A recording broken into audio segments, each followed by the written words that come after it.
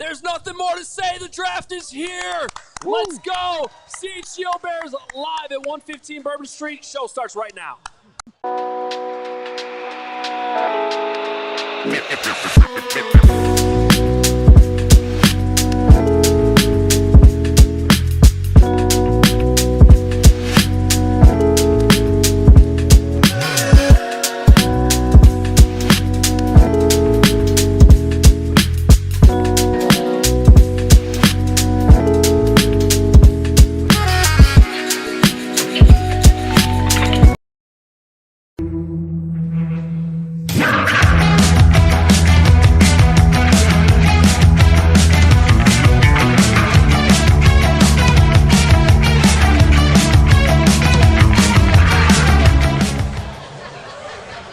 Well, here we are.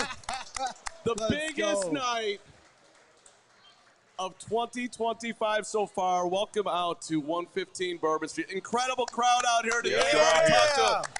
Bears fans are out here, baby. We've been telling you for months it was going to be bigger and better than ever. You guys delivered. You really Thanks did. for being here. People were, we opened up the doors here, I guess, at 6 o'clock. People were waiting in line coming in here, and they're coming from St. Louis. They're coming from Carbondale. They're coming from all over. Shout out to everybody out here. Really appreciate it. Wyoming, Arizona. Shout out to Carrie Huss. Coming from Indiana. Huss brought gifts. Unbelievable. Huss. I got a Travis Hunter jersey from Kerry Huss, who came from That's amazing. From parts unknown, the land of Huss. He's always bringing gifts, man. Bringing gifts. It's a beautiful thing. All right, so much going on here. Woot, good to see you, Braggs, Hogue. I feel nervous. I'm going to be honest here. I think there's tension in the room. You walk around. What are they going to do? Are they trading up? The Ashton Jeanty rumors keep on coming up. We'll get to that in a little bit here. But Hogue, why don't we start with you? How are you feeling right now on this night? It's huge, obviously huge night. It always is. I'm excited because of how unclear it is what's going to happen. I mean, we got Schefter. He's tweeting that there's going to be explosives. I don't really know what that means, but that's how the top 10 is going to play out. So good luck to everybody in those explosives that are about to happen. But, it does seem pretty unclear about there's been a lot of smoke with the Bears trading up and calling Cleveland and calling New York and calling Jacksonville. The Bears are now the favorites to draft Ashton Jeanty on the sports books. Yeah. So that would be a big, bold move, and I'm struggling to see how that could happen without giving up next year's first-round pick, which scares me a little bit, to be honest. But there's no question the player's good if that's what happens. Well, I mean, for me, I think it comes down to how the draft board lays out. Like, yes, they're trying to trade up, but how do the players fall on those first first four picks? They're trying to move up to Jacksonville, and you got to see, because there's a chance that Jacksonville might want to move up for Travis Hunter. And if not, maybe they move back for Tet McMillan. So there's a lot of different variables. So, yes, I do believe they are trying to trade up to get Ashton Jeanty. But until they see how this plays out, nothing is for certain. Yeah, I'm a little nervous about trading up, just leveraging the future's picks. I think he's a great talent, but I think there's a lot of other talented backs in there. And you know how I am, building the trenches. There's a guy, Kelvin Banks, that I'm very impressed with. Hogue, we talked a little bit before this. I think he's the most complete left tackle there, right? Will Campbell, I think, is the best pass setter, but I think as a complete left tackle, I think Kelvin Banks is the guy. So Kelvin Banks is number one on your board for offensive line. He is. Wow. Yes, he is. I love his sets. I love how aggressive he is in the run game. I think there's nothing that he can't do. I think Will Campbell on the other end, I think he's the best pure pass setter. But I think there's some flaws in his game, especially with the arm length. At times you see people get inside of him. In the run game, not as aggressive. But it is a passing game in the NFL. What would you say that Kelvin Banks has to get better at when he gets to the NFL level? So I'd say when people are doing second, third moves, continuing to work with him. Because I looked at Georgia a couple times. There's a couple times on certain rushes when they were able to get by him on some second and third moves. I thought it was – you could make an argument who won that, based on the matchups. But I think it's continuing to work your feet and your arms, especially on those second, third, fourth moves. Because in the NFL, it's not that first move that gets you, but it's the second, third, the fourth, because guys have a high motor. Okay. So, look, when you go back to the press conference before the last time that Ryan Pohl spoke to us, and I think it was Biggs who asked him, hey, what's the pool of players that you're looking at right now? How big is it? And he had that smirk on his face, and then he kind of walked it back. Yep. To me, that smirk told a lot. To me, that smirk was like, I'm looking at one player. That's how I saw it. Now, that's just my own analysis of Ryan Poles. I hope you're extremely wrong about that, because if you're looking at one player, that's how you make a lot of mistakes in the draft. I think it's wrong. Like a guy like Tyler Warren, right? I think they're potentially looking at him as well. I mean, the impact that he has, he's probably been one of the best tight end prospects that come out in a while. Drawing a lot of comparisons to guys like George Kittle, right? So I think he's got a lot of potential there. He can do it all. See, Tyler Warren, for me, is the guy that worries me. You're worried about Ashton Jeanty because there's obviously some good running backs behind him. But the same can be said for the tight end spot. And I don't know if Tyler Warren is the best tight end in this class. He certainly is a weapon. They use him different ways. They put him in the backfield. And I'm not saying he's not without talent. He certainly has that. But 1 year of production at Penn State, I don't know if that's enough to prove to me that he's worthy of being a top 10 pick as a tight end in the NFL. Running backs are making a comeback in the NFL. As Marcus pointed out, the top 6 teams in the NFL all made the playoffs. Top 6 rushing teams in the NFL, I should say, all made the playoffs last year. So for me, I don't know if I'm going to invest in tight end in the top 10. That worries me. If they do, he's got to really live up to that billing that you're talking about. So you were saying that you don't think Warren is the best tight end in the draft. Who for you is? I think Colston, Loveland, and Mason Taylor are certainly a couple guys that you can make an argument for. I think they're closer than Ashton Jeanty is from the rest of the running back pack. Well, I'll give you one scenario. For those who want the Bears to draft an offensive lineman, and let's just say that the guy that you really want is not there, but yet you'd still like the pool that could be there at 14, 15, 16. If Tyler Warren goes 7 to the Jets, whoever else wants a tight end is going to feel like they got to move up to get Loveland, which could put the Bears in. If you're looking for scenarios where they could trade down, that could be one. And Warren's getting mocked to the Jets a ton. So I don't anticipate the Bears are trading down. It feels more if they are going to do anything, they're going to trade up. But if they can't do the deal to go move up and they want to add on picks and pick offensive line, the tight end market could matter here as far as them being able to get some value. Does that make any sense to you, Ho? There's 100 different angles that make a lot of sense. How this is coming back to what I said. No one knows what the hell's about to happen. Right. So can we start this thing early or what? Let's go. Look at this awesome crowd that we got here. And also, to get the crowd going, officially, the food is ready for anybody that wants food. The buffet line, line it all up. Yeah. Get your food before the draft gets going. Appreciate everybody here at 115 Bourbon Street working hard. Bartenders behind the bar, and of course the people making the food in the back. These guys have been a great host here tonight. We also have giveaways that are going on tonight. The great Lori's going to be walking around. Our friends at Rate.com, who are the greatest people in the history of the world to work with if you're trying to get a mortgage and or trying to go to see the Cubs and Sox play baseball. So we'll be walking around tonight doing some special things. So please sign up and get that going. Now that'll be explained to you at your table. And my mom is here, and I guarantee she brought cookies. I guarantee it. And Steven's mom is here. Prove it. Steven's parents are here as well. Steven's parents are here. Yeah. So didn't mean it's like that. My bad. Steven's parents are here. Yeah, absolutely. It's a big night. And Papa Hogue, first one in the door today. Yeah, it's insulting we didn't mention him first. Oh, wow. That is true. We'll take that up with management later. That's a bad job by me. But you know what? If everybody, we're happy with all the people here. There's a lot of people watching at home too. We don't want to forget them. If you're watching at home, please hit the like button. Please hit the subscribe button to the channel if you haven't already subscribed. And you know what? There's still time before the drafts. Take the link that you're watching right now, send it out off to a friend that you know is a diehard Bears fan. Say, hey, this is where you want to be tonight, and help us continue to grow here at CHGO. I want to mention one other thing, too, if you're watching tonight. Even if you're here, this can probably help you if you have your phones. But we have an awesome headquarters that they set up. It is all see if I can do this from memory because I don't have it in front of me. allcgo.com/draft-day-live-HQ. I think I did it. Anyway, just go to allchgo.com. The link should be right there. They shout out to Kevin Kadek because they managed to put our live feed of this show a list of the upcoming picks. How did Our he do Bears that? 100 is all on there, and the drafts, the picks as they happen, it's all in one place. I think we have the capability to show that to you a little bit later, but that is all for you tonight to help you follow along and really throughout the entire draft as well. Thank you to Kevin, and thank you to everybody who's supported us getting here. By the way, if you are new to what Hogue was talking about and you're checking us out wherever you are, hit that subscribe button. Monday through Friday, we're with you at noon. And, of course, pre and post and breaking news, we're breaking in. We're right there with you. We live the dream every single day. So, yeah, we appreciate it. But if you're brand new, hit that subscribe button, turn the notifications on, and we will be your Bears location for everything you possibly could need. All right, we have a huge, incredible opportunity with a new sponsor that's, I think, just super important to ALLCITY, super important to CHGO, super important to everybody up here.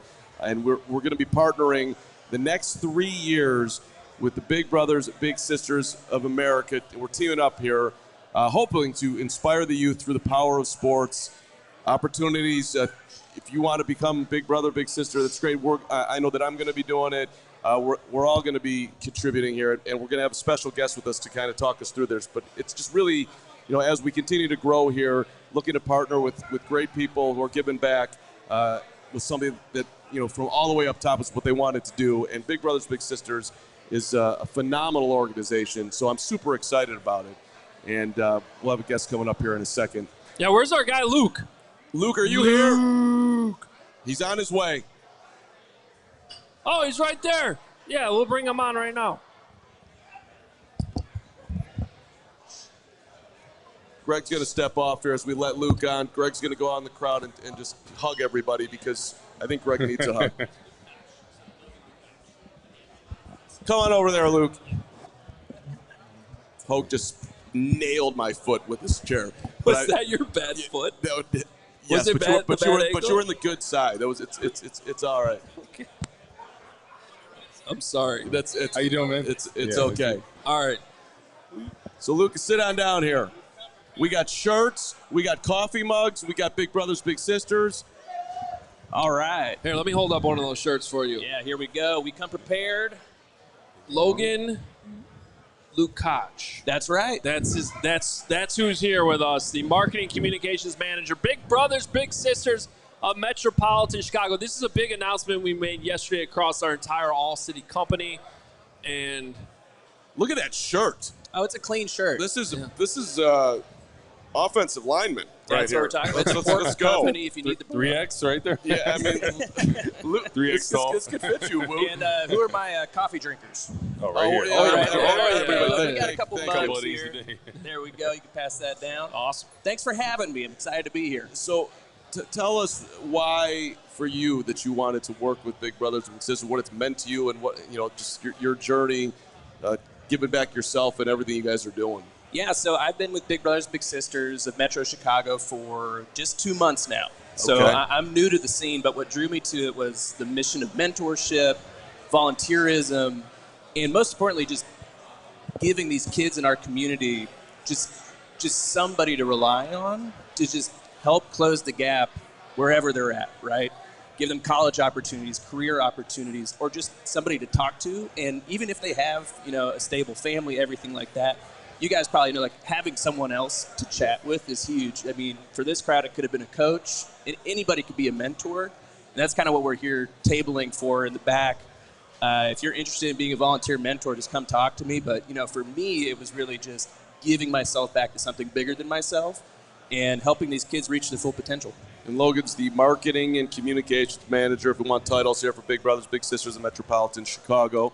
Go ahead, Hogue. And I want to just point out, too, why are we announcing this year, a big moment like this right before the draft starts? Because this is a big deal for both ALLCITY and for Big Brothers, Big Sisters.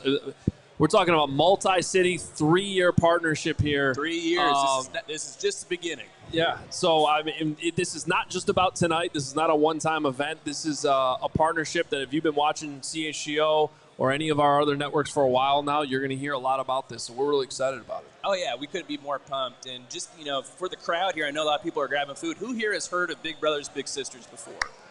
There they are. There they are. Yeah, There they there's are. some kids in That's the right. audience. But even more so, who here has had a mentor before?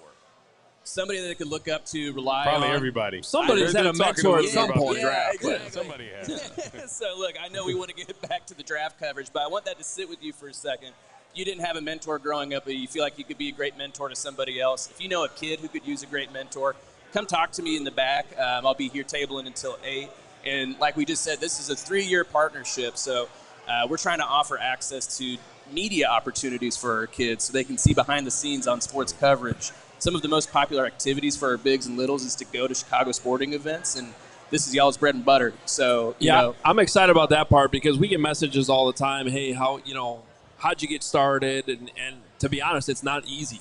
So, to be able to have the opportunity to partner here and have some of those conversations as a mentor, it really should be great. Yeah, these kids are amazing too, and we have so many kids that are on what we call the wait list, right? So they've gone through the whole process.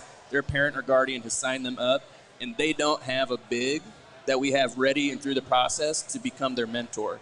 So part of this partnership is we want to get these kids off the wait list and into our mentorship program. And I think it's life-changing. I think it's a good reminder that, people, I'm so busy, how do I fit this in? It's not an everyday commitment. This is something that you can fit into your lifestyle. You just got to make a little bit of time. Very easily, and we make it easy for you. We have events. We have a field day coming up because we want to connect the dots between sports being such an engaging thing for our youth and also just having our communities and families come together. So in June, we'll be having a field day. We take the kids out to Six Flags in July. There's a lot of opportunities where we make it simple for the mentorship to work. We even have workplace mentoring programs where we have the kids come to a place of work and have a professional mentor, learn about that field, see the ins and outs. And so, there's a lot of it that makes sense, and really we just need the folks to step up and become mentors. That's awesome. So, Logan, everybody I've talked to here tonight already, they want to know from me who the Bears are taking. And I keep saying, I don't know. Go ask Logan. Yeah. No, you got a pick for us? Ashton. Okay. Trading up, huh? That's what we're talking about. No, look, hey, here's the deal. I respect the draft, appreciate the draft. I love the Bears. I'm not the biggest aficionado of sports. But my point was you have just as good of a chance of being right tonight as I do. Excellent. That's what I'm talking about. So, Logan, tell people the website to go to if you want to find out more information. Yeah, absolutely. So for Big Brothers Big Sisters of America, that's going to be bbbs.org. For the Metro Chicago agency, that's where I work. That's going to be bbbschgo.org. So it's a natural synergy here between the show. Look at that. And if you want to make it super easy on yourself, we've got some postcards in the back with QR codes, and you can fill out our inquiry form, and then you're just in our ecosystem. There we go. Awesome. Yeah. Well, Logan's got, for those of you that are here, he's got a bunch of shirts. If you're interested in becoming a mentor here in the building tonight, make sure you see him before you get out of here. And we're really excited about this. So thanks so much for being here. We're excited too. Thank you. Yeah. All right. All right, Logan. You're the man. It's a big deal for our company, Big Brothers, Big Sisters. And we're going to keep the conversation going with them for our big draft. This is the big draft segment presented by Big Brothers and Big Sisters. And I think we're going to keep the question nice and simple, Carm. Yeah, it's a very simple question here, Woot, and Braggs will be up here back too. What is going to happen tonight? Where are we going to go? Where do you want him to go? And will Ashton Jeanty be a Bear? Hogue, what's going to happen here, buddy? That was way more complicated than it was supposed to be. It was supposed to be yes or no. Are the Bears trading up? Yeah. Right. Well, that too. Are the Bears trading up to get Ashton Jeanty? That's what I want to know. Carm's shaking like crazy. I'm very nervous for the Bears right now. Well. So, in other words, this is the big draft segment for Big Brothers, Big Sisters. So we just want to make sure it's going to be a big draft, not a little draft, is what you're asking. How big are the Bears going to go? Yeah. Well, I think there's enough smoke out there and enough reports that they are trade. Here, let me take you inside a little bit. The days leading up to the draft, really like starting Monday, that's when teams really start to get into conversations. The GMs start calling each other. The assistant GMs start calling each other. Sometimes the coaches start calling each other. Just to sort of set, hey, do you have any interest in trading up? Any interest in trading down? They like to set the parameters of some of these deals in advance so that when, hey, just in case this scenario pops up, they're not just totally like freaking out. Oh, no, we weren't prepared for this moment. And now we got to start negotiating on the clock, and then that's where you start to make mistakes. And what happens sometimes is some of these, I don't want to say the conversations don't mean anything, but sometimes just sort of a, hey, Mark, it's Adam. Just theoretically, if we were interested, what would you want? Oh, really? Okay. That gets back to a reporter. It gets put out there. The Bears are trying to trade up. That's why I've been like a little hesitant the last 24, 48 hours to buy too much into this conversation, because you don't know if it was a real conversation or just one of these hypotheticals. Maybe we're thinking about it a little bit. Now, I will say, this has kept going. Diana Rossini just a couple hours ago putting it out there as, sort of a matter of fact that the Bears have been trying to trade up. So I think there is some smoke to it. I guess I'd still be surprised if it happens, though. Yes or no, Woot? I'm going to say no. They're not going to trade up. I just can't see them leveraging too much unless they're that crazy about Ashton Jeanty that they got to have him and there's no other running back that they can have this year. So let me go back to last year when you say yes or no. Will the Bears trade up for Ashton Jeanty and our big brothers, big sisters? Yeah. The big draft moment. Last year, didn't Ryan Poles desperately want to trade up because he really loved Rome Odunze? Yep. And Ian Cunningham was like, no, don't do that. He's going to fall to us. See, what just happened there was exactly what I just explained a minute ago. Because there's one little moment that lasted about a half a second in the draft room that they put on Hard Knocks where they thought about trading up. And Carm just turned it into Ryan Poles desperately wanted to trade up. That's what I do. And Ian Pushing the narrative. Cunningham went full Lance Briggs across the room and tackled him. Yeah. To make sure it didn't happen. In Carm's mind, that's what happened. That's how it went down. And this year, Ian Cunningham has interviewed for jobs at Jacksonville, and he's thought about, and he's just not as focused, and he's not going to say no. Go ahead, you want him that bad, get it done. Ben Johnson wants a weapon. We want the running back. I don't know. They've been. Are you okay with them trading up to get potentially Ashton Jeanty? Well, we did the actual trade in our mock draft, and Hogue made me pay a first-round pick for him. I had the Jags pick, he had the Bears pick. And I didn't do it. Yeah, I was unwilling to do that. Yeah. Now, if you tell me that we can flip around some picks, we can do 39 or 41, and then maybe we throw. It might be both of those, though. I'm not doing both. That would be a no. But if I can trade 41. Let's say I can trade 41 and 72, and you give me back 5 and whatever's later in the draft that they have. Forget off the top of my head. I would do something like that. If that's not going to be enough, then I got to move on. Question for you. When it comes to the running back, let's say hypothetically they traded back and got Hampton from North Carolina. How would you feel about that? I'd feel okay about it. I think he's right up there as far as talent, what he can do on the field, played against better competition. See, here's the thing about that, though. I feel like I like Hampton, but I feel like if we're going to talk about how deep of a running back class this is, and it is deep, I feel like the gap that would justify taking Jeanty over the field is way bigger than Hampton over the field. I realize you'd be trading back and get him later, but I'd almost rather trade back, address a different position, and then do running back in the second round with that extra draft capital, because I just don't feel like the gap between Hampton and like a Caleb Johnson is that big. Exactly. Yeah, because I know he's been the one that's kind of been number 2 as far as running back, and then there's Caleb Johnson, Trevion Henderson, right, who'd be an option. He's been injury prone, but I think he's a home run back as well. Sampson from Tennessee. So there's a lot of talented guys that you could potentially pick in the second or third round. I don't necessarily see any true number 1 backs, and I do think the Bears need one. As much as how much longer is DeAndre Swift going to be here? By the way, I wouldn't mind trading DeAndre. Shout out to our friends at Empire Today. Your favorite team needs the home court, home field, home ice. Let's stick with the home field advantage. You need the home floor advantage. Empire Today is going to bring that to you. Empire Today, they've got the flooring experts, dedicated flooring professionals. They focus on flooring every single day. I love our friends at Empire Today. Awesome people doing a great job. They live and breathe flooring. They're going to be with you every step of the way.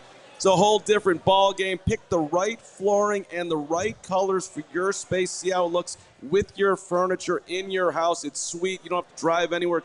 It's a beautiful thing. They're coming right to you. They're going to take precise measurements, answer all your questions. First-class service. Schedule yourself a free in-home estimate today. Some things are just better at home. CHGO listeners, you get a $350 discount when you use the promo code CHGO. That's right. $350 discount with the code CHGO. Restrictions apply. Visit EmpireToday.com/CHGO for full details. And we got Empire in the house tonight. Yeah, all right, We Empire. also have I'll our friends from Circa here as well. Whatever the sport, the app to bet, you know what it is. It's Circa Sports Illinois. I believe the betting favorites now to get the Ashton Jeanty. Chicago Bears. Chicago Bears. If you're thinking about it, go with Circa. Circa Sports. It's sports betting the way it should be. Circa Sports Illinois has high betting limits, low holds, exceptional customer service. Bet on all your favorite teams in every game this season. Spreads, props, futures, or in-game. Circa Sports has it. Fund and bet like a pro from anywhere, anytime in Illinois. Download your new bookie today at circasports.com. Must be 21 or older. Gambling problem? Call 1-800-GAMBLER. All right, we are edging towards. I'm surprised you haven't made fun of me for this yet. It's like Okay, coach, let's make fun of baby. you. Let me see this. Can I see this? It's called a horizontal draft board, Carm. So Adam Hogue has. I needed to see this beforehand, to be honest, but this is a laminated horizontal draft board Yes. with his Number one QB, running backs. He's got 2 that are eligible for the first one. He's got 4 wide receivers, and you want to explain what you've done here? So you should stick your chest out. The viewers can't see it. Yes. But yes, it's if you know what a horizontal draft board is, you're grouping all your prospects horizontally by position, but also vertically by round. Right. Of course. Yes. How do you feel about the work you've done here? Is it Fran Duffy level? Oh, Fran's got his own horizontal draft boards in his big board that he put up on ALLCITY.com. He does it a little differently though because he groups it by contract. Am I seeing Mark Potash on the screen right now? Our guy Potsy chiming in. What is he saying? Uh-oh. He's saying there's too much value at 39-41 in this draft to use either of those picks to move up from 10. If Poles moves up, it's for somebody Ben Johnson can't live without. Well, there you go. That's why he's Mark Potash, and we love Mark Potash. And we can't live without Potsy. We cannot live without Potsy. Should we get Dave Swirsky up here to make a prediction real quick? We could do that too. Is he around? Is Dave Swirsky in the house? I believe he is because we got an open seat up here. I think it's a perfect time for Dave to get, if he's in line for food, to get out of line and come on up here. Don't make him get out of line. No, he's got to get out of line. You just made him get out of line. It's okay. You're Sorry. out of line. I am out of line, but I want to talk to. I was excited.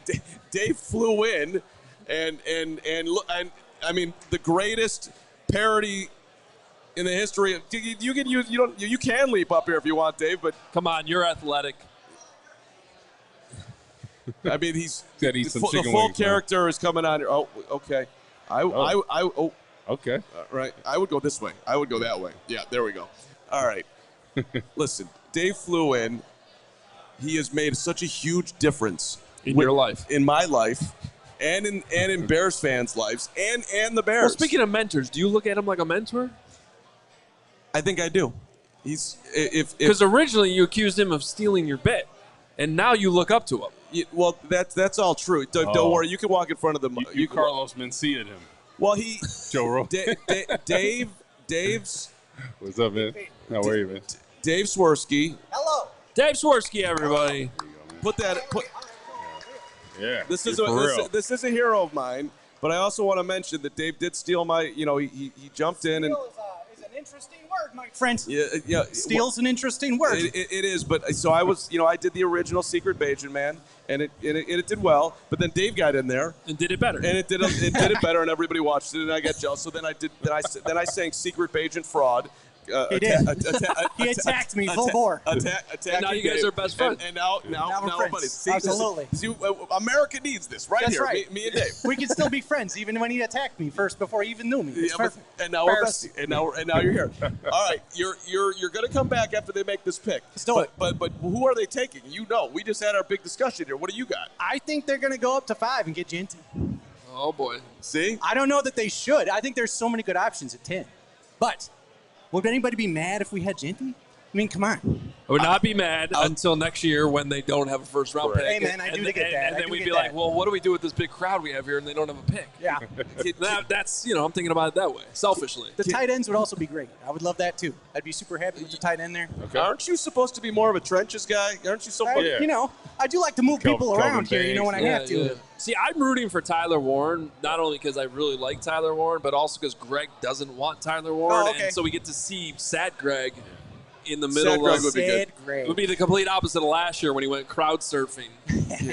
I saw that. There was a lot of highlights of him in the old Caleb jersey. Oh, it's just like we played golf. He got all sad at the end because he was the worst out of the three of us. Last place, Greg.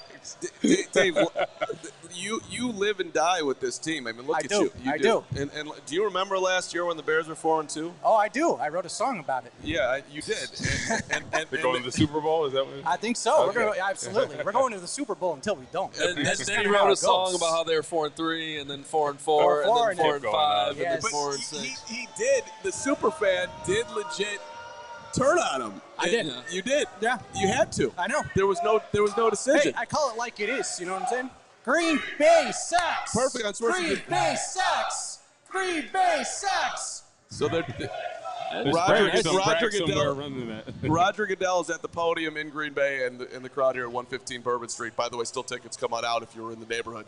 They're screaming Green Bay sucks. God bless you guys. Let's go. That is good. I thought they were booing Clay Matthews, but maybe it was. I think they did that Roger. too. It was both. I think it was both. It's funny when you're coming out for the draft, you think Roger Goodell is the nicest guy in the world. Then you get in the league and you're like, all these guys dapping him up. Oh, I love you, Roger. Yeah. And a couple leagues in, they're like, this guy. You regret that hug. Exactly. I loved you.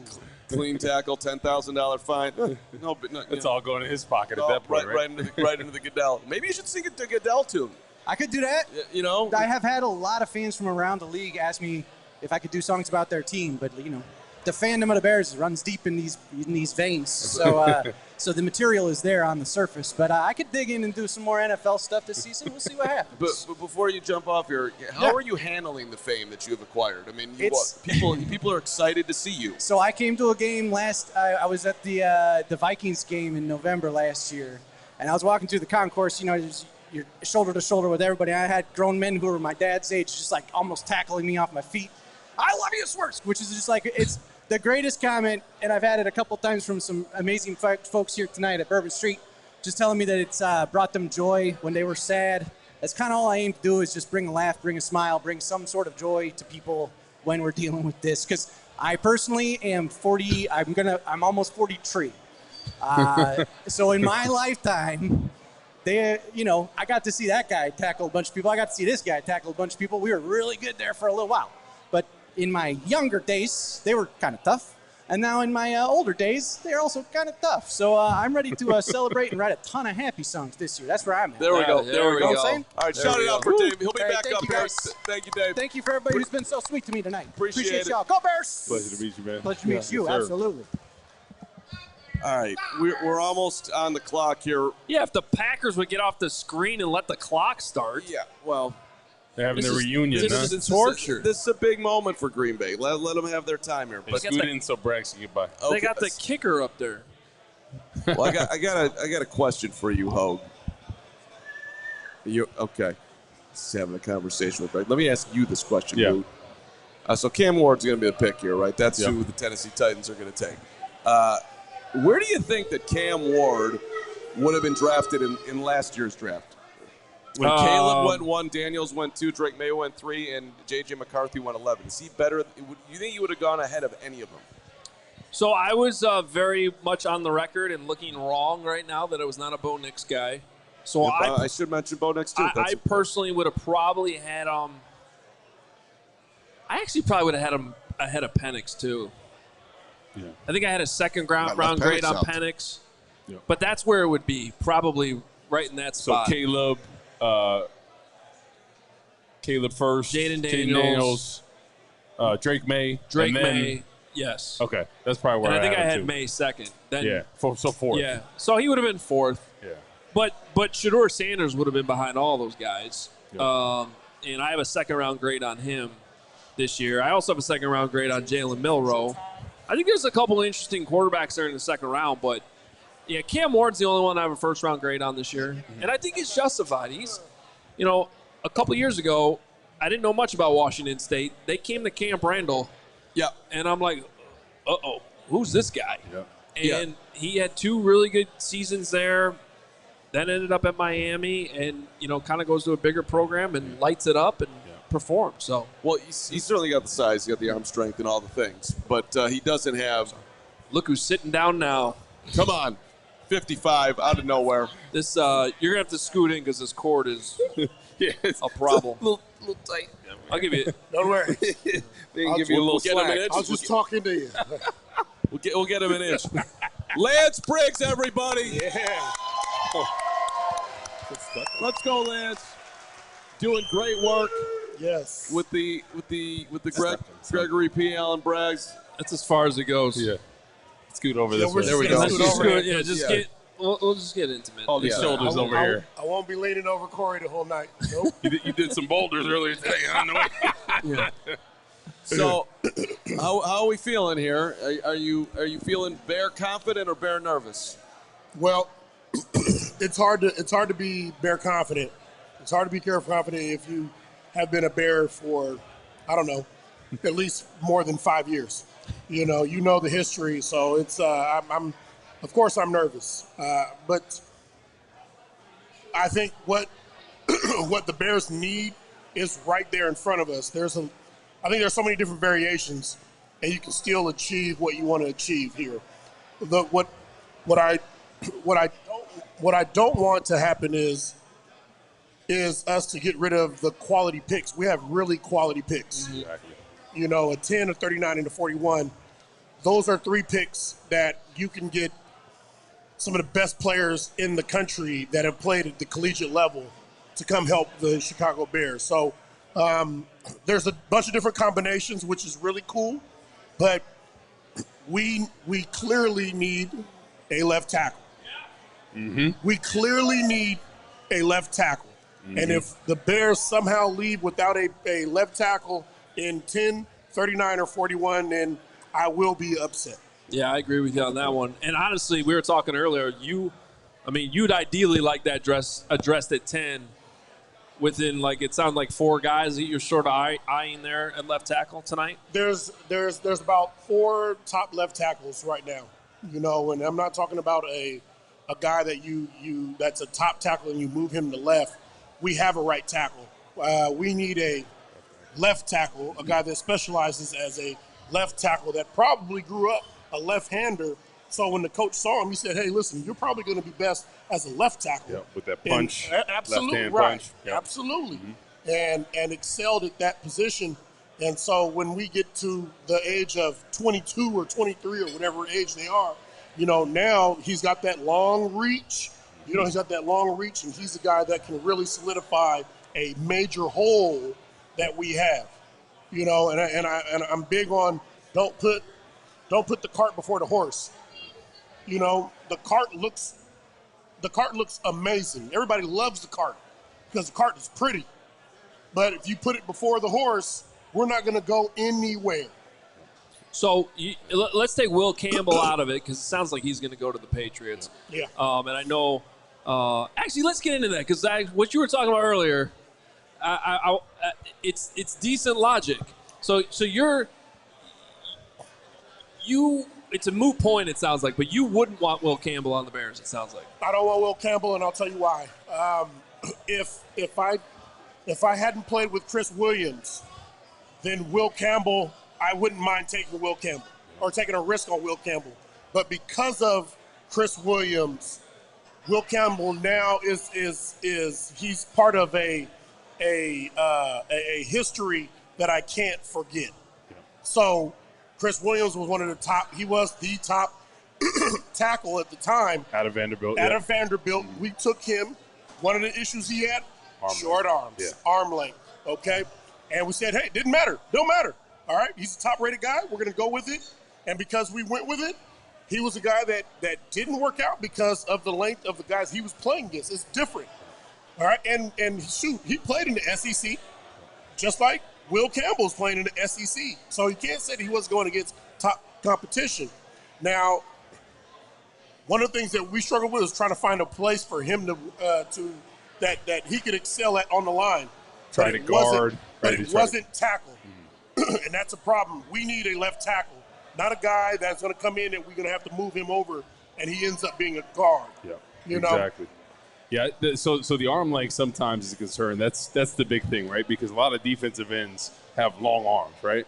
I got a wingspan 7'3". A lot of these other guys, like the Williams from Georgia, really long wingspan. Yeah. So when one arm is longer than two. Yeah. And so think about that. Offensive tackles, a lot of times they go attack with two. Yeah. If somebody gives you a long arm, all of a sudden you're at a disadvantage already. Then you have shorter arms. Yep. So the logic behind that is going to be hard for you to get your hands on somebody, especially if one arm's longer than two. So that's why a lot of times people will take Will Campbell potentially off the board as a tackle because of that arm length. You guys all seen Scooby-Doo, right?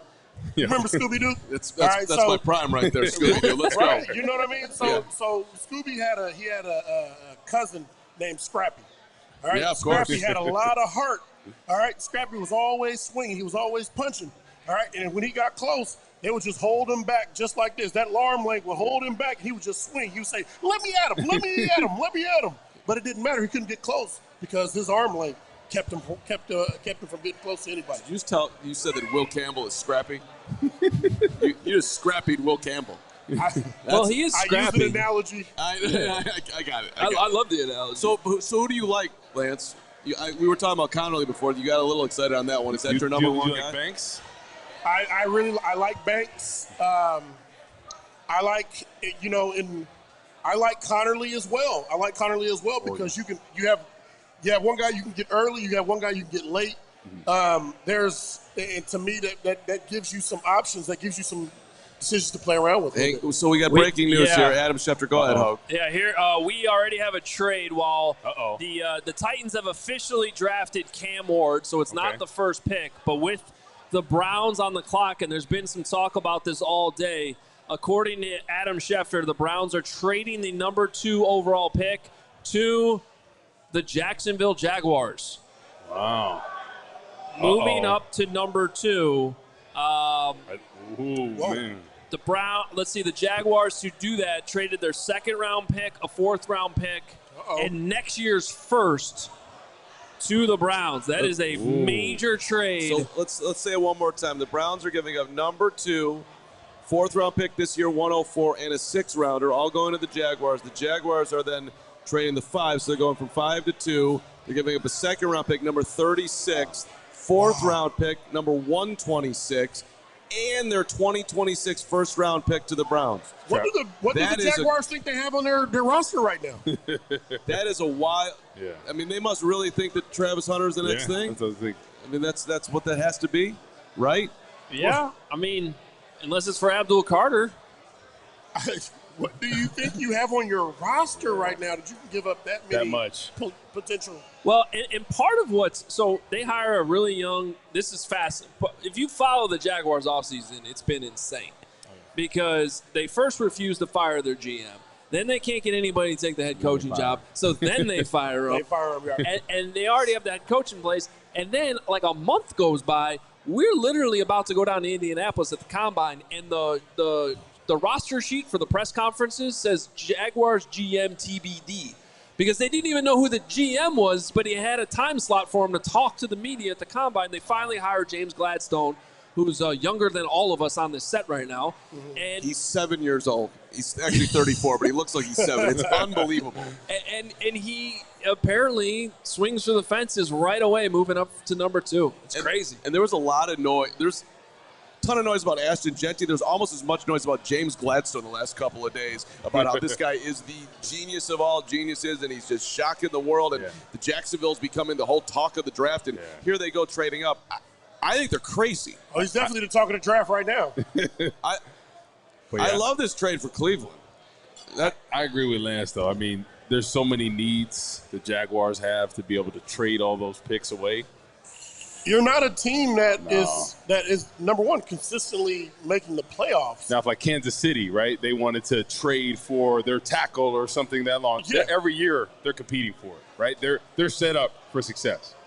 I mean, Jacksonville might have just created a Cleveland team that's going to put together the picks that push them into the playoffs. It also, you do wonder, would the Browns consider moving down from 5 to 10? Would the Bears make that deal? Just keep stacking picks, right? Stacking picks, and then maybe it's justifiable then to take your swing at a quarterback at 10, even though it's seemingly a little early. Right. Well, and like the top 3 needs for the Browns: QB, O-line, D-line.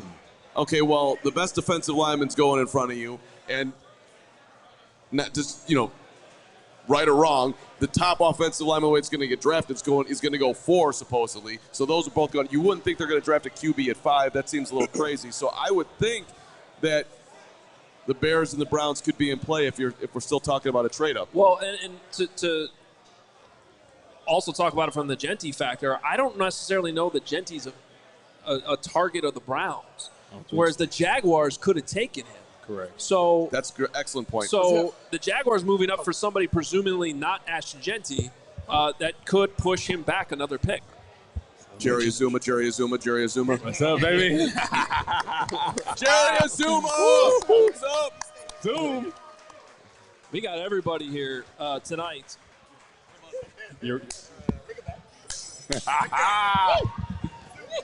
You'll be right here. All right, we'll get all the players up here together. Yeah. I love this. Big As zone. the fireworks start, Jerry Azuma, Corey Woot, Lance Briggs, all with us here now. Oh, he got a little bit. It's because he got the shade. How's the reach on that one? No, they're Oh, yeah. Here we go. Okay. talking arm length Lance and all like these microphone length. Ooh, sunny in here. Big zoom. What's up, man? How's it going, guys? Did you hear about the trade that just happened? What just happened? I missed it. The Jaguars moved up to number 2. Whoa. Browns back to number 5. But how many picks they gave? What did they give up? They give up their 2nd-round pick, a 4th-round pick, and next year's first to move up 3 spots. Travis Hunter? You would think so. Or it's Right? Abdul Carter, but Ooh, Abdul Carter. Ooh. Beast. Where's? Okay, I guess he's trimmed down a little bit on the entourage. Yeah. he's just got mom. He turned up the suit. He said, though. you wait in the back. I'll see you afterwards. He turned up the color on the suit, though. Smart man. Yeah, he Turned sure it all the did. way up. Little color me bad over there, right? Kept him. That's great. Well, we're thinking that this is probably Travis Hunter for a move like that by the Jacksonville Jaguars. They're excited about it. These guys are like Greg Braggs. Everybody's trench drunk tonight. You feel in the trenches too with the Bears Right? first pick? Definitely the trenches. You got to go trenches, right? We did all the sexy picks last year. We did. Yeah. Now it's time to get ugly. Yes. Come on. It's a You good know way what to I'm think saying? about it. Because that's what wins Super Bowls, right? Like we all Bubba saw Sparks, that. right? That song back in the day. It's That's getting right. ugly. That's It's what you getting got to do. You got ugly. to get in the trenches, baby. That's right. Is there one of those offensive linemen that you particularly favor? I think they're talking about Campbell, right? So Will Campbell, I think he's going to go to the Patriots It most seems likely. like it. It It seems like Patriots. Kelvin Banks. I like Kelvin Banks Kelvin from Banks, Texas. Seems like the most realistic pick if they stayed at 10. I don't know, man. I think that they can go luxury here. I mean, they have 2 early round, 2 picks in the 2nd round, right? That's Yep. early. Yep. So potentially they can go offensive line or defensive line or whatever they got to do with the trenches, but they can go luxury. They can go a tight end, maybe running back, something like Exactly. If Tyler Warren was the pick, how would you guys feel about that? Lance, I'll start with you. No. No? No. Like, no. And there's nothing against him, but when you talk about the long-term value, and really the initial value, there's nothing wrong with Cole Kmet's capability. Cole Kmet is a very capable tight end. So to me, right now, and he's under contract, like, why bring in another tight end to either compete or play opposite of him? Like, we have obvious holes here. Right, that would be True. like the definition of a luxury pick. Exactly. Like, this guy just happens to be really good, but Yeah. I don't know if the need's really there. I like his game. Don't get me wrong. I really like his game, but I understand that side of it too. I mean, he's a luxury pick. I think that they could possibly do that. If you look at Ben Johnson and what he likes to do offensively, 12 personnel is big. So he's going to play with 2 tight ends. You have Cole Kmet there. You can get another dynamic tight end that's there too and really fit him into this equation. Exactly. And it's a luxury pick. It's not. You're right. What we really need with the trenches, but we are you could utilize this guy immediately, and then in the second round you can go offensive line. We are years away from any kind of luxury pick. Nothing just Chicago does is luxury. Are we right really? Now. Are we really? This is are we really? We're having the best offseason ever. We're the offseason champions right now. I wouldn't be upset with Warren just because I feel like him and Cole Kmet, 2 different skill sets. Cole Kmet's a lot like Kyle Rudolph. Mm-hmm. Warren's a guy that can stretch the field. Absolutely. Right? Nightmare mismatch for a linebacker, potentially safety. His film is littered with catches up the seam. Correct. All over. What was that one game where he set the record or something for most catches by a Penn State tight end ever? Like 17 catches for 244 yards. Yeah. I mean, he does stuff that Cole Kmet, no offense, can't do as far as stretch the field. So I wouldn't be opposed to it, especially if we stayed at 10. Trading up to get him. Travis Hunter was the pick, so that is officially the move. Travis Hunter does go number 2 overall as expected, but maybe a break for him. He doesn't have to go to Cleveland. He gets to go to Florida instead. It depends how you look at it. What position do you think is best for him? Ooh, that's a good one right there. I think they're going to try to utilize him everywhere on the football field. Yeah. I think that instinctively, he's a really good cornerback. Yeah. Really good cornerback. And he is. That's a tougher position to play. Tougher position to play. He could take away, a side of the football field. So I feel like you should utilize him in that area first and then figure out what he can do at the wide receiver. Probably in the slot. You know what I'm saying? Get him, mismatched in the slot, get him moving left to right. I think that he can be very dynamic for a team. Is that doable? You guys all played in the league. Can you be let's say that's their plan. You're our starting corner. That's where you're gonna be, but you're gonna have a package of plays on offense. So how big is that package? That's why. Well, you tell me what's realistic, because you would think he wouldn't know the whole offense. Yeah, I think it'd be hard to be a full-time receiver, full-time DB. He said, I'm built different. My shape is different. There's no way consistently you can do that 17 weeks in the season, plus the playoffs if they make the playoffs. You're going to break down. You know what's different is the NFL. The NFL is different. I love anybody that believes that they can change the wheel or break the wheel. I believe that, whoever it is, whatever it is they tell you that you're going to be or going to do, you defy that. Defy it. Show them that I can do this, or I can be this player. I can be someone that can play both sides of the ball consistently. Obviously, health is, I think, more important than anything. Because I think, the way he treats his body, he's a guy that probably can go both ways. Mm-hmm. The NFL is a different animal now. Yeah. And the way that everybody moves in the NFL and how they get after you, health is probably, to me, the biggest issue that probably will hold him back from playing consistently both ways. Well, I'll tell you this, I can't wait to see it. I know. Whatever they decide to do, if he can do that, that'd be pretty impressive, honestly. Absolutely. The Jaguars just became a team I'm interested in watching, next season, just to see how that plays out. I mean, I'm still not interested in watching them. I'll be honest with you. But Travis is going to be a nice addition for that football team. Yep. That's awesome. I'm going to watch Travis. I'm not going to watch the team. Well, hey, look. It's the highlights, baby. They promised us fireworks now in the top 10, and we already got a big one. That was pretty big. The Cleveland Browns trading back, the Jaguars coming up. Giants pick in. And this was another possibility. New York Giants here at 3, but the pick is in, which means they're not trading the pick. So we're not going to Carter. No, you would, yeah. It's got to be, If they're making a pick here, you would think it's got to be Abdul Carter. Best pass rusher in the draft right now. Absolutely. Micah Parsons 2.0. Yeah. Right? So I think Penn State did it again, man. It's really impressive. Seems like year after year they have those Chop Robinson, and now him. So seems like they have a knack for finding those kind of tweener DN, outside linebacker, edge guys. Yeah. That can play the run, can pass rush, can kind of do it all. Apparently Travis Hunter did an interview already where he said he had 0 conversations with the Jacksonville Jaguars since the Combine. Don't need to if they know what they want. That goes to show you all those conversations we have and trying to track who's meeting with whom and who's going to House Hall. Exactly. Who you're running into at dinners in the northern suburbs during draft season. Doesn't always matter. You think the coach is saying, Duval? That was better than what he did. He wishes he could say it like that. when he said that, I was like, oh, man. All right, well, awesome to have you guys here, Jerry. We'll probably check in with you guys again. I know Lance is coming. Once after the Bears make their pick, we'll get you guys back on for sure. We're sort of on high alert here, maybe for the Bears making a move.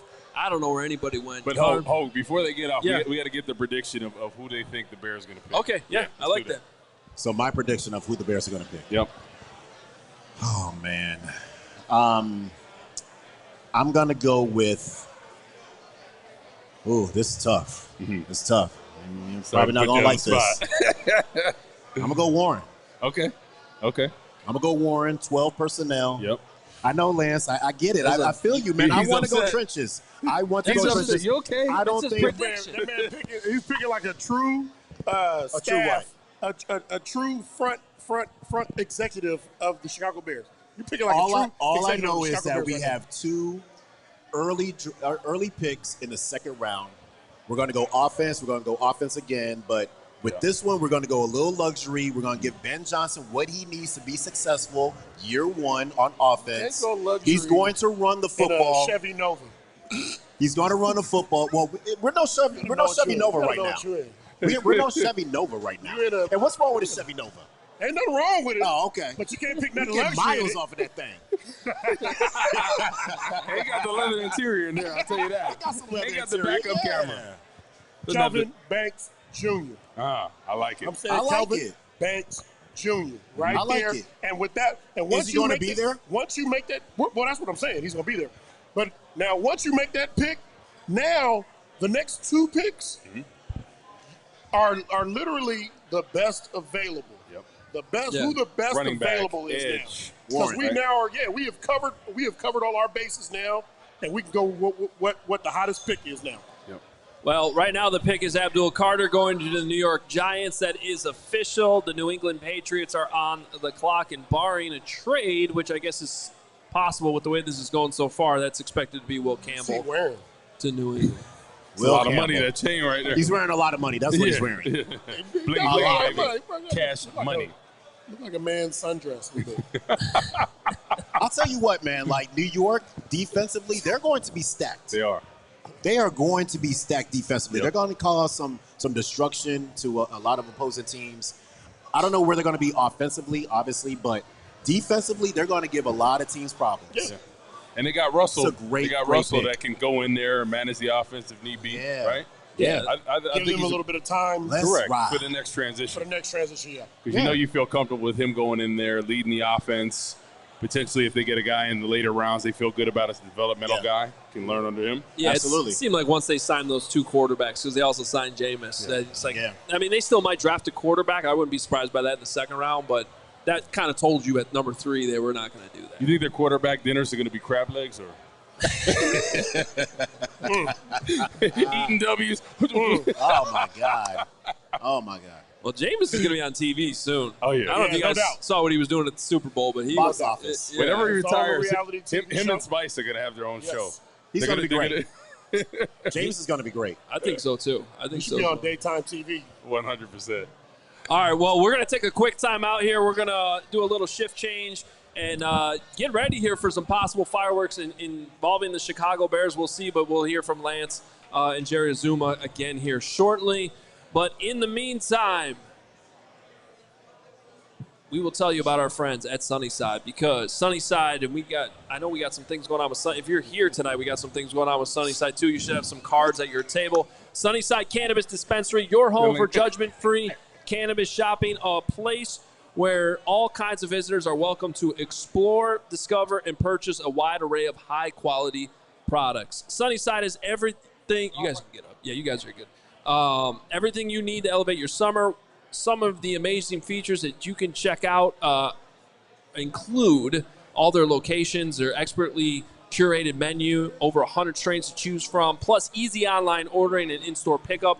Check them out in Wrigleyville, River North, out in the burbs. You can go to Champaign. You can go to South Beloit. Sunnyside is everywhere. And if you're a pro, they've got you covered with over 100 strains on the menu. New ones added daily. Visit sunnyside.shop for bright buys every day, including 50% off your first 3 online purchases. Enter promo code HICHGO at checkout to qualify. Exclusions apply. Sunnyside Cannabis Dispensary. Bright buys every day, only for 21 plus or Illinois medical card holders. Carm, taking 900 minutes to get back to your seat. Hey, listen, I was hanging out with my guy Jerry Azuma, and we're back and we're good. Okay, Hogue, I got it. Right here for you. Oh, thank you so much. Hey, new sponsor, super excited about it. Our friends at Rate. Look, I'm buying a home right now, which is the scariest thing that I've ever done. Getting a loan is a complete nightmare. Doing it with Rate, best thing I've ever done in my life. Look, the money stuff in general, it can be a lot. That's why I got to tell you about the Rate app, which, by the way, people are out here downloading tonight. I'm doing it right now. There you go. On the Rate app, not only can you get pre-approved for a mortgage in minutes, literally minutes, without the need to jump through a million hoops. If you're thinking about home equity loan, personal loan, you get one in 15 days, which is sweet. The Rate app also helps you find the best homeowners and auto insurance based on what you actually need, which is sweet. Also, they're not overselling you. It's incredibly cool. The whole thing is powered by AI, so it's smart, it saves you time, and saves you money. Something unexpected bonus, they've added 800 free wellness videos, which is what we're trying to tell you about tonight. You get on there, they're giving you the yoga, they're giving you meditations, breathing exercises, stretching, basically the tools to help you make you feel better mentally and physically. So you're stressed out about a loan or your mortgage, seriously, just go out, get the Rate app, handle it, and once that's covered, you can go hit one of their free wellness videos to chill out. It's one app that helps you both with your wallet and your well-being. Shout out to our friends at Rate. Just download the app right now. Super simple. Go ahead and do that right now, and greatly appreciate it. I know the friends at Rate do. We have a super chat here, starting these off with our big money super chats, and it is from somebody in the building. Where's Crystal right now? Crystal! Oh, yeah. Crystal's right there. Dead center, right next to Barb, who I didn't say hello to, which was Bragg's mom, which I feel terrible about. Sorry, Barb. You're the best. She says, happy draft day, guys. Great crowd. Love you guys. And Pizzatola, are you here? Are you here, Pizzatola? That's the big question. Show yourself, Pizzatola. No, don't. Please don't. Please do. Please don't. And now's not necessarily the perfect time for Pizzatola to come out, but Hogue, we got... reveal yourself later, Pizzatola, our legendary hero. Do not reveal yourself right now. It's too big. So, Gregory, you've been off the set for a while. What have you learned? What have you felt? What's going on with you? Obviously the trade made waves, and obviously the Jacksonville Jaguars were looking at a wide receiver. So some of those rumors, before the draft about, hey, they might trade back to 10 because they're going to take Ted McMillan. Well, they went the other way. Mm-hmm. They traded up and got their wide receiver. So that tells me that those rumors weren't just smoke. There was fire there. So let's catch up here a little bit because the Patriots are taking Will Campbell at number 4. And Diana Rossini now tweeting that the Browns are taking calls on the number 5 pick, which we called right away when they made the trade back. Double trade back. It's possible, and you got to wonder, is this where the Bears are talking about moving up? So everybody hold their breath right now. Hold steady, Bears. Hold steady. We are in... If I hold my breath, I'm going to pass out. Well, but I'll try. So I just got a call from one person who's very dialed in the NFL, and he's like, look, you all want something sexy. You need a left tackle, which is exactly what Briggs was saying. So, and what Wood's saying, and what a lot of people are saying. And I'm here looking for something sexy. When I felt like a month ago, I was like, no, you're not taking a running back there. But I have fallen in love as Hogue gets on his vertical sheets, crossing out players like a true pro. You got to think of the lifespan of a left tackle compared to a running back. So maybe it's just the generation that I come from, because the Bears had 2 Hall of Famers on the 85 Bears, which I grew up with. Jimbo Cover was amazing. I'll take Walter Payton every single time. He was more important to that team. So it's just harder to find the elite running back. The Saquon Barkley of today. But nowadays, there's a two-headed monster. I agree with what you just said there, though, because that's where we sometimes get lost in this idea that anybody can throw a running back out there and they can perform. That's true. But there's very few that are actually dynamic weapons that you have to count for on every single play. Saquon Barkley proved to be that and just got the Eagles a Super Bowl. Exactly. So if you think that he's that guy, capable of being that guy, then I think that's where you can justify a move up. Well, and that's the point, right? Playmakers. Look at the Philadelphia Eagles. Of course, their defense led them to a Super Bowl, but you had playmakers all over the place. Devontae Smith, A.J. Brown, Saquon Barkley, Jalen Hurts.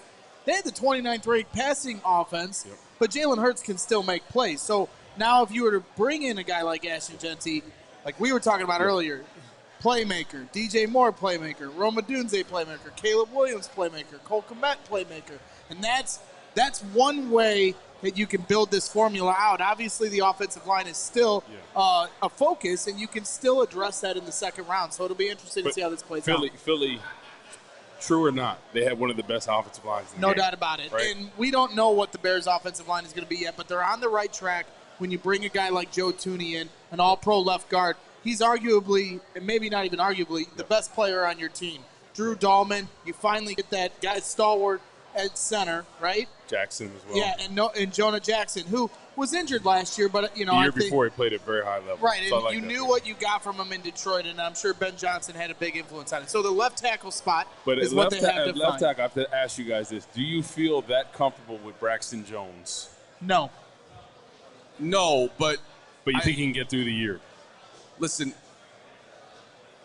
I don't think that the Bears can go into next season with Braxton Jones and Karan Amagaji as those are the two options, and that's it. There has to be another option in there. Can they now? Can it be somebody in the second round? Can it Yes. be somebody in the second round? Yeah. Yes. Can it be who's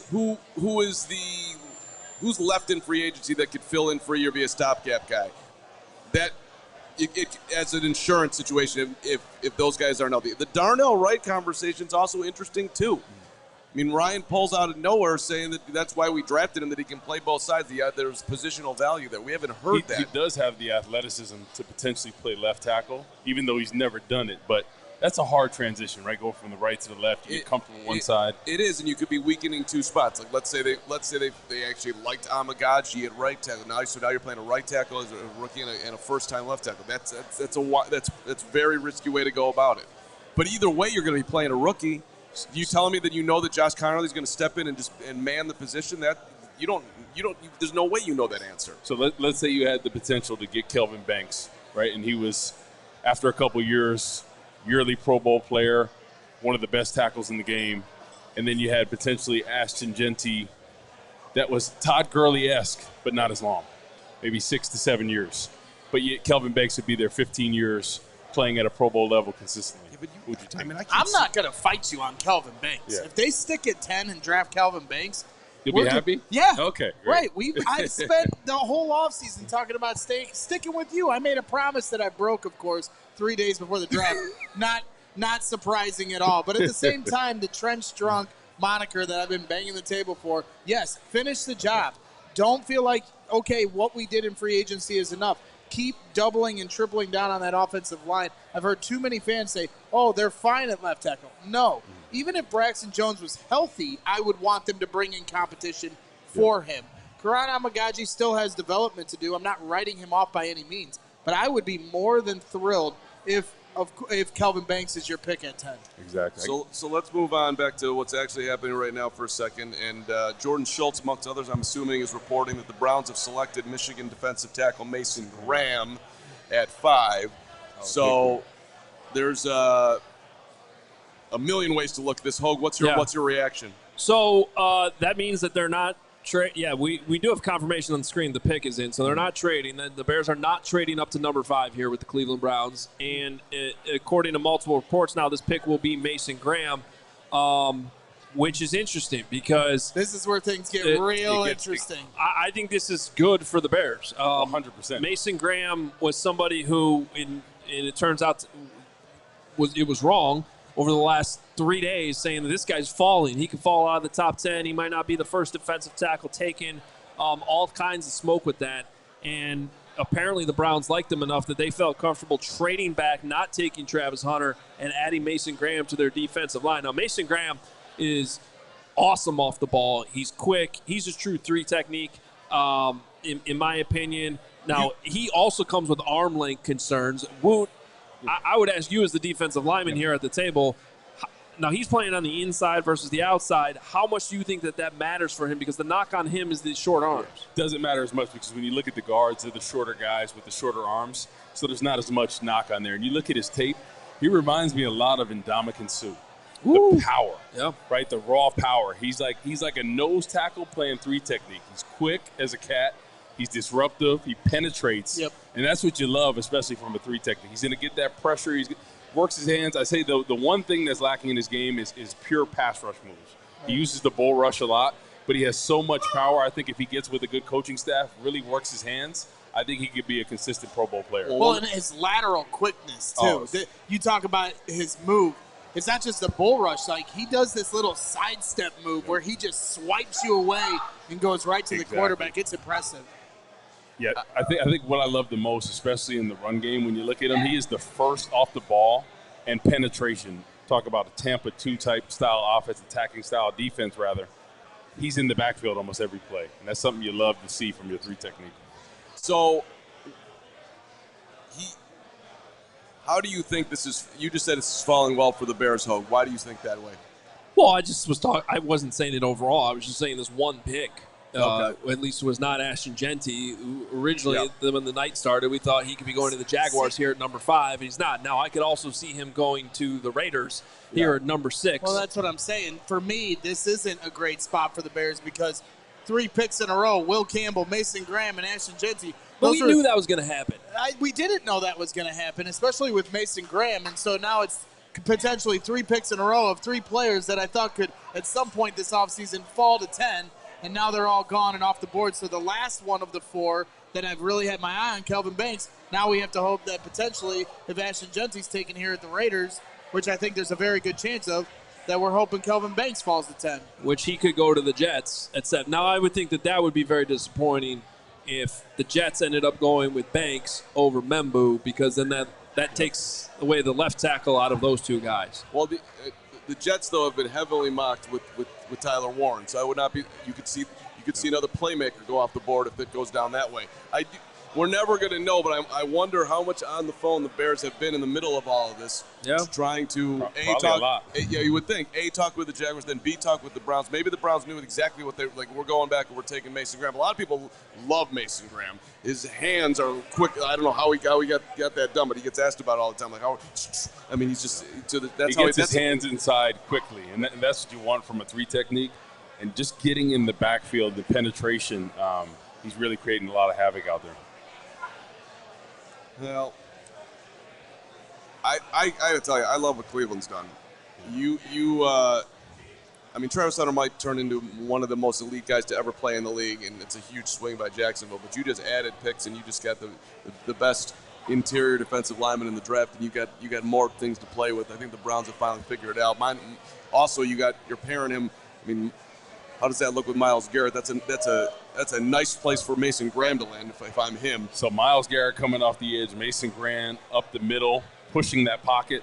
It's going to relate with more sacks with Myles Garrett. That's trouble right there. That's what you love to see. And we'll keep complimenting the Giants and the Browns on their defense, and nobody's playing quarterback. So, all right. Well, hey, if they don't score, they can't win, Hogue. I think I've covered a team before that maybe tries to win that way all the time. Well, that's another question, too. Hogue, let's just say hypothetically that Jeanty's not there, that maybe even the lineman that you didn't necessarily, let's say Banks is gone too. If you're the Bears at 10, I mean, quarterback-wise, is anybody even interested in coming up? Does anybody want to come up, period? Like the Bears might have no choice but to stick in pick. Well, this is what I've been saying for weeks. If you're falling to 10, I feel like you're falling beyond that. I don't know. All of a sudden at 10, there's all of a sudden a team being like, well, now's our time to go up and get it. I mean, especially with the 49ers, not necessarily. Now, that would be a shocker if the 49ers are a QB-needy team. That wouldn't really make sense. So I don't really see the need there to go up at that point. Now, I could be wrong, but it just seems like Shedeur Sanders is going to fall farther than that. Well, and tight end and cornerback could be another couple spots where people are looking, and offensive line Which as well. was the trade we executed yesterday in our mock draft. It was the Dolphins coming up for a corner, not a quarterback. And Carm was able to execute a trade back to 3. Here comes the Raiders with the pick is in. Hogue, you want to announce this one? 'Cause I don't want to announce it because it's going to make me sad. But yeah, it is official. Number 6 overall, Ashton Jeanty is going to the Las Vegas Raiders. Heavily mocked, but then the betting line clicked. So the Bears will not get Ashton Jeanty. I hope you guys went on the Circa app, and when the odds switched in favor of the Bears, you faded and you went to the Raiders. So that would have been a good move in the moment. What we were gonna have fun. Then the Raiders spoiled our fun. But you know what? Their GM's kid was like, you better draft Ashton Jeanty. The Giants GM didn't listen to his kid, but this time the Raiders did. Ashton Jeanty is a hell of a running back. And for those that think, hey, all these other running backs behind him, sure. I mean, there's 15 solid ones, so I'm sure a few are going to poke through and become legitimate players in this league. But Ashton Jeanty, to me, is the safest pick in this draft. He has everything that you want from a playmaking perspective, a work ethic perspective, and a character perspective. It makes a lot of sense that this guy played on a blue field because he moves like water, man. You just can't touch this guy, and he's just an unstoppable force. And, you can talk about his size all you want, but this guy's motor never stops ticking. The way he breaks tackles, it had me excited to be the idea of him becoming a Chicago Bear, but the Raiders take him, so be it. So, all right. Well, let's take a look at our Bears 100 right now and who's still available with Ashton Jeanty off the board. And it's been chalk so far. I mean, the top 5 guys are off the board. Tyler Warren at number 6 would be the best player available. Not on Braggs' board, but on ours it is. Walter Nolan at number 7, Mykel Williams at number 8, and then Kelvin Banks at number 9. So we still got some options there. That's how it's looking right now. Okay, let's take some bets around the board here. How this is going to fall with the Jets coming up next here, and the Bears now waiting at 3 picks to go before they're on the clock. I mean, it feels like the Jets' 3 options here are Tyler Warren, Kelvin Banks Jr., and Armand Membu. Yep. It feels like it's going to be one of those 3 guys. Membu has been attached to the Jets for a while now. For like the last month, there's been rumors that could be the pick there. So, and they're in need of a right tackle. Let's hope they didn't smarten up and look at Banks a little harder. Yeah, I can see them going with Tyler Warren here. Right, well, they got Justin Fields. They want to have another playmaker alongside Garrett Wilson. And you saw the production that Cole got with Justin Fields. So, potentially a tight end might be something that works there. Well, let's just say for argument's sake, Membu falls to the Bears at 10. Would you be against taking him because you'd have to move right? Yes. You would? Okay. Yeah, I don't love it. At that point, I'd probably pivot and take Mykel Williams and take an edge rusher. I like him a lot. Yeah. I think his stock would be even higher if he wasn't caught the injury bug last year. But you see him, he's got the length. He's got the pass rush ability. He could play the run. He could do it all. So I think if he didn't get injured as much this year, I think he would have been picked in the top 5. Did you look closely at Walter Nolan? Because I feel like I'm higher on him than most. I had him all the way up at number 7 on our Bears 100, and I'm okay with it. Like that's how much conviction I have on him. No, I think he's a solid player too. I mean, I don't think you can go wrong. There's a lot of great options here, but I think they got to go with the trenches here. The way it's shaken out, I think you got to go either offensive line or defensive line. You got to stack that up, and I think you can do that. And then you got 2 additional picks in that second round early on that you can address all the needs that you have. You can get an offensive line, you get defensive lineman, and you can get that running back that you need. So, and apparently, I'll wait for a more official tweet, but it's leaning towards the Jets are staying O-line here. It's Kelvin. Which would not be surprising. Yeah. If it's Kelvin Banks, we riot. I think you're going to be okay on that. All right. Well, let me just go backwards real quick and talk about Ashton Jeanty and his fit with the Raiders. Because we talked a lot about Ashton Jeanty, and I think he was justified because it sounds like the Bears were really interested. Maybe we'll find out. Made some offers here and tried to come up and get it.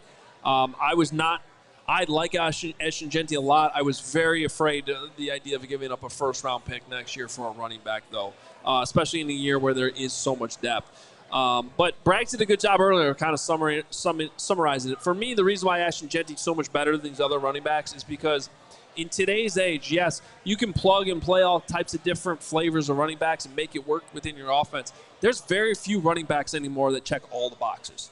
You know, the guys that can run through contact, that are fast, that are elusive, that have good contact balance, that can catch the ball in the backfield, that can pass block, line up as a wide receiver out wide if they need to. Have the it thing that Ashton Jeanty's walking around with, I would say. So that, to me, I don't know that he's like Saquon Barkley level at any of those things I just listed, but the fact he's got all of them, I don't know that there's another running back with this entire class that has all of those things. They might be better in certain categories, but the whole complete package wasn't there. That's why I liked Ashton Jeanty so much. I'm excited to see him go to the Raiders and see what he does there. By the way, the Bears will be playing the Raiders this year in Las Vegas, so they'll get a chance to have to stop Ashton Jeanty. Yeah, and the New York Jets, let's make this one official. Armand Membu is going to the New York Jets. That's at number big. So things are starting to shake out. That's the best pick that's happened so far for the Chicago Bears. Yes. Membu. Armand Membu. Let's go. Because he just was not a great fit for the Bears with Darnell Wright already on the roster. So to take him off the board, that's a big pick because there was a lot of smoke the last 24 hours about them pivoting to Tyler Warren. Then there was some stuff out there about how they preferred Banks to Membu, which obviously that wasn't true. So the fact that both of those guys are still on the board here, and we're only 3 picks away now. That's right. We got Carolina, and then 2 picks. Whew. Well, 3. nervous. Yes. The Bears are the 3rd. They're going to get Kelvin Banks, I feel. The Bears are? Almost there. I hope so, because that was my prediction. Do you? Well, who do you think the next 2 Not picks about are? you, Hope. I'm going to pull a card and be like, I just want to be right. Who do you think the next 2 picks are going to be? I respect that, actually. Ted McMillan, maybe give Bryce Young a weapon. Well, I think this Panthers pick, it's probably McMillan if they go wide receiver, or it's Jalen Walker, the linebacker. I think they're going to go Walker. Or edge rusher, depending on how you look at it. Williams, maybe. Yeah. I think they go defense. Carolina, 534 points allowed most of the NFL. You got to think about it. You can get the top 2nd defensive player off the board right now, but I also don't love Ted McMillan. Not a big fan. I don't see it. Maybe I don't know what I'm. I like him. I think you look at the wide receivers last year, he would have been behind all of those guys that went early. I hope they take him. That'd be great for Carolina. Go ahead and take McMillan. That'd be sweet. An excellent choice. Go right ahead, because the Bears are obviously not doing that. The groans in here at 115 Bourbon Street, unbelievable food and drink and everything out here in Marionette Park, were real when Jeanty got picked. I think the groans are real all over the place. I think we have to sort of sit in the reality of where the Bears are at least the way Poles is looking at this. You are talking about a 5-12 football team that has needs across the board, and they just were not.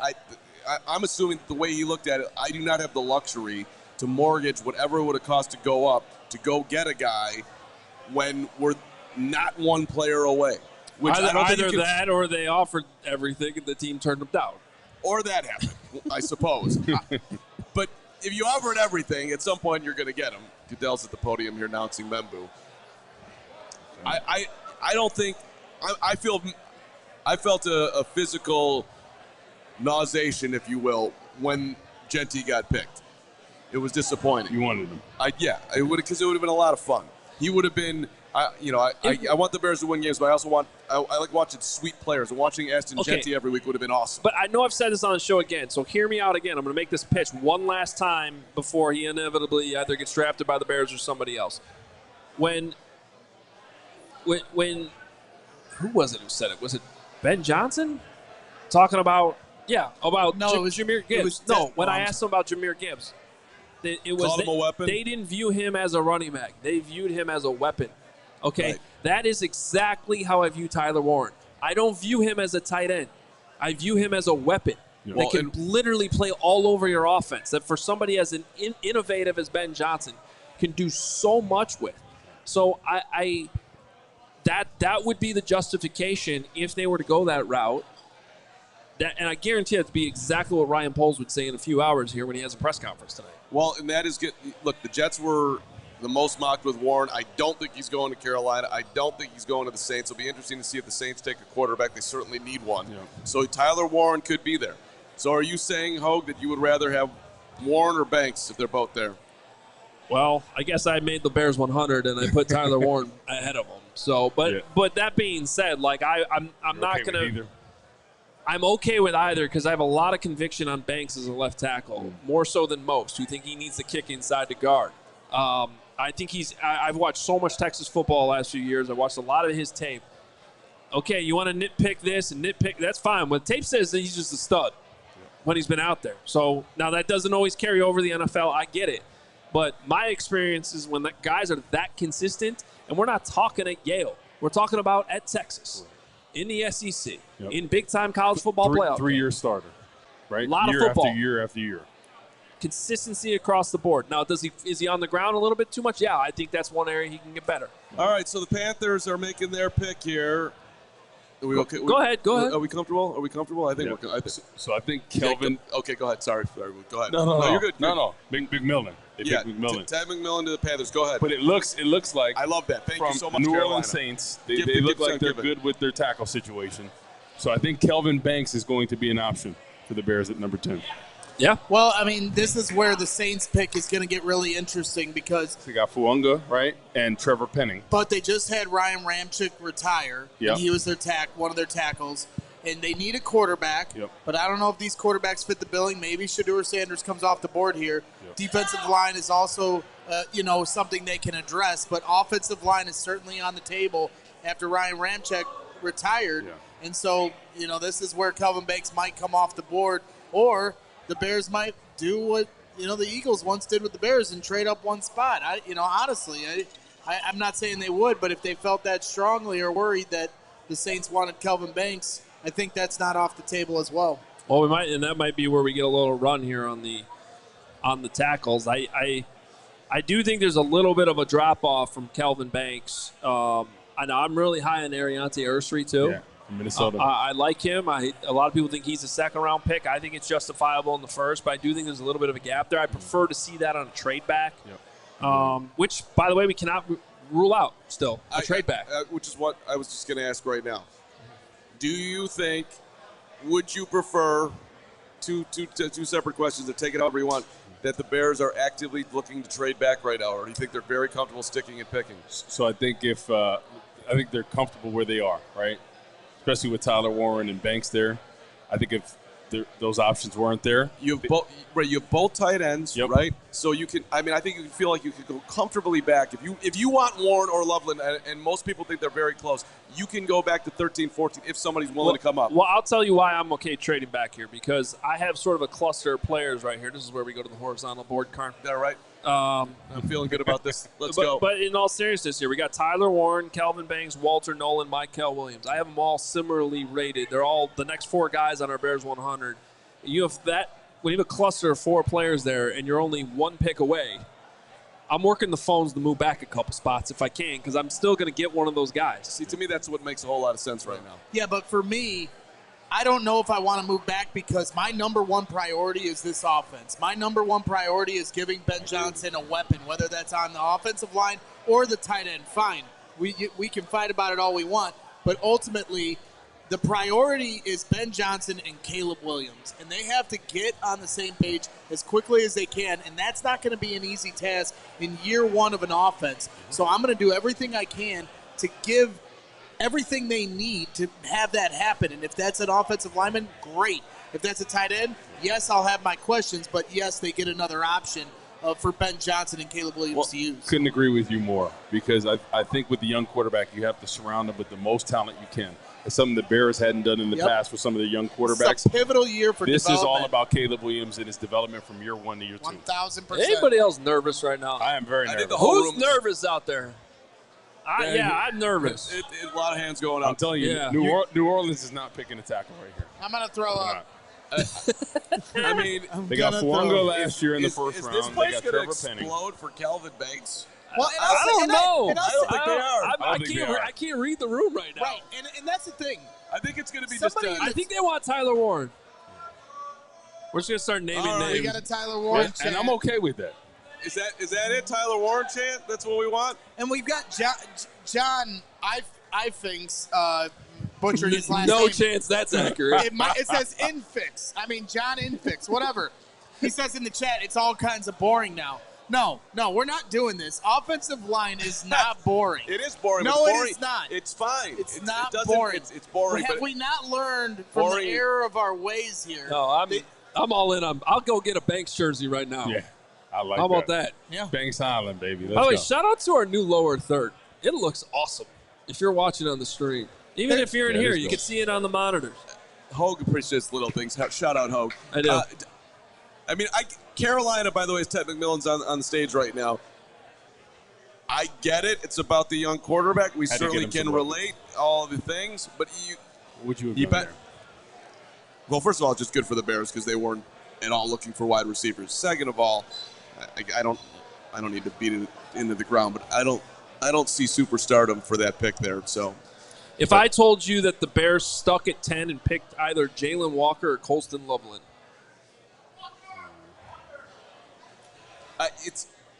I would be hoping right now the Bears would be trying to acquire picks. Also, just a reminder as far as like building the roster. Look, the second round. That reaction said it all. The second round has.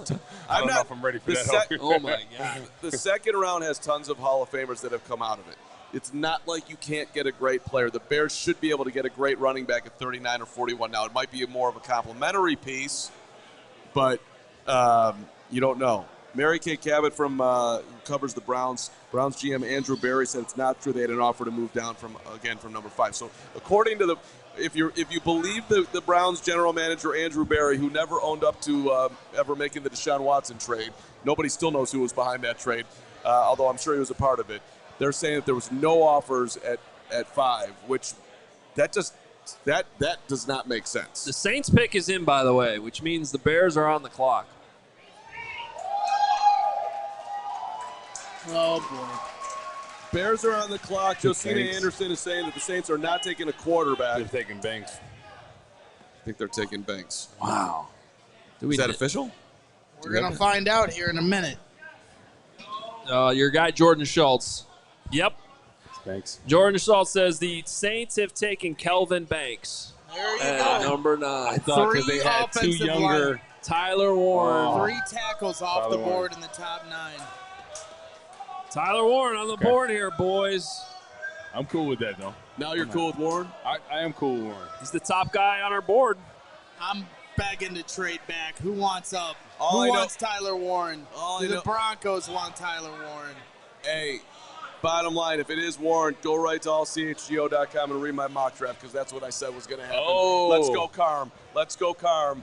Hogue is done with Banks. So it's either Hogue Warren loses. or the trading back. Well, Carm, you were the first but my person. mock draft said Warren too. It didn't have Banks. Carm, you were the first person to bring up Tyler Warren this offseason where you said you had a dream about Tyler Warren. I did. And people laughed at you at that time. It was very weird. I don't know how that happened. Yeah. But here it is. Look, if you think logically about Ben Johnson and the Bears, you know he's highly being discussed right now. I'm sorry. You got to stick with the trenches. If all your offensive tackles are gone, then you need to look at a defensive edge. Yeah. You got to look at Michael Williams. Yep. You know what I mean? Jalen Walker, linebacker, I don't know if that's a need right here. He's certainly a talented player. I'd be surprised if that's the pick. If you want to look at Derek Harmon, a defensive tackle, Walter Nolan, defensive tackle, those guys, I'm looking at the trenches. They've got to get this fixed for good, and defensive line is still an area of need.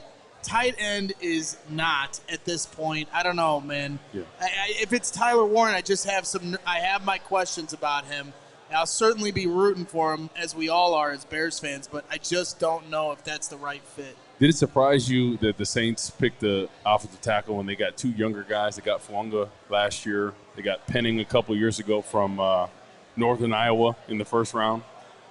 They're like back-to-back tackles in the first round in the last 3 years, and they pick another tackle. Isn't that kind of – that's why I didn't think they were going to pick that.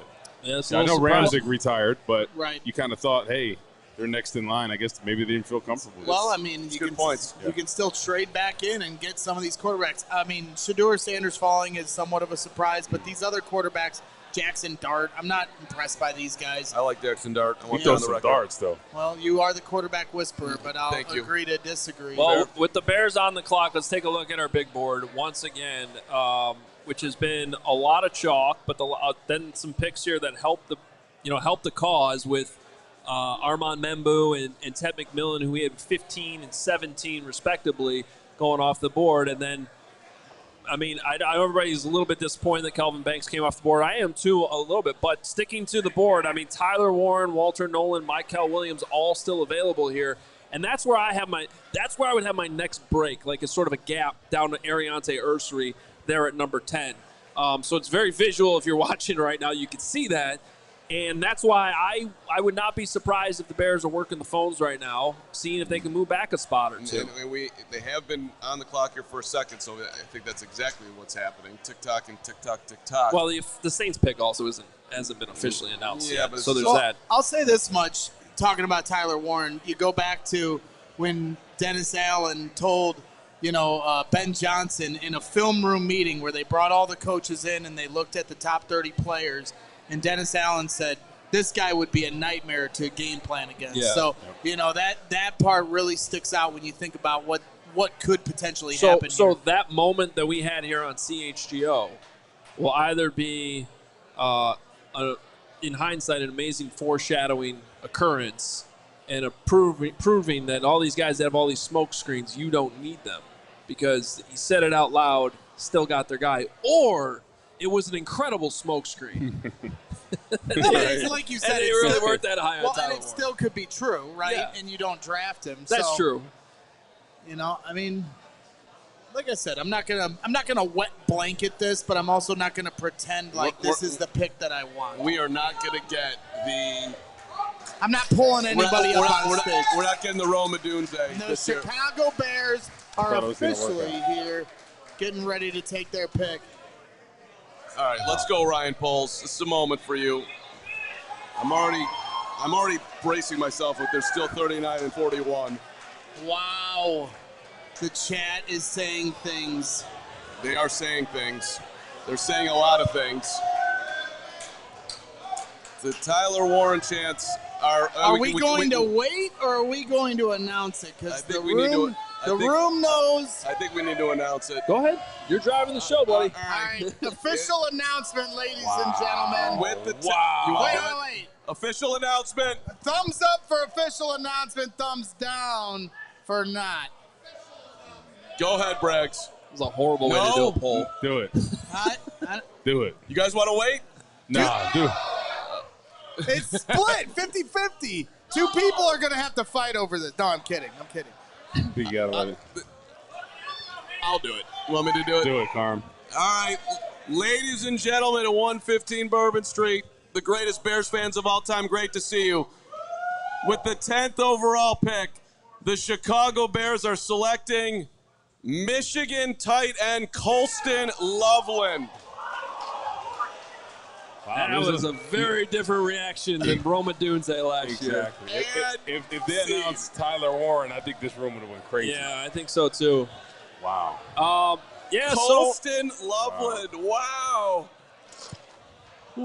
so I mean, Well, let me tell you this much. Let me tell you this much about Colston Loveland. We just had Matt Waldman on yesterday, right? He had Tyler Warren ranked 5th among his tight ends. 5th. Yeah. You know who he had ranked number 1? Colston Loveland. And so obviously the Bears are seeing some similar things here. And as we just talked about, getting Ben Johnson and you're getting Caleb Williams a weapon. But I'll say this much. If you're going to draft a tight end in the top 10, he's got to be one of the best tight ends in football, right? And you saw the Atlanta Falcons once get burned trying to draft a tight end in the top 10. But it can go the other way as well. But now the bar is set extremely high. You've got a great play caller that's going to put you in the right positions. I actually do think that he balances Cole Kmet better than maybe what me and Hogue have talked about here over the last couple months. I'm surprised by the pick, there's no question. But I'm actually a little relieved it's not Tyler Warren. I have to be honest with you. But do you think Loveland, just because of how the Michigan offensive situation was this year, right, didn't get the touches, didn't get the consistent targets that, like, let's say if J.J. McCarthy stayed for another year, we'd be talking about maybe he was the first guy to come off what most mock boards were number one. Yeah, his numbers, his yards actually went down this year. His average per catch went down this year pretty significantly from 14 to 10. His quarterback also. Their well, offense, that's what they he's could talking not about. pass the ball at all. I mean, they were running first team. I mean, they ran the ball almost 50 times a game. Yeah, well, they all couldn't right. pass. You go, Hogue. Can we get an instant Adam Hogue reaction to Colston Loveland? Yeah, I mean, look, the player, I don't have a problem with the player. We had him number 15 on our board. Actually, we had him lowered. Wait. No, I'm just confused. No, we had him 15. And so, I mean, but you picked him at 10. I think that's the problem, and it's also the positional value. Now, I cannot wait to find out how this played out, because if Banks is there at 10, do they take Kelvin Banks? You know, I would hope so. I would hope so, because I was willing to subscribe to the idea that tight end is not the greatest need right now. I thought Tyler Warren was sort of the exception to that, because I just thought he could do so many different things. This seems like an extreme luxury pick. I obviously still like Colston Loveland, the player, though we have him 15. We think he's a first-round pick. He's a great route runner. He does make a ton of catches up the seam. He can be very dynamic in that way. He's extremely fast as an athlete. He's a little lean, though. Like, he's not. He's going to have to add weight if he's going to play at the NFL level. This is definitely more of a tight end. You have more outside. Cole's going to have to pick up his blocking, which I guess there was a little bit of a tell there, because at the owners' meetings, Ben Johnson said that out loud. Yep, like, we're going to work on his run blocking. And so maybe that was actually the tip that we should have been looking at closer. So yeah, good player. I would have preferred to see a trade back here, probably get more draft capital and risk losing him. But man, this room is silent right now. It is. I feel like I'm very I don't loud. think anyone saw this coming at all. Let me go ahead. Yeah, I was just going to say, we had Matt Waldman literally on yesterday. He's extremely high on him. And this was what Matt Waldman said from the rookie scouting portfolio. And if you don't follow that, he really knows his stuff. He said, more likely we'll see Colston Loveland eventually earn a role as one of the team's top 3 receiving options. So there you go. And he's capable. He's a capable route runner who can stretch any part of the field against zone or man-to-man. He also does damage after the catch as an option, who leaks into the open zone after assisting at the line of scrimmage. Well, you can have your Matt Waltman, who was a great guest, by the way. No, yeah, he was great. Great dude. Good friend. I'm going to raise you a Fran Duffy, though. Raise me a Fran Duffy. And I'm actually going to lower your excitement level. Do you know where Fran had Colston Loveland? I do, because I'm looking at it. Braggs, you want to guess? It ain't good. 40-something. That's right. 40-something. Oh, 40-something. According to our draft guide that all you diehards out there have subscribed to. That's why we started with – no, I'm kidding. I love Fran. Colston Loveland was number 44 on – we had him at 15, but I'm going to give you his synopsis, because as you said over there, Greg, or someone said it, if you're drafting a tight end here, he better be, like, Hall of Fame worthy. Here's what Fran Duffy said. 2-year starter for the Wolverines in Sharon Moore's offense, a scheme versatile player who should be able to play for anyone with that skill set. I don't think he's is dominant in any one area, but he's good enough both in line and in space to be viewed as a starter. A stalemate player in the run game who will need to get bigger to get better there. He's not a true mismatch guy and will need to be schemed touches as he improves as a route runner. Drops have been an issue for him in the past as well. Not a finished product and not a super high ceiling guy, but I see a floor as a very competent number 2 option with a ceiling as an average starter in the NFL. Okay, don't ever read that again. That was horrible. Yeah. Fran Duffy joining us in about 20 minutes, by the way. Okay. I just feel like if you were going to go for the tight end, it's Warren. Just because of his versatility. Yeah. Better blocker. You can use him at a multitude of positions. I just thought he was. If you think I've been annoying with Jalen Carter, just Well, buckle up. But don't you think to tell go you. a tight end, it had to be Warren at that point. I mean, Loveland could turn out to be an awesome player and all that, but I think Tyler Warren was the guy that you felt the most confident going with at the tight end position. I did, and what's interesting here is, I mean, we don't know what played out, but if you believe the report that they weren't trying to trade up to 5, that the Browns got no calls, I find that hard to believe. If you believe, you also look at it, they didn't trade back. How much they also, I mean, the next pick that went was Michael Williams, the edge rusher, which they desperately need. Hogue, you just called it a luxury pick. I'm also thinking about how does this land in the locker room. I don't think it lands particularly great. Well, is the honeymoon phase officially over for Ben Johnson? Because this isn't just a Ryan Poles pick. This is a Ben Johnson pick. And this is so early. I think most fans would be in the trust in Ben Johnson era.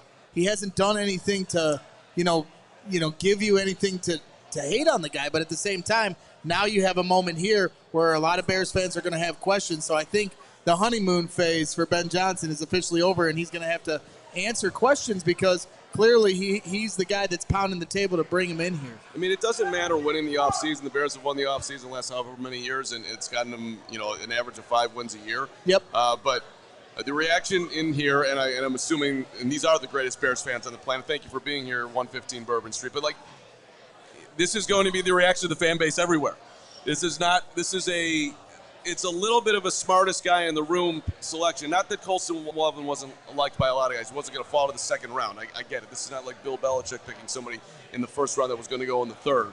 But it's a little – I am seeing things in a way that perhaps the rest of the NFL is not quite seeing them, which is a little bit scary when you haven't had the draft success that you would have liked to have had to this point. Still need the offensive line, still need defensive line, still need a running back. So, I just thought if you got tight end, man, it was Tyler Warren, man. That was the guy that had to have it tight end, if it was tight end. Still need O-line, still need D-Lo. Here comes Lance.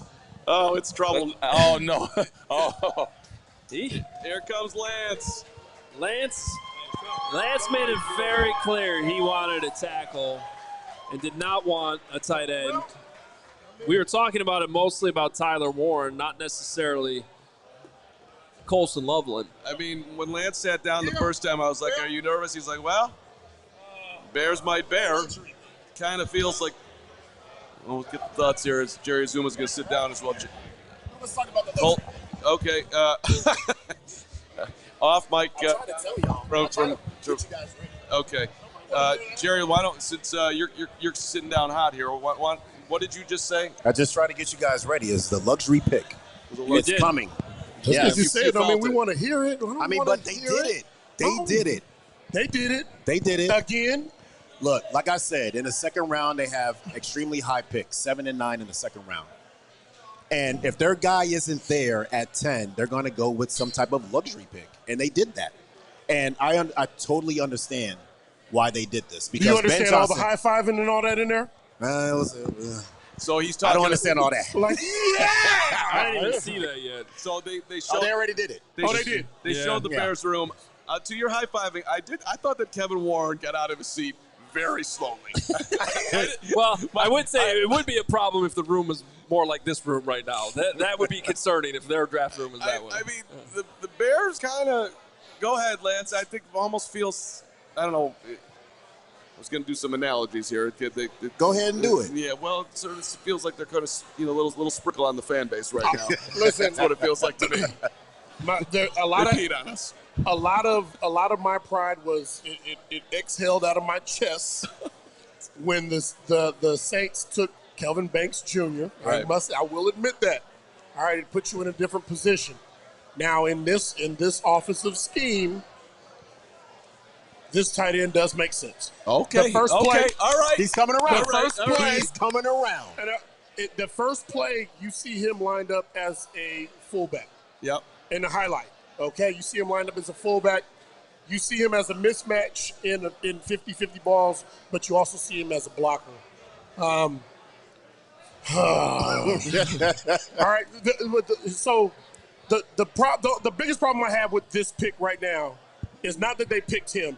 That's the It's not that they picked him. It's that I'm still going to be on edge until we select the left tackle. Yep. And we have an opportunity, and I will be pissed if that player is taken off the board before we get a chance to grab him. I do wonder are they looking at, like, should we be going up to get Connerly right now by trade packaging 39 and 41 at some point, depending on how it falls? That'd be interesting. You had any thoughts on Colston Loveland? I thought they were going to go Warren, actually. But a tight end, he's still a tight end, and that's what I was thinking. I was thinking a tight end because it just kind of fits. I mean, I'm sure they wanted an offensive lineman, but as we know, all those blue chippers are going to be gone. Banks was gone, the pick right before. So luxury makes a lot of sense. Well, and I will say, I think we're minimizing the need a little bit because we know Ben Johnson wants to run a lot of 12 personnel. And I'm sorry, but Durham Smythe is not. We're not turning the team over to Durham Smythe? You're not throwing him 30 balls a season. I mean, come on. So I do see that vision. Again, it's not the player. We had him 15th on our board. It's just the fact that there were don't hate the player, hate the game. There were tackles available. There was edge rushers available. There was Tyler Warren available too if you were going to go that position, and that was my preference between the two. But it is what it is. We'll have to see how this works. I'll say this as I'm trying to warm up to it. I'm riding the waves here. They do need weapons on offense. They don't have enough. You disagree? You don't think they have enough? No. You didn't think we drafted enough last year? I mean, all we went was sexy picks. Screaming. Everyone was screaming. We were naughty by nature. Everybody was, hey, ho. 10-game losing last streak. year. Okay, but well, they still need a running back. Look, they don't have a number one running back. DJ is a very good wide receiver, but he's not the top of that pile. He's a very good. He's our number one. I know. One. But he's not. I'm talking about if you rated him against the number ones in the league, he's going to be 10, 15, 16, 17 down the list of the true ones. Carm, I don't. We need somebody who can shake up a defense that they have to scheme for. They are not scheming for DJ Moore.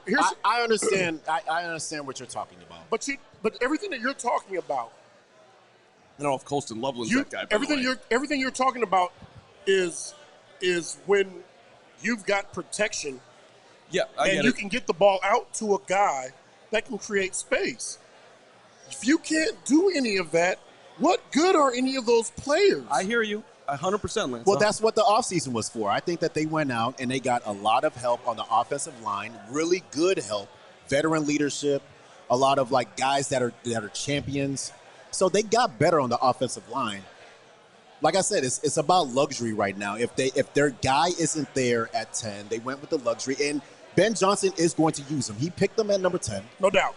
He is definitely going to use Loveland. Ben didn't like Warren. Trust that. Ben didn't like Warren. Because everybody else in the world liked Warren. Ben liked this guy from Michigan. No, yes. Warren was sitting right there for him, and they went the other direction. And the very first highlight, this guy's a tight end. The very first highlight, he lined up at fullback, which means that regardless of what route he ran, which means we trust him blocking. Yes, and that's going to be important too with Ben Johnson's offense. Hell yeah, they're going to run the football. You know what I'm saying? Yes, we have Swift, and I know that he might not necessarily be a number one, but he can actually spin. Ben Johnson actually really likes Swift. And if you get Swift behind this offensive line and these tight ends that can stretch the field, and DJ Moore and Roma Dunze, this is actually looking pretty good. We need a left tackle. It's looking pretty good. I understand, but he was gone. I'm just saying. I know. I'm saying it does look good. We're missing a piece. It's not over, though. We have 2 picks in the second round. I think the Bears are going to go and address the needs that they need at the offensive tackle. I sure as hell hope so. So let's get everybody caught up on all the picks that have happened. Tyler Booker just went 14th. 12th to Dallas. My bad. We skipped some. Michael Williams went to the 49ers. Yep. So we're seeing a little run on trenches, except for that tight end that got drafted in the middle of the run. He's kind of a trench guy. He's a trench. He's He's sliding out wide. I watched this film. He's playing wide receiver for Michigan. Well, they never throw the ball. Yeah, That was an unbelievable pregnant pause by Hogue. they never throw the ball.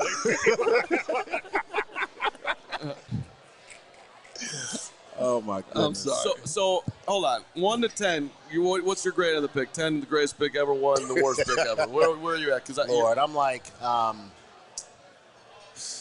and what, I can't say 7, right? Any numbers all right? It's right around there. Okay. Okay. He's a 7. He's a 7. He's a 7. I'm a 7.1. Oh. Lance optimism. 55 optimism. 7.1. Okay. There is some sense to the pick. Yeah, there is some sense. A lot to the of pick. sense. That makes a Okay. lot of sense. And where I stand on that has everything to do with the pick that happened right before Banks. at number 9. Yep, he's gone. Yeah, he's gone. So He you gone. all think they were going to pick Banks at 10? I believe so. I believe that. I believe back in 2013, 2012, that the Bears were going to get Aaron Donald. Ooh, we were 1 pick away. That we were 1 pick away. Uno. All right, He was right there, he was right there, and then he wasn't. and then he was gone. I was like, oh my goodness. And he was blowing up the quarterback. Yes, he was. Right. Yes, he did. Straight to the Hall of Fame. Hall of Fame career. And it came out later that the Bears had a chance to trade up to get him. They could have But traded how up much would they have to give Well, up? I was about to go there with That's you. the thing. We don't know this, but let's say hypothetically the Bears could have jumped up 2 picks ahead of the Saints to get Banks. I don't have the trade calculator in front of me. Let's say it cost one of those second-round picks. Would you have done that? No, Yeah. No. the picks that you have are too valuable. Yeah. Very valuable. And if you're gonna do that, do it with the next one. If there's an opportunity to possibly get the tackle we're looking for, then maybe trade up to get him, but not here. Would you have rather they pick Connerly, who's might not go until the 20s? I just think that there's I would have taken Loveland. right now. Yeah. Right now, no, you don't get him this early. You don't get him this early, but there's the Bears have room to make a decision like this right here. I like the pick. Best case scenario, that you can still get Connerly and get another pick. Worst case scenario, you got to trade up just to get him. Whew. Well, Well, I mean, look, I was on record. I wanted to trade back there. Now, that doesn't mean that somebody's calling you. They might have been getting no phone calls. You can't control. You can always say you want to trade back. Right.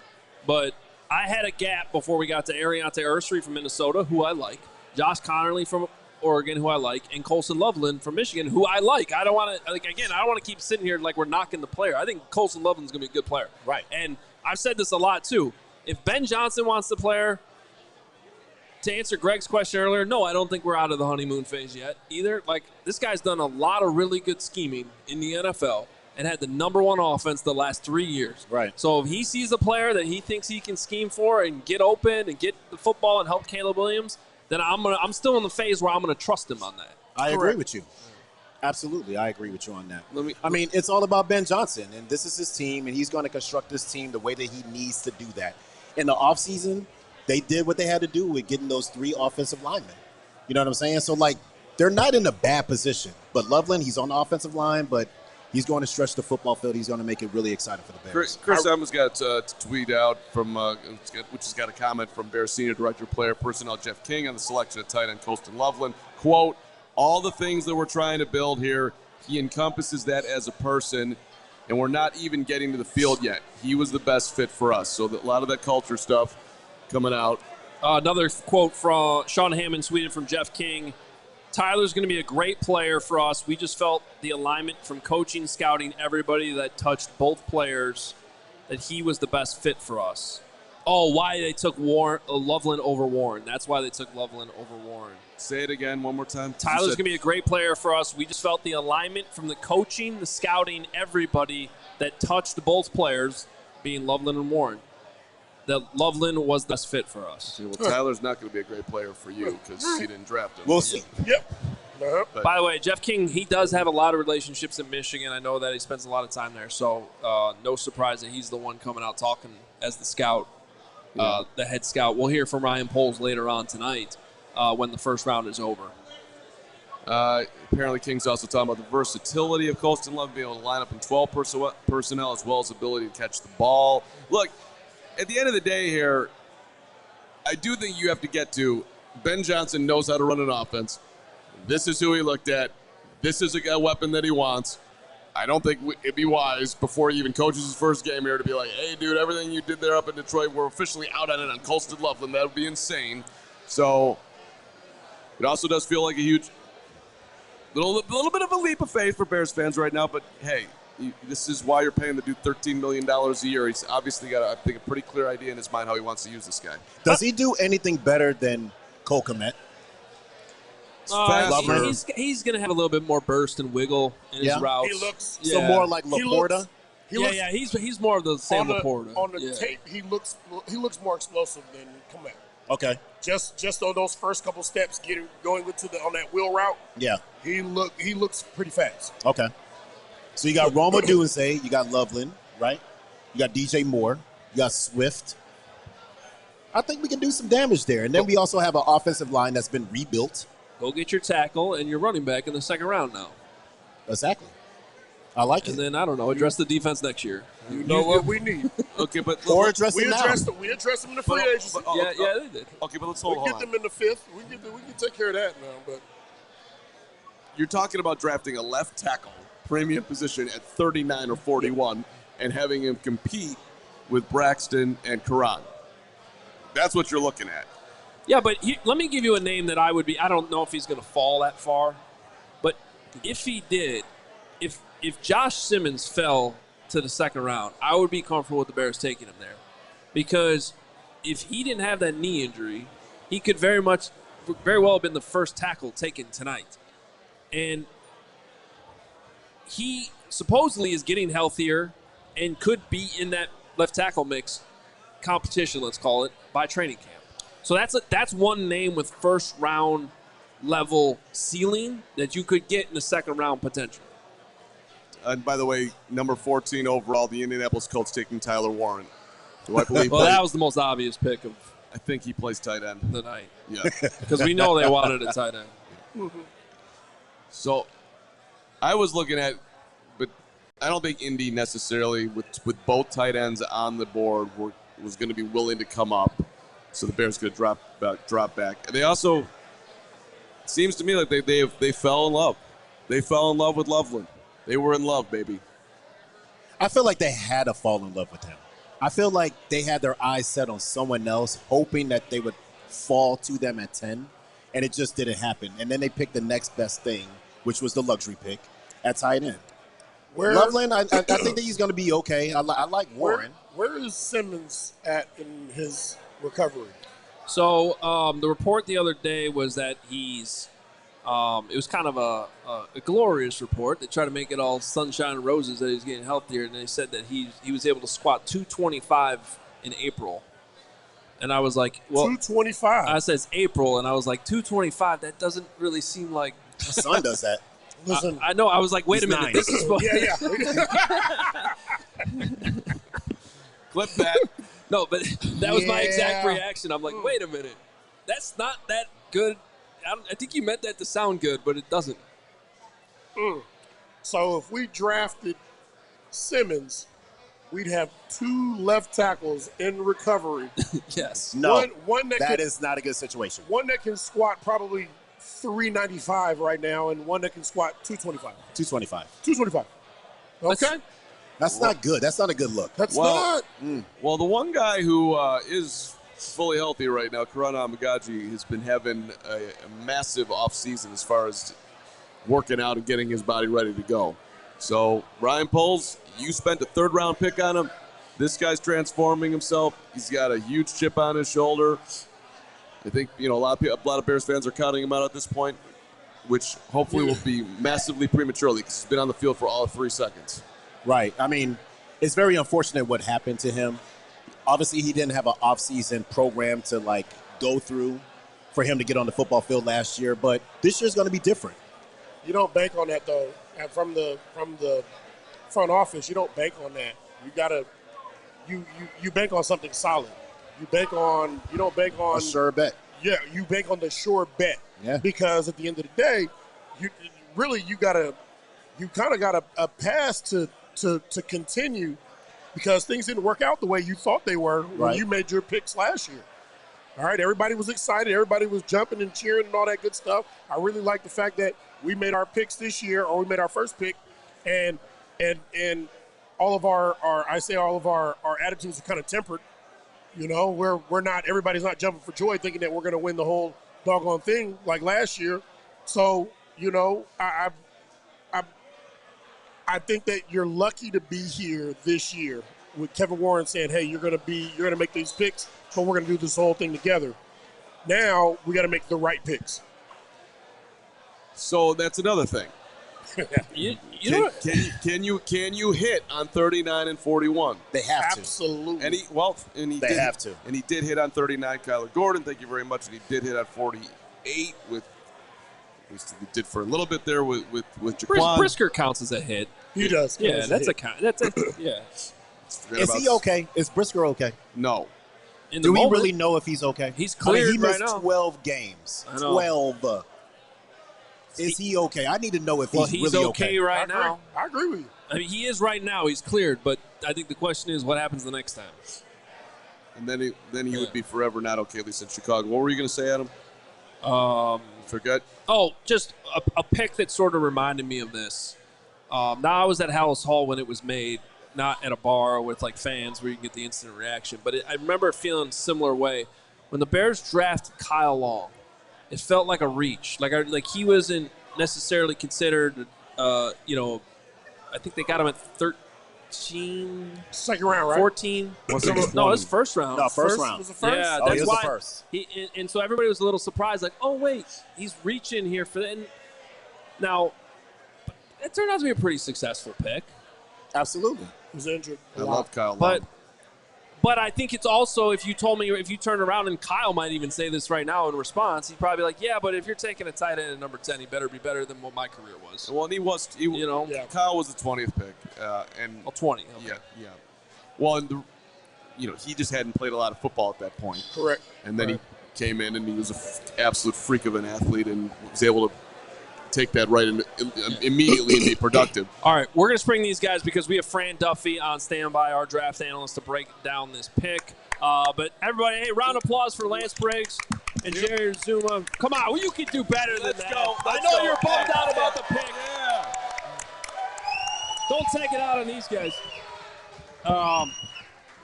But great having these guys here with us tonight. And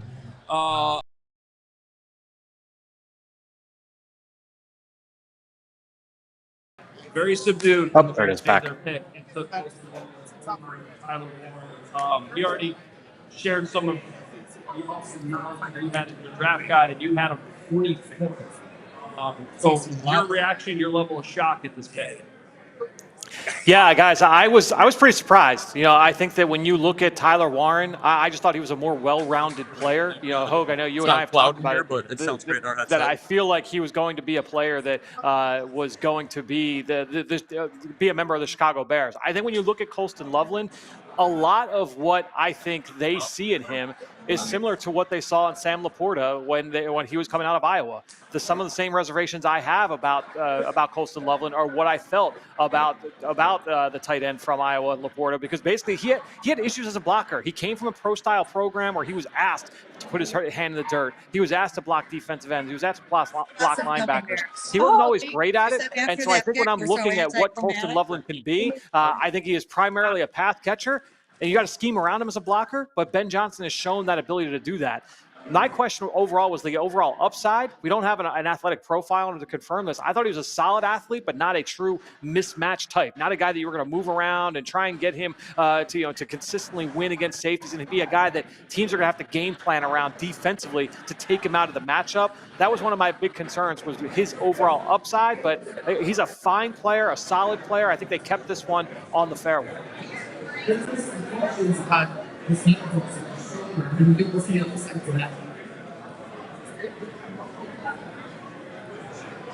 Okay. Let's go. You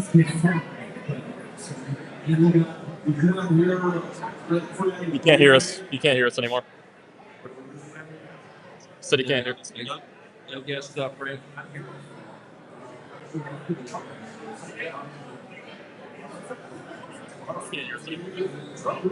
Marv came up here handing us candy. What? I can hear you. Yeah, maybe that's what I was talking just now.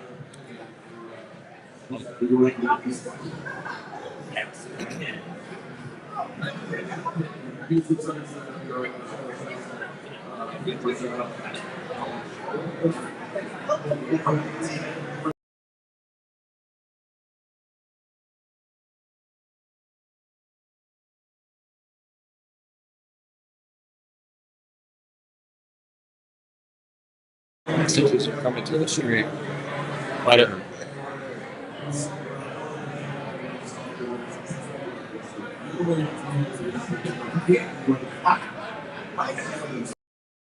Hit a home run, and he might just be a single. I do wonder, too. Cole's such a positive guy. I think he's going to look at this like, okay, I'm going to pair with this guy. But it also, I would think logically, I'm sure Ryan's very communicative. He probably called him up and said, like, we love the two of you together.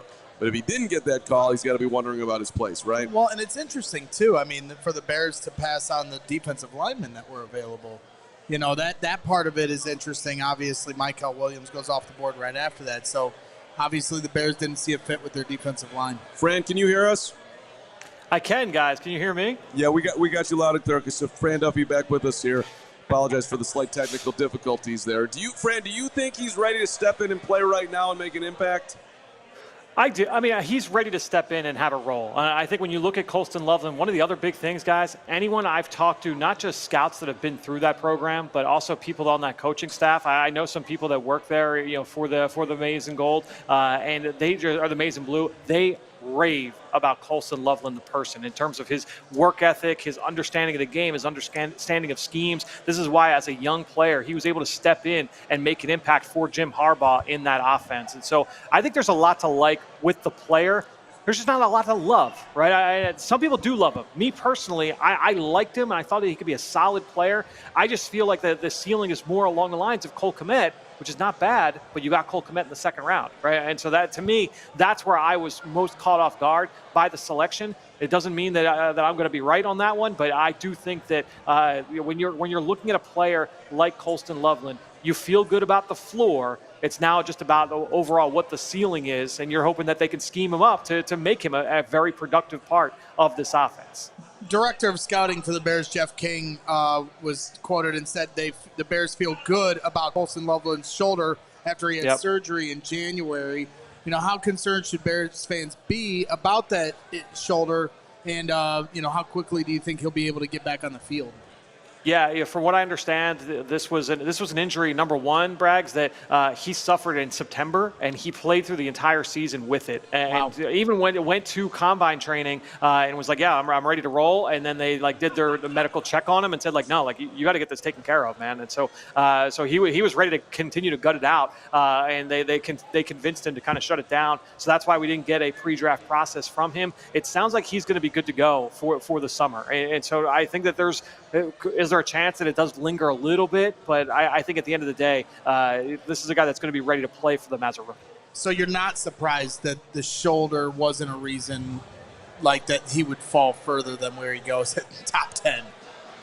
No, to me, it was more because honestly, I gave him my grade before the shoulder was even a thing. And so it was more, to me, like him missing the pre-draft process means we weren't going to get an athletic profile on him. And that was one of my big questions was, again, I saw a solid athlete. I saw solid speed down the seam. I didn't see game breaker, pure mismatch type. He's a fluid player. He's really smooth in and out of breaks. I just didn't see that game-changing element that would warrant a pick that high, especially if he's replacement level as a blocker and not a killer at the point of attack. And that's what the thing is there. I think they're gonna have to scheme around him a little bit as a blocker. And that's what I wasn't sure if you guys heard me earlier.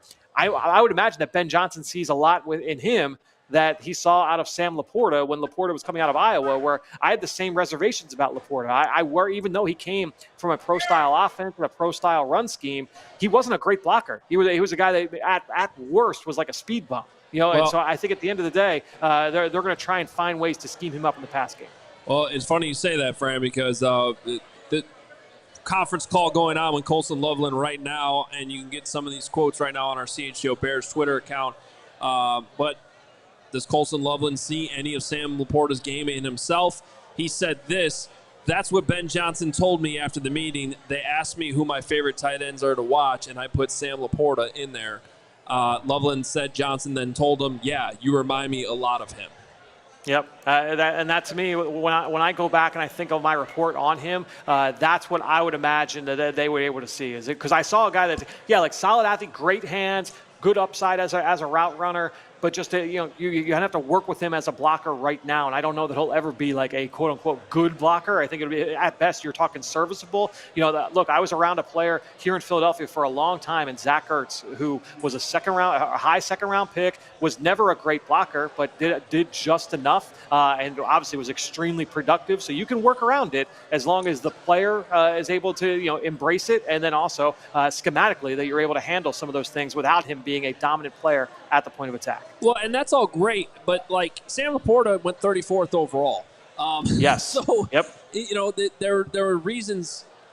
Yep. For that, and now you could argue he's outperformed that draft spot. Yeah. But if I told you right now, are you sure he's going to the Hall of Fame? Yeah, but Sam Laporta is not going to the Hall of Fame. Well, that's what I'm saying. But he's still a really good player and a weapon in Ben Johnson's offense. Sure. Where I'm going with this, though, with Fran, is there were other options available, though.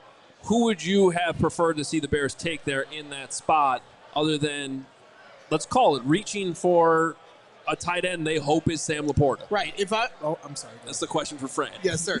But I get it, Braggs, because I think that it's a tough conversation to have. Me personally, I would have taken Mykel Williams there. He was the guy I mocked to them in my mock draft this morning. I think that he was a really good scheme fit for Dennis Allen. And honestly, like if you really wanted to take a tight end, I've got a higher grade on Tyler Warren coming out of Penn State. I just think that he's a more complete player. And honestly, with the creative things that Penn State did with him, I'm surprised that there wasn't a little bit more juice in the building over at Hallis Hall for Tyler Warren. And so those would be two players that come to mind in that scenario. Well, honestly, for me, if they were going to reach on offense, then reach for that tackle. Take Josh Connerly. Like, honestly, that probably, for me, would have been more palatable because I just think they need – that's a higher priority for me personally. Yeah, and that's what Connerly, I've heard plenty of love for him throughout the first round. There are plenty of mock drafts that do have him falling into round 2, so maybe they can get into range where they can try him pluck him off the board. It seems like these tackles are going to go, though, so it'll be interesting to see if we hear Connerly's name in the next handful of picks. Just to keep everybody updated, Mykel Williams went to the 49ers at 11, Tyler Booker to the Cowboys at 12, and then Kenneth Grant, the defensive tackle from Michigan, goes 13th to the Dolphins. Tyler Warren, 14th to the Colts, and Jalen Walker, 15th to the Falcons. The Cardinals are on the clock right now at 16. Let's rewind back, Fran. How surprised were you by the Jaguars trading up with the Browns and Hunter and Graham going where they went? Yeah, I mean, I left the door open in the mock draft this morning. I know that the talks had gotten to a point where it was definitely on the table. I knew, all right, if Jacksonville moves up, that it was going to be for Travis Hunter. I mentioned that in the blurb for the Jaguars selecting Ashton Jeanty. If they were going to move up, it was going to be for Hunter. If they moved back, they were going to select Tetero McMillan, and if they stayed put, it was going to be Jeanty. So I feel good about my sourcing there. I didn't talk about, all right, if Cleveland were to move back, what would that pick be? I'm trying to think. I actually did make sure I write that because my source had said if they do, it was going to be for a defensive tackle, and obviously it was more likely going to be Mason Graham. And so, that one did not surprise me whatsoever. I think that, actually, my last line in that in the blurb about Cleveland, I would keep an eye on a defensive lineman and play right next to Myles Garrett. So that was something I wanted to make sure I got into the mock draft was the idea that if they trade down, that it would be for Graham. I knew that he was obviously a great fit for Jim Schwartz, who I'm well aware of here during his time as a defensive coordinator for the Eagles. But, they got a running mate. And honestly, I don't blame Cleveland at all for making this deal. You get that kind of draft capital back that sets you up in great position to be in that quarterback market a year from now, which is very important for that franchise. So, speaking of your mock, we were a little surprised here that the Saints went with Kelvin Banks Jr., but you nailed that in your mock this morning, despite saying it was your toughest call yet to make. Yeah. Why did you lean that way? And I guess when the pick was actually made, were you still a little bit surprised that actually did happen? Because I know here in Chicago, we were kind of hoping Banks would fall down one more pick.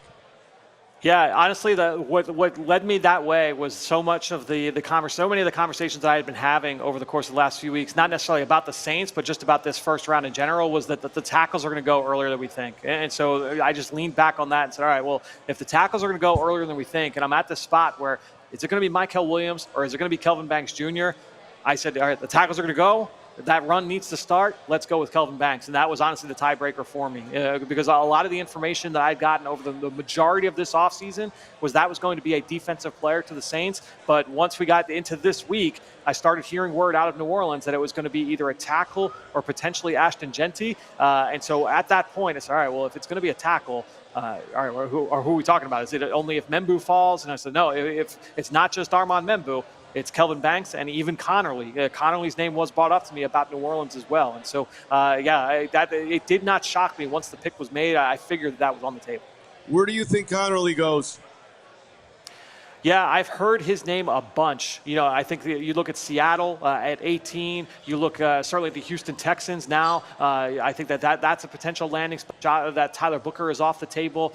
I can't imagine he gets past that point. It feels like now it's going to be, it's him and Simmons are the tackles left. And there's been a lot of variance in terms of where Simmons is going to come off the board. I know Daniel Jeremiah had him falling out of round 1 in his mock draft last night. So the Simmons will be one to watch. That's why I feel like Connerly, he's going to go here in the next handful of picks would be my guess.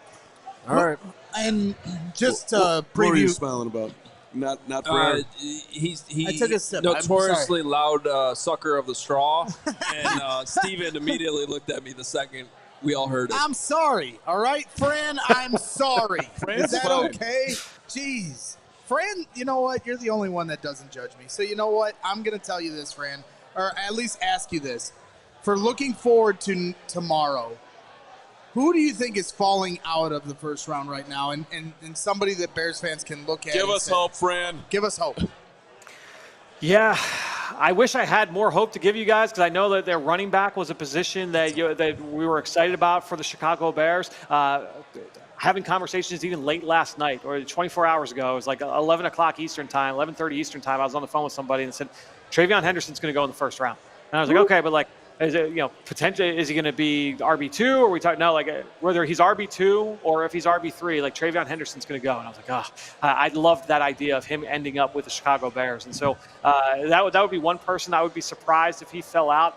I'm starting to feel that the quarterback run, that a lot of people feel like people are going to trade up for the quarterbacks. And I could be wrong here, obviously, but I feel like the quarterback run doesn't start until tomorrow night. I'll be surprised to see if that run does start here and we see those teams starting to trade back up. Because that's the thing is that we always kind of counted the Cleveland Browns as one of those opportunities. Well, if the Browns now pick up all this extra capital, I don't know that they're necessarily going to be racing up to trade up and draft. So now it's, all right, is it going to be the Saints or the Giants? They're kind of competing with each other. It's going to be a game of chicken. Maybe they're both after Jackson Dart, but maybe not. I'm wondering if those guys fall, and now you're seeing Henderson, he ends up here. We'll see if these edge rushers start to go. I think that market could start to dry up. That's another position I think we're keeping earmarked for the Bears as well. Fran, phenomenal stuff as always, brother. We appreciate you jumping on. Thanks for the info, and we'll talk to you tomorrow night. Sounds good, boys. We'll talk tomorrow. Phenomenal. Fantastic. Great stuff. He's busy man tonight. Fran Diggity. Well, I never want Fran to be wrong, but never in the history of the show has anybody wanted Fran to be more wrong.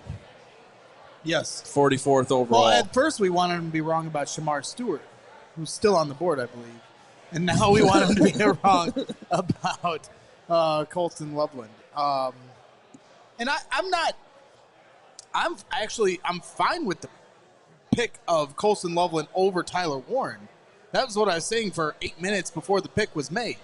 And I'm glad that that's how they evaluated this. That was the correct evaluation. We also said before the pick was made that, hey, you want to prioritize offense because this is a big year, these next 2 years coming up here for the development of Caleb Williams and the installation of Ben Johnson's offense. I still trust Ben Johnson to be the great play caller and offensive mind that he is. So all three of those boxes are checked. I simply would not have drafted tight end at 10. It's not that I have anything against Colston Loveland. It's about where I would have prioritized that pick in that spot. Now we just have to hope that he heals up with the shoulder and hits the ground running this, and they're running two-man tight end sets.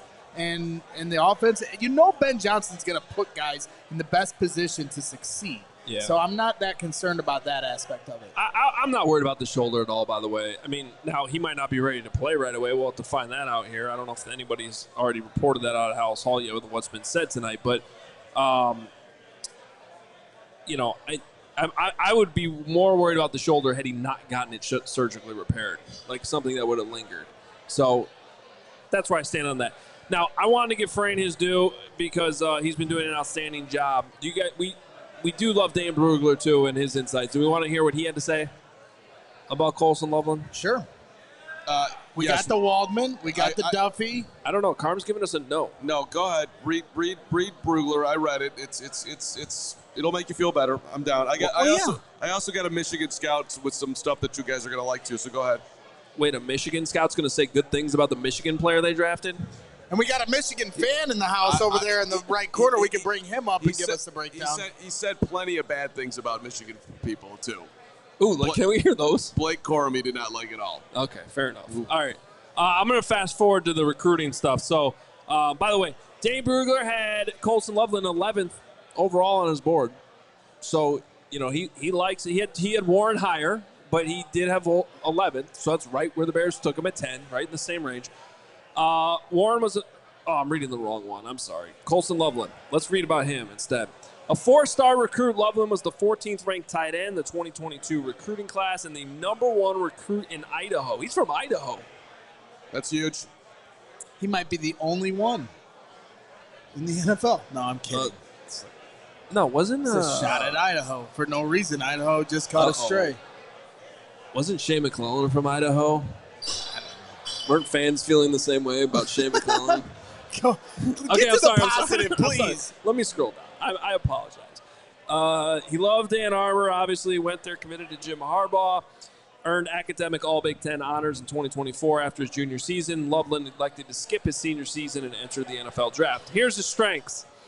Fluid, fast athlete who's graceful down the seam, explosive in releases to quickly enter routes and give quarterback a target. Can win on slants or posts one-on-one against cornerbacks, makes deft moves to set up defenders, snap breaks, and create versus man coverage, efficient on slam flat plays to engage, sell defenders before releasing into space, sticky hands, catch radius and leaping ability were tested often by erratic quarterback play, shots fired at Michigan quarterbacks, plays with toughness over the middle, bounces back after hits, can leapfrog defenders or use stiff arms to battle for extra yards, shows good fight as a blocker in the running game. He was penalized just once over the last 2 seasons, and there was an illegal formation that wasn't his fault. His coaches praise how much he puts into the craft. Coach Jerome Moore said, the guy just works, he works, reminds me of Blake Corum. Great. Bad timing on that one. That didn't work out perfectly. That's okay. Set Michigan's single-season record for catches by a tight end despite missing chunks of time. Here are the weaknesses. Lean body type, lacking ideal mass for NFL inline work. Mediocre play strength, limits effectiveness as a sustained blocker. Needs to focus on keeping a low base and tighter hands as a run blocker. Can be displaced from a spot by middling contact and pass protection. Low batting average in contested situations. He only caught 2 of 10 contested targets in 2024. That's not good. He struggles to avoid tacklers after the catch without a runway. Just 12.5% of his 2024 catches resulted in 20 yards or more. He missed 3 games and parts of several other games because of a right shoulder injury that was suffered in September. AC joint surgery in January, which sidelined him for the draft process. He's on track to be cleared for training camp. Missed the Ohio State game because of a concussion. Hogue, they drafted an injured tight end who was concussed, number 10 overall. Didn't trade back, didn't trade down, didn't trade nothing. Well, you don't know that they could have traded down. I don't, but... All right, here's the summary. On number 11 overall, Colston Loveland, 3-year starter at Michigan. Loveland was a versatile tight end and head coach Jerome Moore's pro-style scheme, lining up primarily in the slot. He lined up in the slot 47.6% of the time, by the way. Inline wing, 32.5%. From the moment he arrived in Ann Arbor, he was one of the most talented players on the roster, made immediate impact in his first 2 years, including as the Wolverines' leading receiver in the 2023 National Championship game. His final season was marred by injury and below-average quarterback play, but he still led the team in receiving in 9 of the 10 games he played and set Michigan records for the tight end position. With his speed and ball skills, Loveland can line up anywhere on the field and win as a quarterback-friendly, multi-level receiving threat.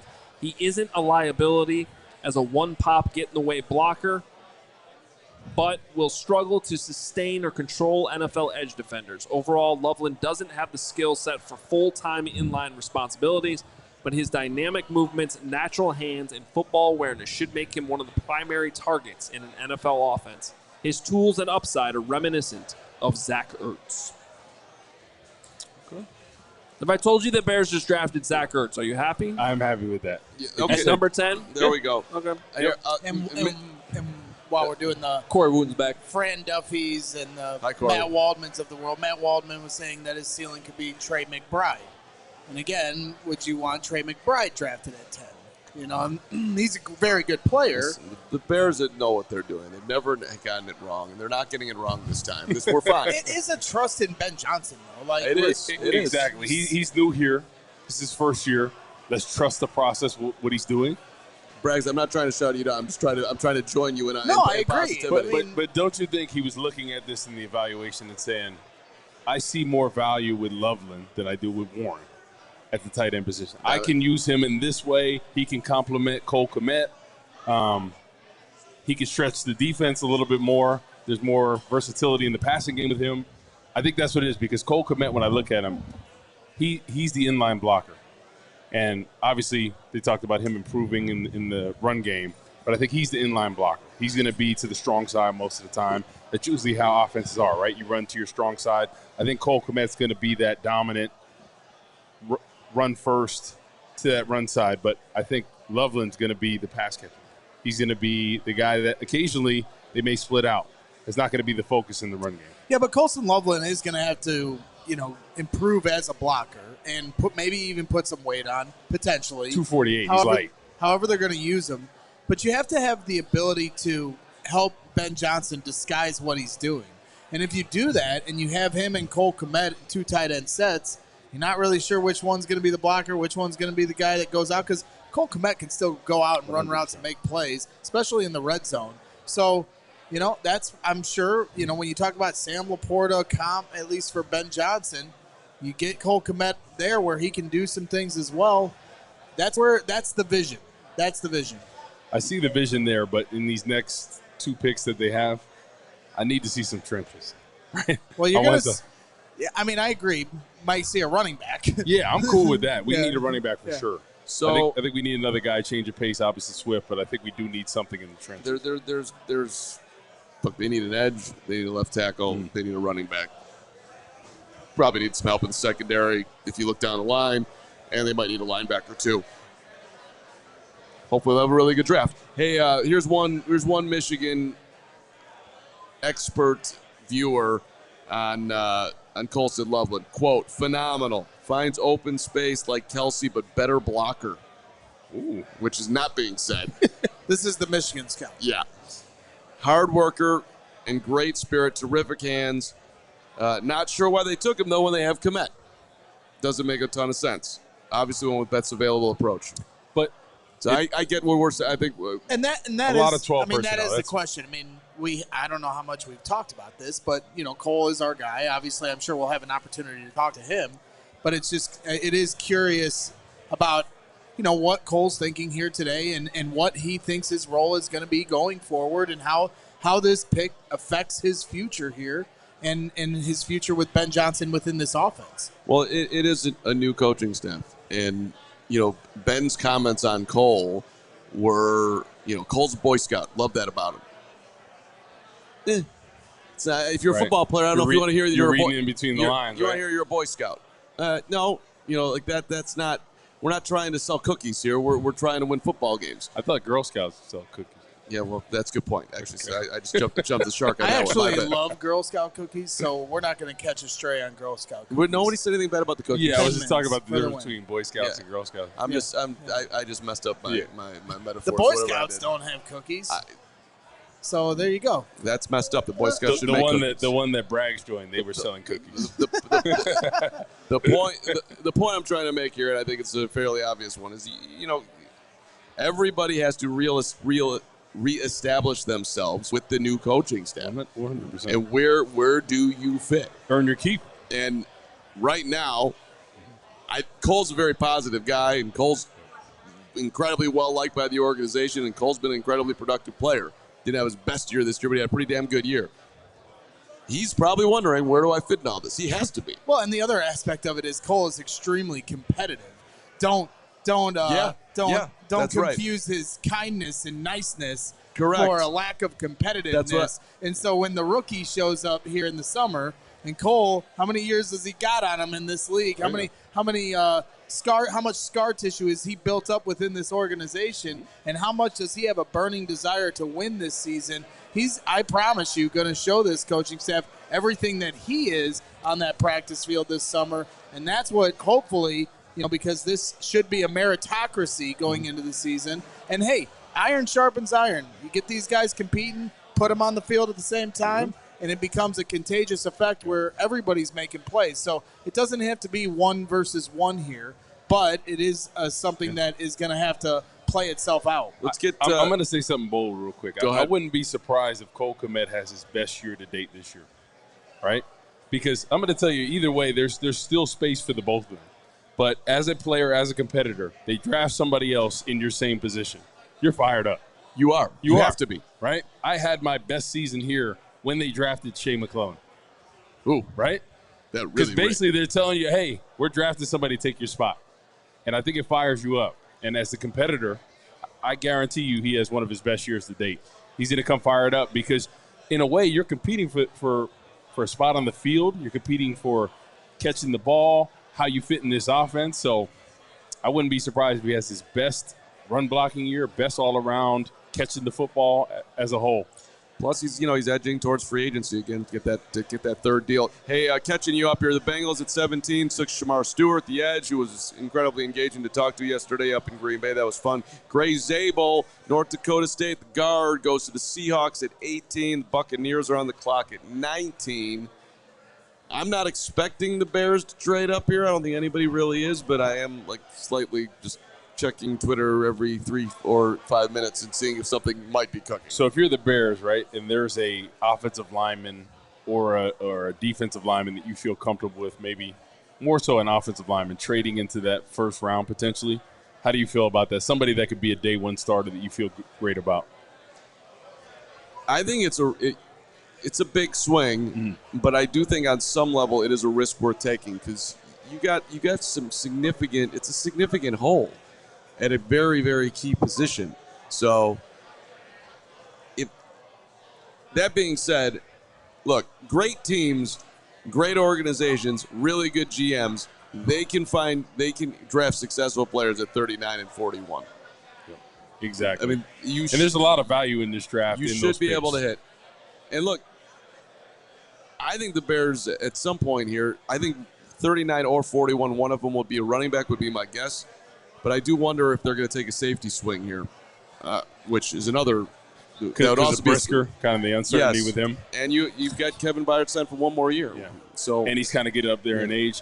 What do you feel? It needs to be offensive line with the 39th pick. Right. A guy that's going to be in competition at left tackle. What happens if Braxton's healthy? I mean, what happens if they're feeling more and more comfortable that he'll be healthy? If Braxton Jones was healthy, I'd still want competition at left tackle. Okay. So that's where I'm looking at it. And then if you want to go running back at 41, fine. I also have zero issue if you look at defensive line. Maybe it's a defensive tackle. Maybe it's a defensive edge. C.J. West obviously impressed us from Indiana. I know you covered the Big Ten. You know all about his ability. And, you know, I'm not sure what – there are a plethora of running backs. So if they end up passing on running backs, I know there's going to be a lot of fans fixated on that here coming up in the second round. They very well could draft one of them. But there will be good running backs, solid running backs available from the third round and beyond, including potentially my guy Cam Scadaboo. Scadaboo, I like him. I like Scadaboo a lot. Is Dave Swirsky still available, or did he die when they picked Colston Loveland? If Dave, you're out there, we want your reaction up here. He's in the facilities right now. He's in the facilities? He's probably singing. He's working on a Loveland tune? I love Loveland. Well, you don't work on it. You just let the pro handle it. I mean, I got the harmonica out here in case we want to, bust it out with the Swirst. We do not want you to bust out the harmonica right now, but we will later. I can promise you the harmonica will make an appearance. Okay. So question for you. That table, by the way, are they drinking Sam Adams American Light, or is that whatever it is? There's killing it. There's a line of 20. There's about 48 beers on that table. Congratulations, go hard in the you paint. Guys are going hard. Waka flocka Shout out flame. to this table and all the beers they're drinking. Getting their money's I worth. drink one beer, then I drink another beer. It's like Stone Cold, baby. It's beautiful. That's the bottom line. Jake Flanagan, our general manager, who absolutely loves the pick. Hopefully, we need Jake staying optimistic here on Colston Loveland, coming up here with a couple of somethings here. Woot. Thank you. Congratulations. I don't know who this is for. Is this for somebody? Okay, great. The Swersk is coming up here because we need some positivity. Two at a time. Let's go, Dave. Double fisting. You better have a Loveland tune for us right now. So Dave Swirsky, who he should have prepped and had a song for he's 30 a different artist. prospects. He's good. we need the energy right now. Swirsky, how are you feeling about this? It was a little unpredictable, but that's what they did. A little unpredictable, but I've been sitting over there. I've been able to do my own research on the subject, and there's some people saying that this is a really good pick. Yeah, there are some people very much trying to justify it on the old internet webs.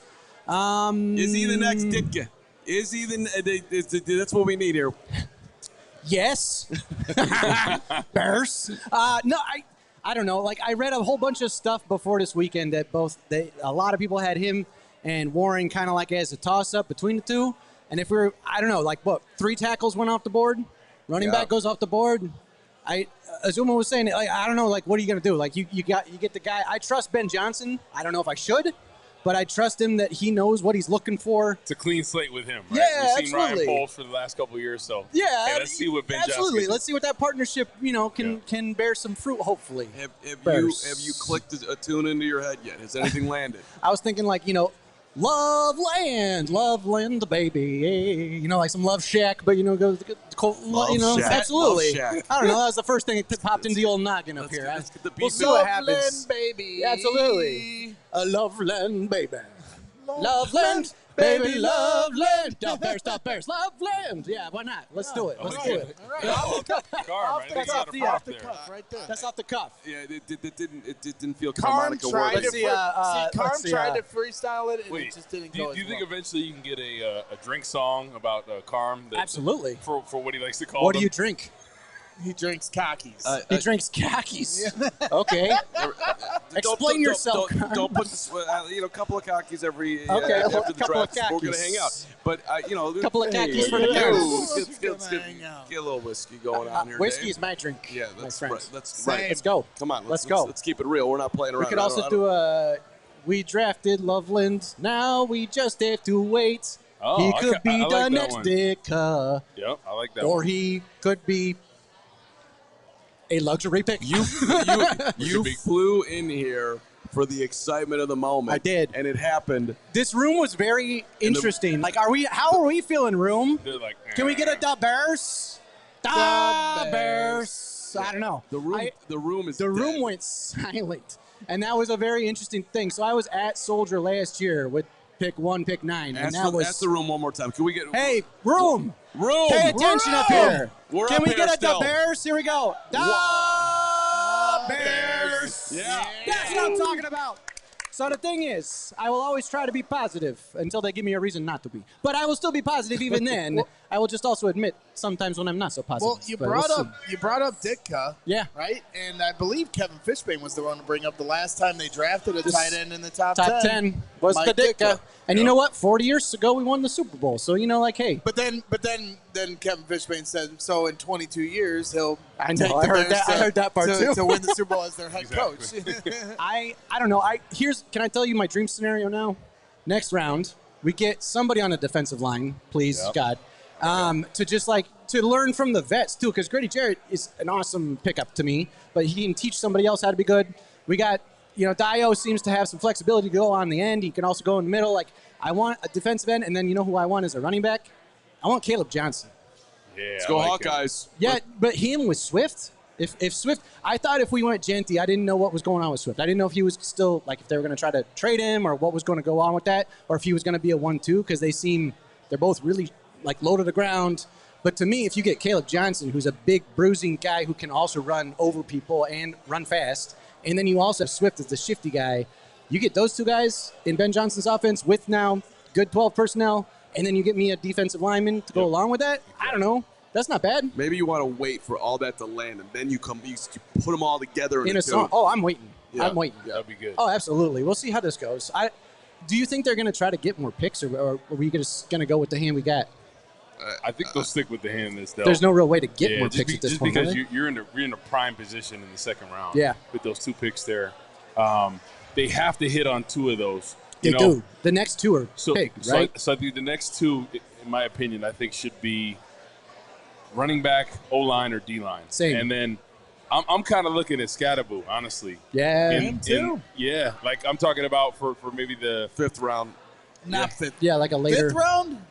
depending on how Cam he. Scatterboo ain't making it to the 5th round. I saw he was projected as what, 4th or something? I mean, I probably think 4th. there's so many guys that have like a vast opinion. I mean, you saw with Colston Loveland. You had one guy, Matt Waldman, that had him as tight end 1. Then you had Fran Duffy, ranked 47th on his board. Then you got, it's sometimes with these guys, Kelvin Banks. Some people said he's the best tackle in the draft, you included. And there's others like, he's not a tackle, he's a guard. Dan Brugler and other guys. So it has been interesting to see like the vast difference of opinion on certain players. And Cam Scatterboo falls under that category where there's some that have him in the 2nd round, and then there's some that have him going day 3. Yeah. To me, I think for what he did at Arizona State, for him to be a day 3 pick is downright disrespectful.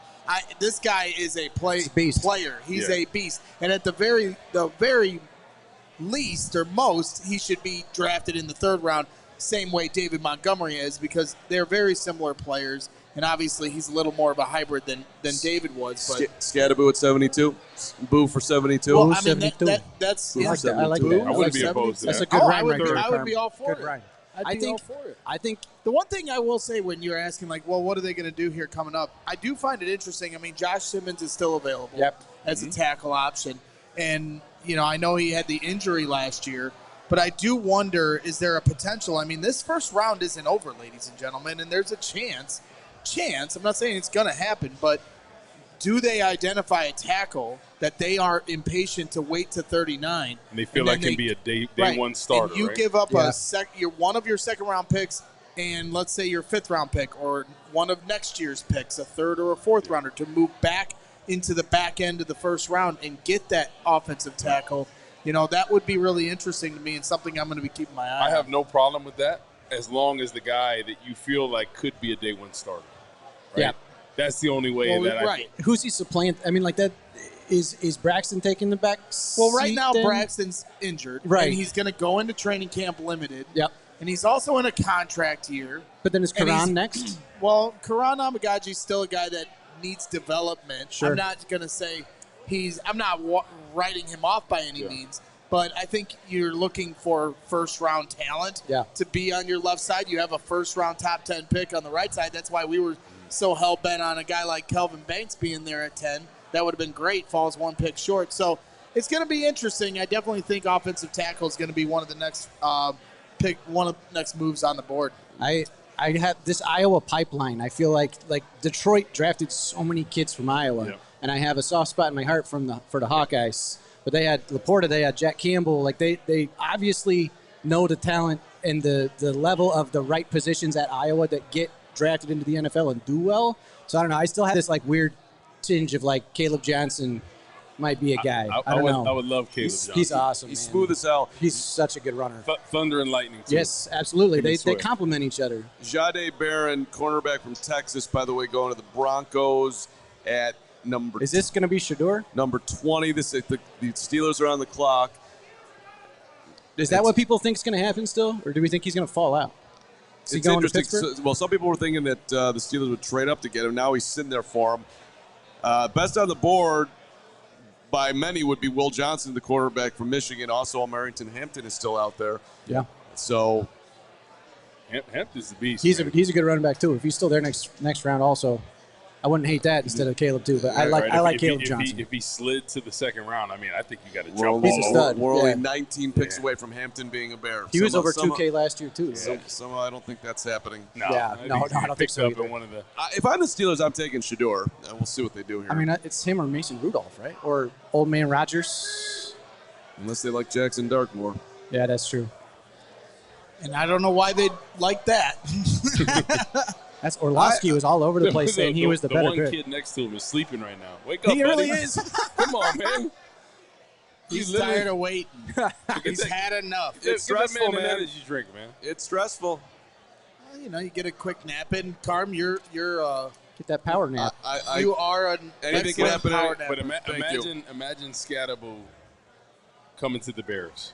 Yeah. He would be a fan favorite. He would, Oh, yeah. absolutely. Right? Yeah. Chicago, working class city, right? Yep, tough. Put the team on his back, tough, hard nosed He'd guy. be like Andres Nocione. He'd have every endorsement you can think of. Jonathan Jones is saying the Steelers are not selecting a quarterback. No word on Okay. exactly who they are picking, but they're not taking a QB. How'd you guys get the word faster? Well, Who's your inside? We got sources. Who's your Arm. source? He's got his man? glasses. He got these special He's glasses. been a guest on the show. He texts me before he puts it out on Twitter. It's amazing. I All really right. appreciate him for doing that. That's nice. Steelers pick is in. Derek Harmon. It's a Oregon. good guess. Yep. Is that official? Did I I miss believe that? so. Yeah, that's okay. Derek Harmon. D tackle. Interesting. Well, a lot of people thought that Harmon made a whole lot of sense for what the Bears will be looking for. Exactly. And he ends up going 21 to the So- Steelers. Question for you with our D line currently, because you got Dexter, Yep. you got now Grady Jarrett, you got Dio, and you got Sweat. I mean, is that good? It's not. You want depth, obviously, but Yeah. is that a good enough starting four to rotate around I think we need one more pass rusher on the edge. on the edge? I think that's the missing piece. And I wouldn't be opposed to them drafting a pure pass rusher, right? A situational guy. I know Austin Booker. Yeah. You know, they have high hopes for him. Hopefully he can take the next step from year one to year two. Yeah. But you can never have enough pass rushers. I Right. look at the Eagles last year, what they were able to do Yeah. in waves of pass rushers. The Giants in 07 and 11. Yep. I mean, waves of pass rushers. The greatest quarterback on the planet, Tom Brady, they made him look like a non-factor. Absolutely. Patrick Mahomes, Philly made him look like a non-factor. So defense wins championships, and especially in the trenches. Yep. It makes everything easier, especially in a defense like this, rushing cover. Yeah. So I'd love to see another pure pass rusher. Because Dio's not a true end, right? He's like he's a hybrid. He's a hybrid. I think he can play a little bit of both. Okay. He's a really good run defender. He's very raw in his pass rush. I think if he has the right coaching staff that can get the best out of him, I think he'd be a really, really great player because a lot of teams had offered him a lot of money, and I think he took a little bit less to come to the Bears. All right. Hey, Dave Swirsky, you are a legend. Oh, I appreciate already. you, Carm. Appreciate you. And we need you. Hey. So keep doing what you're Please. doing. And, I'm here to try to make this room bounce a little bit. You know, Yeah. I'm going to try it. I'm going to try it out. Give it I up for appreciate Dave. y'all. Give it up Hey, for Dave. Thank you, everybody who's been so kind to me tonight. Thank Wanted you. to say hi. I still got to sign that helmet for you, Shedeur. I got you. But yeah, thank you guys. This is awesome. I'll be around. You know how to find Yeah, me. we Great do, to meet you. and we appreciate all the effort being here. Thank you. And I guess Hogue will jump back in here. But first, Steven, figured we would say hello to our friends at good old Shady Rays, home of the premium glasses, baby. Shady Rays helps you get in the right frame of mind with their premium polarized shades that won't break the bank. Shady Rays, the independent sunglasses company, offering a world-class product rated 5 stars by over 300,000 people. Sunglasses are durable. The frames are perfect. The crystal clear optics making them the best choice for all outdoor activities. And by the way, if you don't love your shades, exchange them for a new pair, or you can return them worry-free within 30 days. No risk when you shop. Team always has your back with the personal and fast support. If shades ever go missing, don't sweat it. They've got the most insane protection plan in all of eyewear. Every pair is backed by their lost or broken replacement program. Who hasn't lost or broken their sunglasses in their time? That's why you want to be using Shady Rays. CHGO viewers, listeners, go to shadyrays.com. Save 35% off polarized sunglasses with the code CHGO. Over 300,000 people have rated Shady Rays 5 stars. Use that code CHGO today, shadyrays.com. That's right. Want to give a shout out to our friends over at Four Seasons. Nobody likes being hot, sweaty, sticky. Discuss how summer will be here before you know it. Is your home's air conditioning up for the challenge? Four Seasons Heating, Air Conditioning, Plumbing, and Electric has been serving Chicagoland for over 50 years. Now is the time to get your air conditioning checked out, and Four Seasons experts are ready to help you with AC installation, maintenance, and repair. 2024 was officially Chicago's hottest year on record. Heat index reached 114 degrees last summer at O'Hare.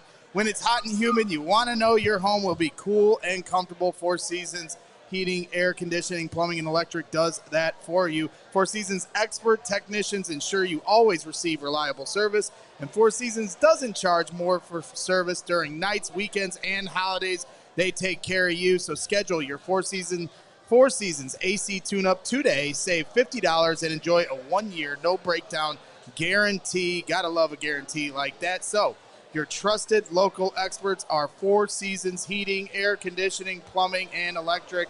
Visit fourseasonsheatingcooling.com for all their special offers and money-saving coupons. That's fourseasonsheatingcooling.com. Mark Carmen alongside Corey Wooten and Adam Hogue back on the stage here. We're about to announce our rate giveaway here, our friends at Rate.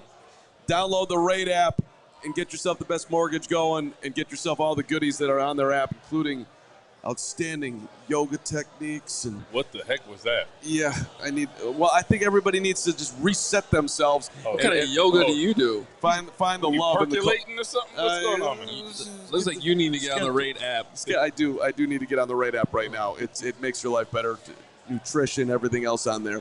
Hogue, you've been milling around the room. Anything happened in that time that you need to update us on before we pick a winner of our giveaway here? We're giving away 2 tickets to the Rate Suite for some baseball on the south side. No, I got Gary Ross's one-on-one podcast for 20 minutes. So it's one of the better podcasts going. Yep, we're up to speed there. I said hi to Crystals, got her thoughts. What about Ross? Are you aware of what's going on with this table over here, by the way? Yes, we are. We gave him a shout out. Yeah. We gave him a shout out. The big dogs over there. I added 5 more bottles of that. No, I'm just kidding. I did not. Yo, these guys are a good time over here, man. Y'all doing it right, man.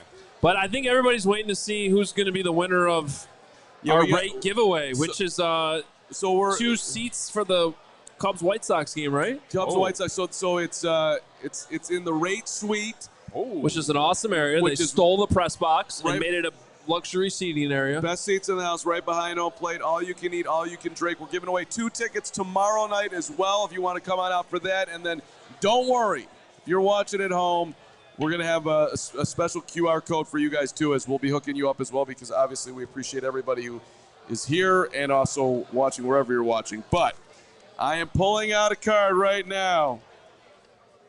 2 tickets to paradise to see the Cubs win another game on their way to the World Series and the White Sox turn their season around. Don't do that. Mike O'Keefe. Mike O'Keefe. Here? Where's Mike O'Keefe? Mike O'Keefe, you have 10 seconds to 2 minutes to claim your prize. Mike O'Keefe. Great Bears fan, great CHGO fan. Might have been at that table and is not hearing his name being called. All right. I think we're sticking with Mike O'Keefe. Mike O'Keefe's the winner? Okay, Mike O'Keefe's the winner. Okay, Mike O'Keefe's the winner. Leave that out there. All right. Lori Siak will make sure that Mike O'Keefe gets those tickets. That was as anticlimactic as the Bears draft pick tonight. Who do you like more, Mike O'Keefe or Colston Loveland? It's a close battle. Colston Loveland, O'Keefe. Hogue, make people feel better about this. It's your job. Braggs did a good job a second ago. Which camera am I looking at? That one? Okay. Left. Trying to double up duties here, if you know what I mean. Yeah. All right, here's what the Bears got in Colston Loveland, everybody. Let's sit back, Wood, and just listen to this. I let's believe. do think they got a dynamic receiving tight end who is going to get open, who should be able to be schemed open right away by Ben Johnson, who also has the ability to get open on his own against man-to-man coverage. I think he can stretch the field, catch a lot of passes up the seam. I would like to see his contested catch rate go up a little bit more. But he certainly has shown on film the ability to do that too on one-on-one footballs. It's interesting. I didn't view him as a dynamic blocker. Just the stats alone show that he is lined up more in the slot than he is in line, which is where I think we're kind of getting mixed reactions on or opinions on how he fits with Cole Kmet. I think on the stats alone on where he's lined up, it is a fit. Obviously, I don't think the Bears would have drafted him without making it, a world in which they can have 12 personnel with both of those guys on the field. I do think, though, that if he's living up to his draft spot at number 10, he's going to be eating into Cole Kmet's snaps and targets because they're not going to be in 12 personnel all the time. It'll probably still only be like 30% of the time, 35% of the time. I think that's kind of what it was last year for the Lions in Detroit, right around 35%. So I think he's got a ways to go as a blocker. I think he's got the potential to be okay there, though, and it is a fit. It is a good player. I think there's a high floor here. I think it's still just the position and maybe some of the other options that were available that have me still sort of scratching my head on it, but that's not a knock on Colston Loveland. I like him, and I think he's going to be pretty much an instant contributor in this offense. I think so, too. I think when you look at this pick, it's a little skewed just because of the season he had with Michigan and their situation offensively. I guarantee you if he had a quarterback like J.J. McCarthy this past year, we'd be talking about him as potentially being the number one tight end in this draft. So I think his situation at Michigan kind of skewed him to look not as good coming into the draft as maybe he would have if they had a great quarterback. Jake Riepma, who's been on the show a million times, he's our Lions guy and our Michigan guy. He's done work up there. He's just texting me now, take this for what you want, although I think he's a pretty balanced dude. I like Jake Riepma. Don't love the Loveland pick for you guys. Dude padded his stats at Michigan. I'm not convinced he loves football. If Ben Johnson and company wanted a tight end, why not go with Tyler Warren? Hey, listen. By the way, the last time I heard him make that noise was when I hit my approach shot into the water today on number 8. Yeah.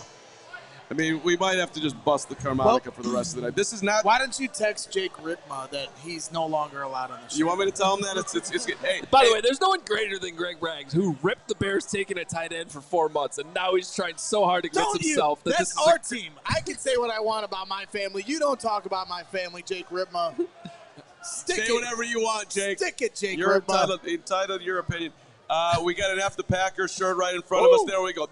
There we go. Winner of the night, right there, coming strong, having an evening. Hey. By the way, the Packers are on the clock, That's and apparently all of Green Bay got really mad when Derek Harmon got picked by the Steelers at 21. Wow. They all wanted Derek Harmon, so there's something to be happy about. Yeah, take that. They're all going to be mad about it at Cracker Barrel later tonight. There we go. Braggs. This guy eats at Texas Roadhouse 3 days a week. This guy's at every chain in the planet. Yo, I had the cheese fries, and I had the bloomin' onion. That's pretty good. That's the loudest the crowd has been all night. They going to do it for 6 minutes and 20 seconds while they're on the clock? That would be the impressive thing. That's what she said. There's one guy that I'm really curious about that I think is the best pure pass rusher in this draft. Mike Green from Marshall. Still out there. Right? If he comes, a lot of questions there, though. There is a lot of questions. But if he's available in the second round potentially for the best pass rusher, I think in this draft, I think you got to pull the trigger in the second round. Yeah. Kind of reminds me of a George Pickens situation. I feel like we're in the late night of a 25-point blowout at Soldier Field. By the way, right now. Marion Hampton went to the Chargers at 22. Okay. Yeah, we were just talking about that. I like that. Maybe it'd slip all the way to 39. To save the day, we'd get O'Marion Hampton at 39. I'm reporting that is not happening. You know they're going to give him his touches. Harbaugh likes to run that rock. With the graphic says it's not happening. So he is a Charger. That's a bummer. Sorry. Good job, Jim. Packers and then Vikings for those keeping score at home and reminding here. And by the way, we're back here tomorrow when the Bears really get this room going when they make some crushing, amazing pick at 39 and at 41, damn it. As Hogue crosses off. Well, I was just looking at, going back to the horizontal draft board to share with you guys. There's been 3 guys that I had in the second round that have been drafted already. So, what guys were those? What you just pointed at, not something I was looking at. Thank you. Derek Harmon was one of them. Okay. And by the way, I like Harmon, but there's a knee issue there that I thought he would drop farther than he did. Like cartilage? I'm not sure. I just was told that. And then but I had him at the top of the second round. Yeah. So we're at this point of the Jade Barron I also had early second round, and then Shamar Stewart. He's got all the talent in the world, but at some point when you don't produce, production has been the big question mark for him. So those are 3 guys that have already been picked that I did have in the second round. Guys who are still left from first round grades. Ariante Ursery, there's one of your tackles. Like Josh Connerly, still available. Couple safeties. We've talked about safety a lot. Potential need there. Malachi Starks, Nick Emenwari, Will Johnson, the cornerback is still there. Jahad Campbell, the linebacker. Matthew Golden, the wide receiver from Texas. And I'm going to give you a couple pass rushers who I like a lot that are still out there. Most people have second-round grades on, that I have first-round grades on. One is from Ohio State, JT Tuimoloau. I like him. Yeah. Really good player, former 5-star recruit who did have the production. And then Landon Jackson from Arkansas just has an amazing motor that he also Remember his produces. story when he was in high school, hitting the bags and everybody's making fun of him, becomes a meme? Yeah. Oh, absolute stud. 6'7", 270 pounds, can run like a gazelle, hands. That's a guy the Bears might have to take a look at as well. So the point is, there's still some good talent out here. And one of these guys is probably, I would bet when the Bears are picking at 39, one of these guys that we have first-round grades on will still be there. So if Mike Green's there, in your opinion, do you think he's the best natural pass rusher? Because like watching tape of all these guys, I think he's the best natural pass rusher, production-wise, second, third moves, active. Do you think he's a 4-3 hand in the ground defensive end, though? Because I have concerns about that in the scheme for what the Bears want and what Dennis Allen wants. So I look at it a lot of times, and I think sometimes when you look at I project him as mostly like a right defensive end because obviously Sweat is the left end. Mm-hmm. I predict him to be on the right side. I think a lot of it is getting off the football, playing with good leverage and pad level. And I think at the right end, you can have a guy that's maybe smaller. I look at Simeon Rice that played in that Tampa 2 scheme. Probably weighed 235 pounds at 6'5", 6'6". Was able to play the run, be productive in the pass rush. So, and I think Mike Green can do it all. So I think he could be that right end. And when you look at his tape as far as a pass rusher, I mean, especially against the really good teams. I know he played, in Marshall, but you look at some of the Virginia Tech game. I mean, dominated. So I think he's a guy that you have to take a look at if he falls to that second round. With a guy like that, though, how do you get comfortable that he's big enough to do it? You look at the pure speed. So I look at this, and the misconception is you don't have the size. They're not in the 2-gap. Okay. Penetration sets the edge. Sure. So that's how I look at that. If we were in a 3-4 scheme, I'd say, he's not a fit there. But you can play the edge being a little undersized just by penetrating. And he can do that. Well, exactly. So based on that, 6'3", 251. Do you think that Austin Booker can have a big leap in year 2? If he can, yeah, I think he can. But I think it's a gamble. You're wondering if he's going to take that next step.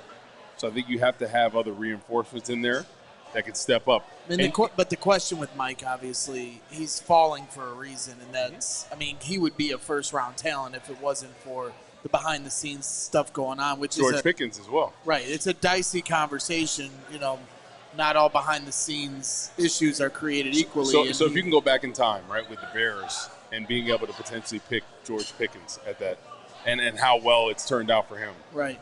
Is it kind of worth that gamble in the second round? Well, First round, you're talking about. I know he had the character concerns, but I don't remember if there was any legality concerns. Yeah. And that's a big difference when it comes to Mike Green, and obviously a lot of teams are red flagging that. And so, you don't know how that stuff's going to go, but at the same time, his talent is undisputed. Yep. It's just a matter of what teams know about what's going on behind the scenes. What do you got, Hope? Well, the Packers get knocked for not taking wide receivers, not taking weapons. Oh, wow. Luther. The Packers have drafted Texas wide receiver Matthew Golden. Wow. First round wide receiver the Packers have picked since back in 2004. They never did it when Aaron Rodgers was there. Yep. Aaron Rodgers right now is throwing a fit. That's a good troll for Aaron. Good troll. Right now. Good troll. Who did they take in 2004? I'm looking it up right now. I thought that was just listed in the tweet. I don't think it was. Oh. Unless I'm really getting old and yeah, no, it's not. Oh, sorry. That's my bad. See, you stole my momentum, Hogue. It's all right. What do you think of Golden? I like Golden. I like him too. I had a first-round grade on him. Gets open, productive, really came on strong. Really, it was an interesting year because at the beginning of the year, Isaiah Bond was sort of the go-to. And I like Isaiah Bond. Now, he's got some issues, too, off the field now that need to be addressed, and that's part of the reason why I dropped him down in the third round. But Isaiah Bond, who came over from Alabama, was really supposed to be like the go-to guy in that offense. He sort of fell back. I think he was dealing with an injury, too. And Matthew Golden really came out and started taking over as the main weapon in a really good offense. Exactly. Great route runner.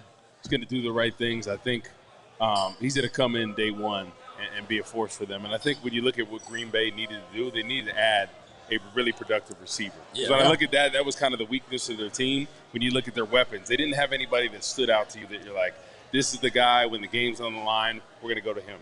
Yeah, I agree. I mean, it's well past due. I'm sure Aaron Rodgers is somewhere cursing to the sky because this is what he asked for. He's sitting in the years. dark room, I think, somewhere, right? Yeah. Cursing. Yeah. Green Bay did not take a wide receiver in the first round in 2004, so that's an erroneous stat by. Yeah. You can call him out? I'm calling out Albert Brewer, yeah. But you read it. Doesn't know anything that he's doing. Erroneous. It's completely erroneous. 5'11", 191, so smaller receiver. But he's gonna be a problem. And we even saw in Week 18, right, when Christian Watson was the unbelievably bad decision, tried to play him, and then he got hurt. And he's still hurt. He's always been sort of hurt. So definitely an understandable decision by the Green Bay Packers to draft a wide receiver. It'll be interesting to see the reaction with this in Green Bay.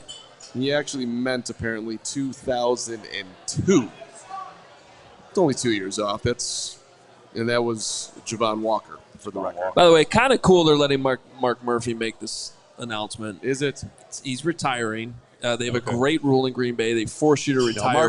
When you turn 70, they force you to retire. He was the athletic director at Northwestern when I first got there. Yep. Mm-hmm. Now what do you think, Carm? I was being unfairly trolling to Green Bay. I think it's lovely. I think they're doing great work up there. I was very nice to Lambeau Field yesterday, and I think Matthew Golden's a good pick for the Packers. Boo. But Green Bay sucks. Way to save yourself. What do you think about that suit, Woot? That suit? That's a little too much for me.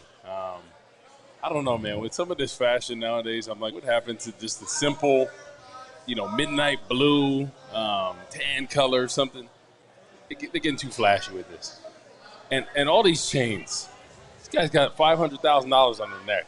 He got a house on their neck. You know how many houses in St. Louis I can buy with that? Carm, you were in Missouri, right? How many rental properties could we buy with $500,000? Exactly right. What is my guy? I mean, the guy was in the NFL. What were you? You were living in a rental apartment in Uptown for like $800 or something. $1,000. Yeah. That's my guy. He knows what he's doing. That's my guy. Now he's running a successful golf business. Dealer car, $800 apartment. Exactly. Ate at the facility all day long. Exactly. Probably bought the Gatorade back home with you. I did. Yeah, and the Pedialyte. Yeah, and the They took the Pedialyte. label off because we were sponsored by Might have even taken a couple toilet paper rolls every now and then. Never know. Yeah. You do that from CHGO. Never. Different. He's an NFL player. I don't have that leverage. I can't be stealing out toilet paper. They'll kick me out the door. I'm the director of garbage. Believe me. You are a very good director of garbage. So we appreciate the you. pick is in for the Minnesota Vikings, and then I would say after the pick, then we need to find out once and for all who Pizzatola is. Ooh, I like that. Is Pizzatola here? Did anybody check in? Sarah, did you check in Pizzatola? Pizzatola.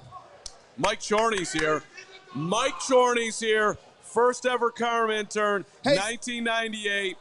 Great sportsman. What if he's Pizzatola? So obviously I was talking to him earlier, Carm, and I brought up the fact that he's got some Matt Eberflus. He does. Everybody turn and look.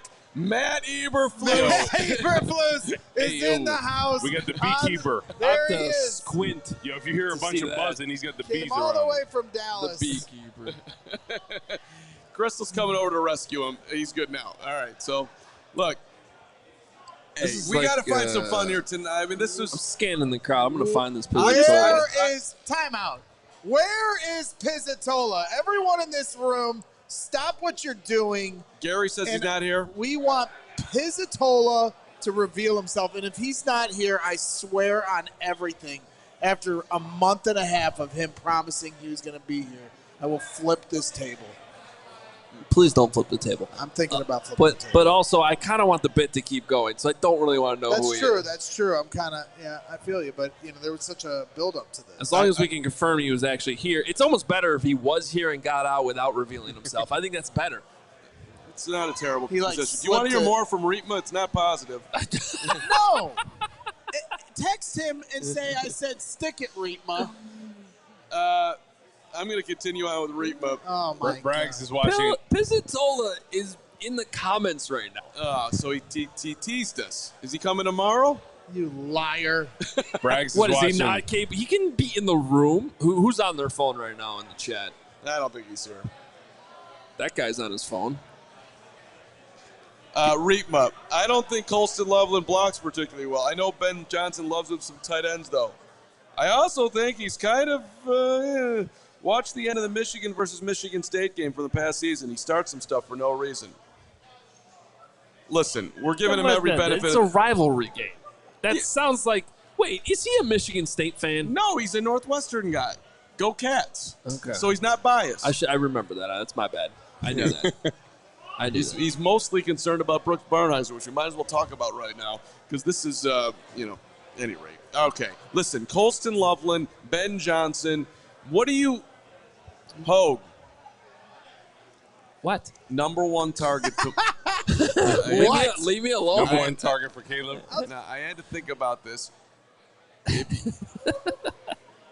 Do you think that it is? Let me ask it this way: do you think it is an absolute lock that the Bears draft a running back at either 39 or 41, or do you think they might kick the can down the road? No, it's not a lock because there's a lot down like horizontal draft board. Look how many guys I know the screen can't see this. I got Caleb Johnson and Travion Henderson here. Yep.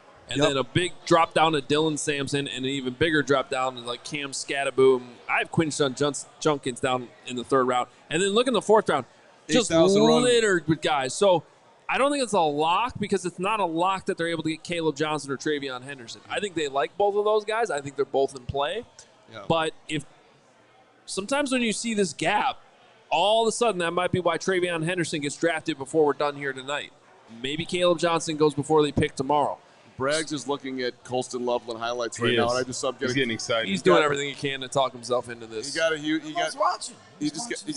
catch. He's going to come on. I love the pick. This is the best. He's allowed to do that, by the way. I'm allowed to watch Colston Loveland highlights while you guys are talking. What are you seeing? Number one thing, like you just saw on that catch there, he high points the football. He catches with his hands. He's not a body catcher. Whoa. So that was a reach. What was reach? Oh, the trade. No, the Vikings took Donovan Jackson from Ohio State. Oh. Okay. Taking Donovan Jackson over Josh Simmons.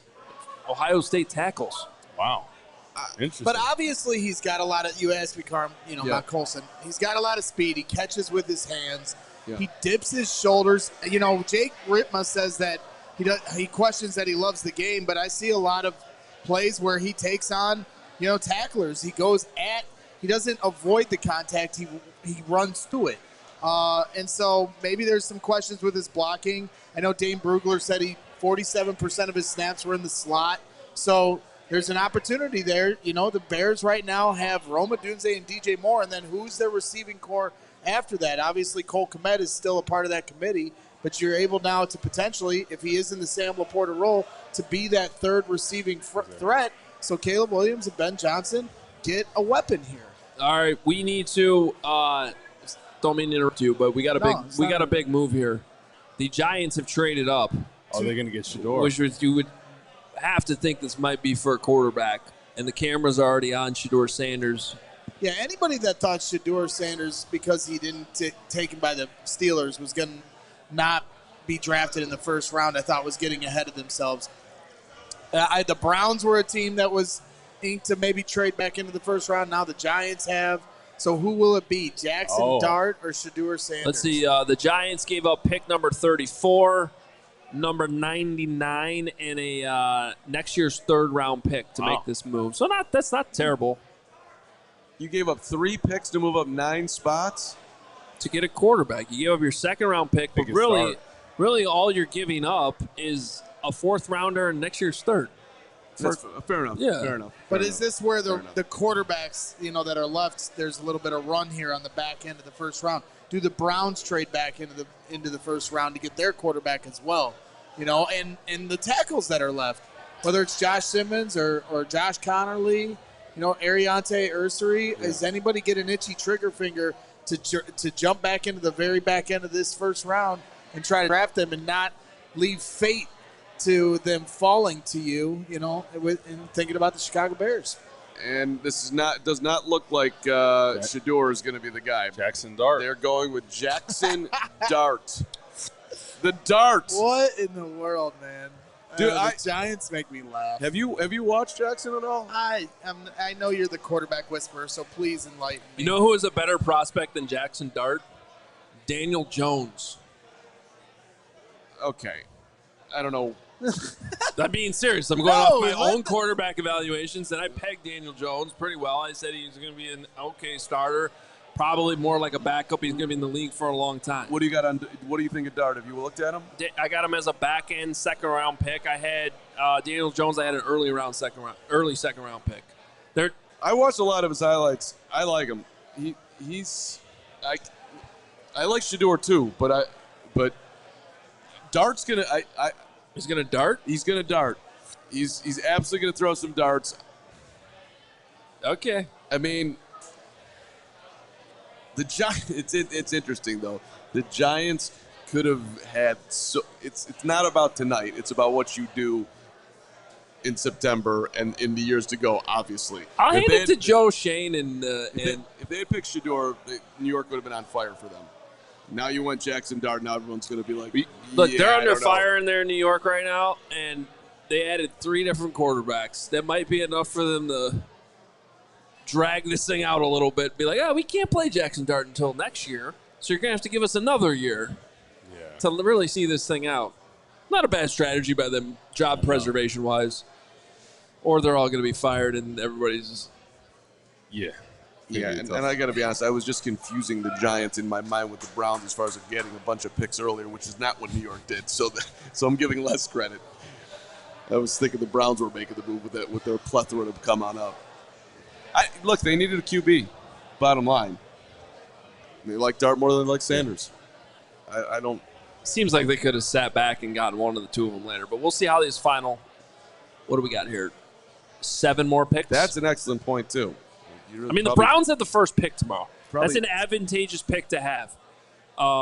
You get to sit there all night. You can take trade calls. You can get back in the film, just double-check, cross-check things.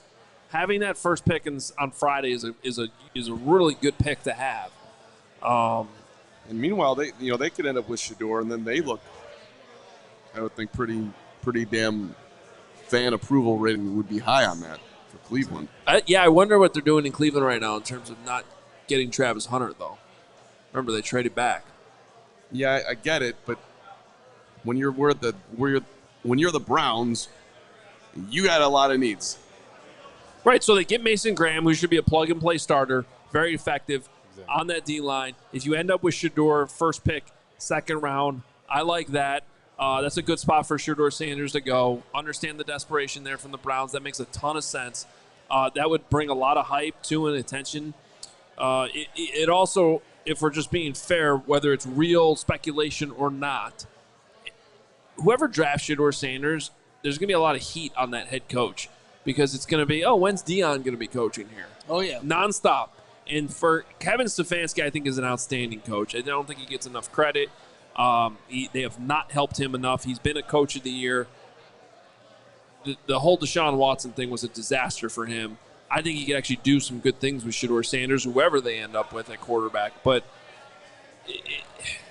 it's also going to create a more unfair situation for Kevin Stefanski if they were to draft Shedeur Sanders because that speculation is going to be there immediately. Well, and even beyond the Dion speculation, just the circus. I mean, you saw it at the Combine in Colorado. I mean, he creates a media hysteria that you now have to. But I'm glad you brought that up because I wanted to address this tonight because we saw this with our own eyes. And this is, for all the crap that Shedeur Sanders gets, I've never seen a guest, when they get done with an interview with our friends over at DMVR and our Buff Show, stands up, and he's got a posse around him. Sure, he's got his whole crew. There's a film crew. There's a lot that comes with Shedeur Sanders. That's all true. He stood up, and he shook every single person's hand that helped out with the interview, including the producers. Like, went out of his way to do all that. So I think people paint him a certain way. Yeah. Because of his status and his dad and everything. To me, he seems like a pleasant, well-raised young man. 100%. I think he's just confident in his ability. And yeah. Why wouldn't you want somebody that's confident? If I'm drafting somebody at all in the draft, I want them to have confidence. Yeah. He'd be like, I don't know. I think I'm okay compared to the other guys. No, I'm the best guy. Gotta have that mentality. Atlanta traded in with the Rams, so Atlanta's on the clock here. Falcons on the clock at 26. Ooh. That's interesting. That's a pretty big move up, right? Falcons traded 46, 242, and a first rounder in 20. I was going to say, that's a big move up. Wow. You got to give up a lot to move that far. 46. You moved up 20 spots. 242. I mean, a good mid-round second pick, whatever that is, seventh rounder, sixth rounder, whatever 242 is. It's a seventh rounder, and then a first rounder in 2026. Unbelievable for the Rams pick at 26 and 101. A first round pick. That's crazy. After we heard that there was 70 cents on the dollar for a trade back, and they get a first round pick for the 26th pick in the NFL draft, that's insane to me. I'm trying to think who this might be for. I mean, that's the thing. Like, what did they? They're not. It's certainly not for a quarterback. Do they love Will Johnson, who has fallen? Who's got a bad knee? All of a sudden, that Adam Schefter's reporting. That's why he's falling. Jahad Campbell's still available.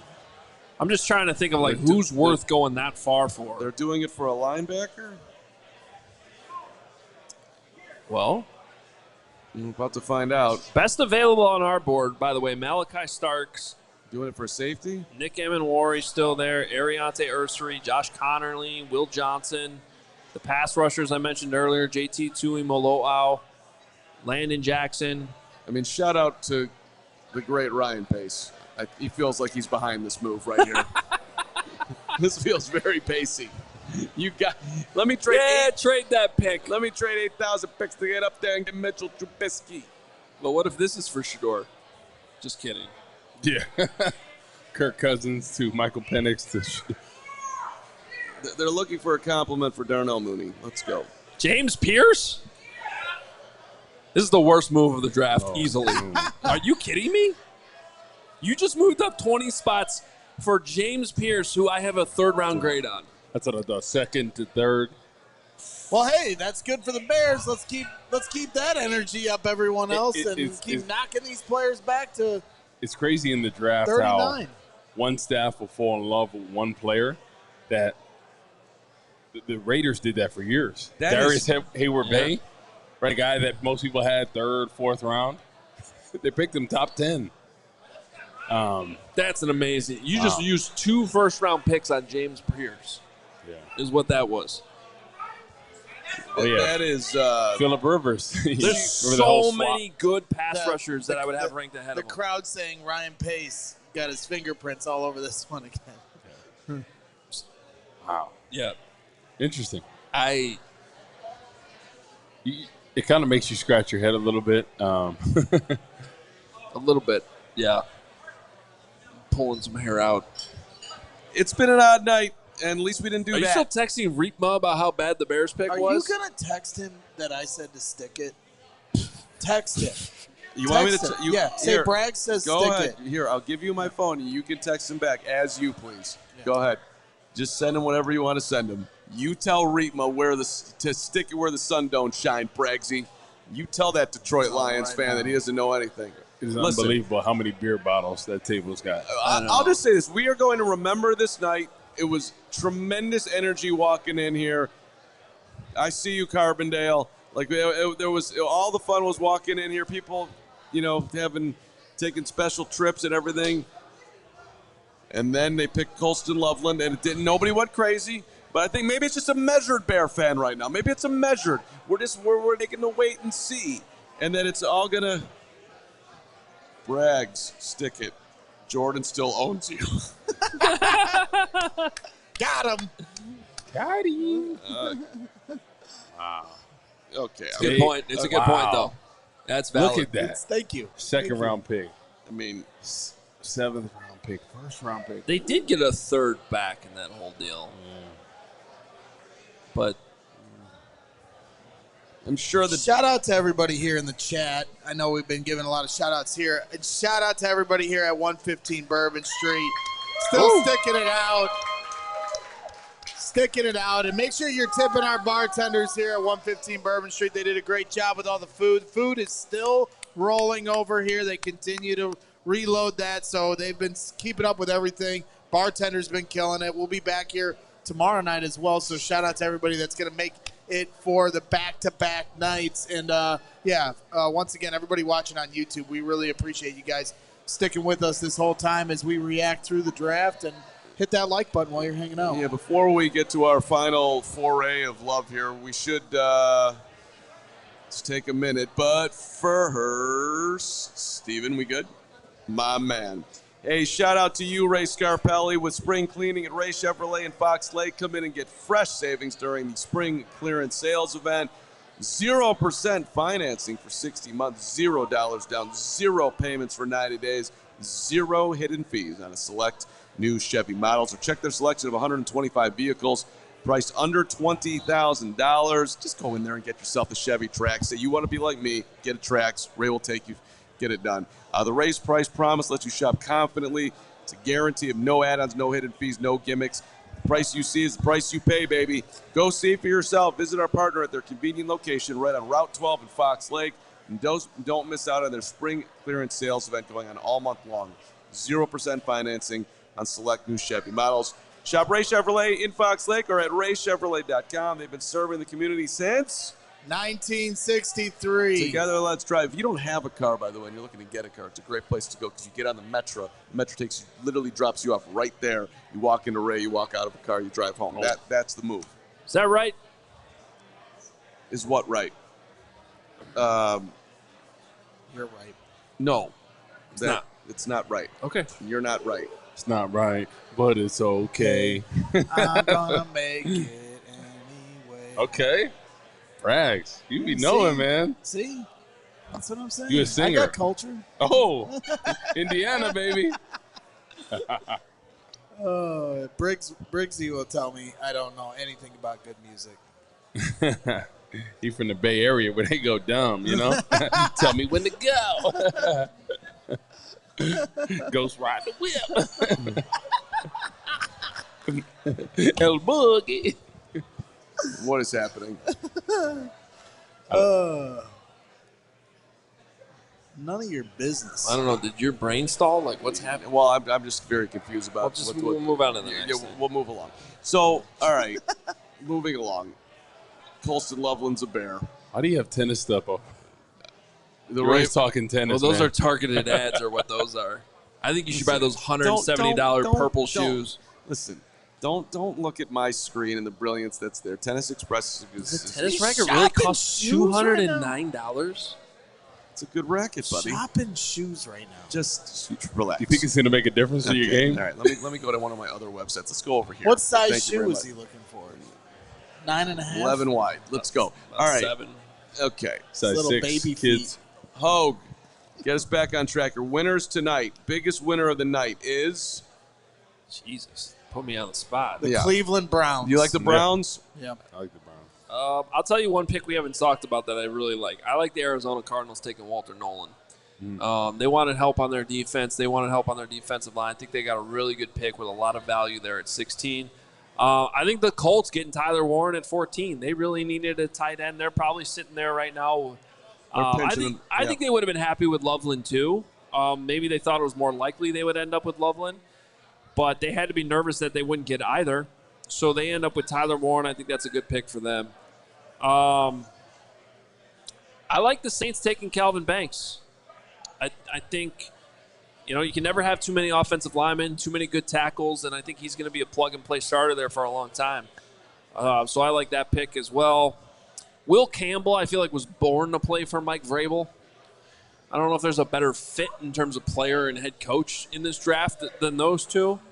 Although that being said, as much as we haven't had a ton of excitement about Colston Loveland in this room, I think in terms of player-coach fit, Colston Loveland and Ben Johnson are a good pair. Yep. I think that there's a lot that he's going to be able to do with him, especially if he thinks he's Sam Laporta. I like Tampa Bay getting Ibuka. Okay. Wide receiver. Okay. Add to the arsenal. Matthew Golden to Green Bay. I think that's a great pick for them. Yeah. Giving Jordan Love a legitimate number 1 option. Yeah. Gray Zabel to the Seahawks, too. We haven't talked about that one at 18. Gray Zabel's going to be a really good player. Can play center, can play guard. I'd probably try him out at center. Mm-hmm. And, I don't love the quarterback picks. I feel like Jackson Jarrett was a reach there, especially in a trade-up situation for the Giants. I would have taken Shedeur Sanders. I don't really love either of them that high, though. And then the big loser to me is what the Falcons just did. Coming up all the way up, 20 picks, giving up a future first-round pick. It's like they were at for, the bar. For a guy you could have gotten in the second round, right? If probably. You went early. Well, you talk about good fits. Who the Ravens are about to pick here is a really good fit. It got updated here in our awesome. Who is it? Which Hall of Famer fell to them for the 18th year in a row? Malachi Starks. Yeah, they always do this. Talk about a good Kyle fit. Hamilton, who was the lineman a couple years ago, fell. They grabbed him. They always do this. See, that's the thing, and it's my public service announcement for the Bears, who didn't do anything crazy tonight as far as sticking and picking. But you want to make deals with organizations that don't know what they're doing. And that's why you want to be calling up the Falcons as often as possible and see what you can find. You want to trade up? You got to stay in the game and just poke around. I'm wondering how much they poked around tonight. The Rams do know what they're doing. So they're like, we'll move back into that second round that has a billion starters that probably aren't going to the Hall of Fame, but there's like a ton of them.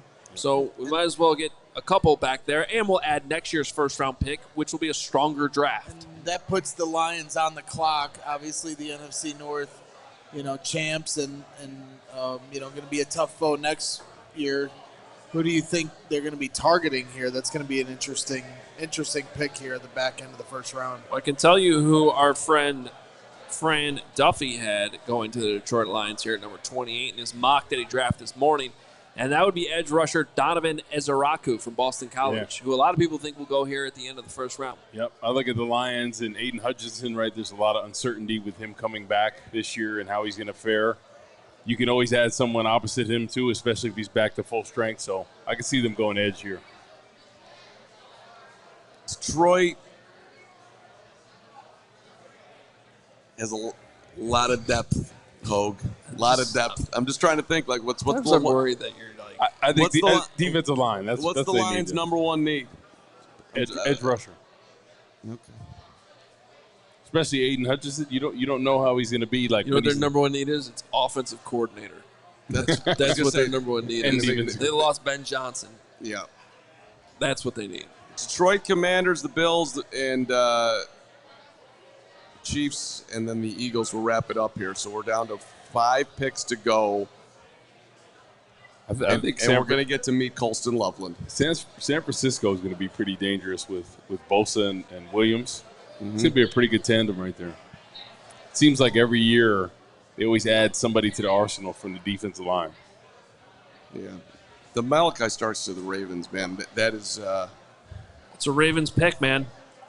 That guy's going to be in a Pro Bowler. He's going to play in many Pro Bowls. Thank you very much. They're always picking in the mid to late 20s because they're always good. They always just take the player that falls, add another starter. Whether they need that player or not, they take them. And it's just it's a really good place to be when you're in that spot. They're always patient. Yep, always call up in the middle of the year and pick off a great linebacker. I do want to shout out my guy Kenneth Grant, pride of Maryville, Indiana. That is your guy. My mom taught in the Maryville school districts for 40 years, and Kenneth Grant, great player to come out of the region, goes 13 to the Dolphins. You know, when we talked to him at the Combine, there were some that thought he was a second-round pick. He finds his way all the way up to number 13 in the draft, going down to Miami. A lot of heat down there, a little different than being in the Midwest, but he's a force, and I'm happy for him and his family. I know they're celebrating hard back where I live. Two Michigan D tackles in the first top 15 picks. Pretty impressive right there. Yeah, I wonder why they won a national championship. And you wonder why they beat Ohio State. Yeah, exactly. Those two guys exactly. were a big reason for that. Yeah, and Colston Loveland. Yeah, 3 first-rounders. They might have a 4th, depending on what's going on with Will Johnson's knee. He could still go here. The moral of the story and is J.J. McCarthy last year, you know? Moral of the story is they just need a quarterback at Michigan. Right. They're recruiting a lot of other talent. They just need a quarterback. Yep. And they paid that one guy. What did they pay him? Like $7 million? Yeah. Yeah. I think like 11. Ooh. Something like that. Something crazy. Maybe Notre Dame could pay a quarterback one of these days. What did Northwestern pay you, Woot? They wouldn't even give me a free lemonade. I remember, true story, I'm at Lou Malnati's in Evanston. And, we're there, and the waitress kind of knows who we are. We're playing for. She's like, "Oh, big fans, you guys." It's like, "Here, we're going to give some lemonade on the house." There's actually our compliance director. Oh, yeah, it's like, no. Yeah, she's like, "Nah, you guys can't take that." And I'm like, "Oh." She's like, "No, it's fine, it's fine." It's like, no, they can't take that. Couldn't even get free lemonade at the time. Yeah. Now guys are getting broke off with millions of dollars, man. I would have ran out of the building at that point and say, "All right, cats, I love you, but not doing it." In fairness, though, look at the integrity of Woot. Yeah, but no, in fairness, those were literally the rules of the NCAA. Like now some universities would skirt those rules, but I'll tell you what, those weren't the rules they would skirt. No. They would comply with the lemonade. Yes. But it was the cars, and the bag of cash. Yeah, the stuff that they were a little bit bigger that they would go to more. Your parents' mortgage. Yeah, that is. And these guys over here, they're not drinking lemon. What's the count over here, boys? How many we at? 42 bottles of beer on the table. We need 50 by the end of. We got some more picks. We need 50. Can you guys do it? Between 5 Can you guys do it? 5-0. That's what you're at right now. 50. No, are you going for 50? 42. They're going for 50. 8 more. So we are rooting you guys on. That's like 8.5 beers a person. Well, there's 5 people there, so that would be 10 people. 10. Get yourself a they're good Uber. They're at 40. Okay, but they're at 42 right now. Well, I was doing the live count. I didn't understand what you meant. Indiana education, baby. So the Lions, by the way, going Tyleik Williams, Ohio State defensive tackle. Michigan fans are going to have to get over that one. Yeah, he was the best DT left on my board, at least. Second round, but right? I had a second round grade on him, though, but he was the next best defensive tackle available. considered a very good run stopper, and has a little bit of work as far as getting to the quarterback. Really quick twitch, though. Plays the run well, gets in the backfield. Very raw. So I think if they can get the best out of him in Detroit, the past couple of years have done a good job of developing. I guess we'll see how the coordinator situation plays out and how this defense will fare. I know Aiden Hutchinson's coming back from that injury. I was kind of thinking they were going to go edge here.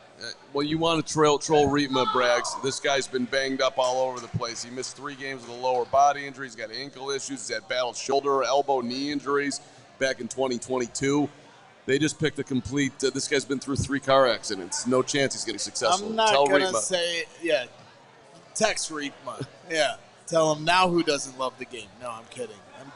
I'm sure it'll be great. But the way this is shaking out, there's going to be a lot of great options. I was just doing the math here, right? We're 10 picks away from the Bears' next pick tomorrow, okay? How many good players do you like there, Hogue? We got at least 28? Well, let's just count how many first-rounders I still have left. There's 1, 2, 3, 4, 5, 6, 7, 8 first-rounders. And then you can add Caleb Johnson and Travion Henderson right after that, which I think are 2 guys the Bears fans would love to see get drafted. There's 10 players right there. If the Bears don't move, this is shaping out in a way that I'm going to be happy with the second-round pick one way or the other. Exactly. The way this is looking. I think both picks, they'll have great options where they can address some of those major needs. I mean, these guys are all starters to me. Even if you were like, oh, they end up with Nick Emawari, a safety, maybe not the sexiest pick, but I think that dude's a starter. Jahad Campbell, not necessarily a huge position of need for the Bears, but that dude should be a starter. Well, I mean, this is where, we were hearing, picks from picks 10 to picks, 60. There really isn't that much of a disparity.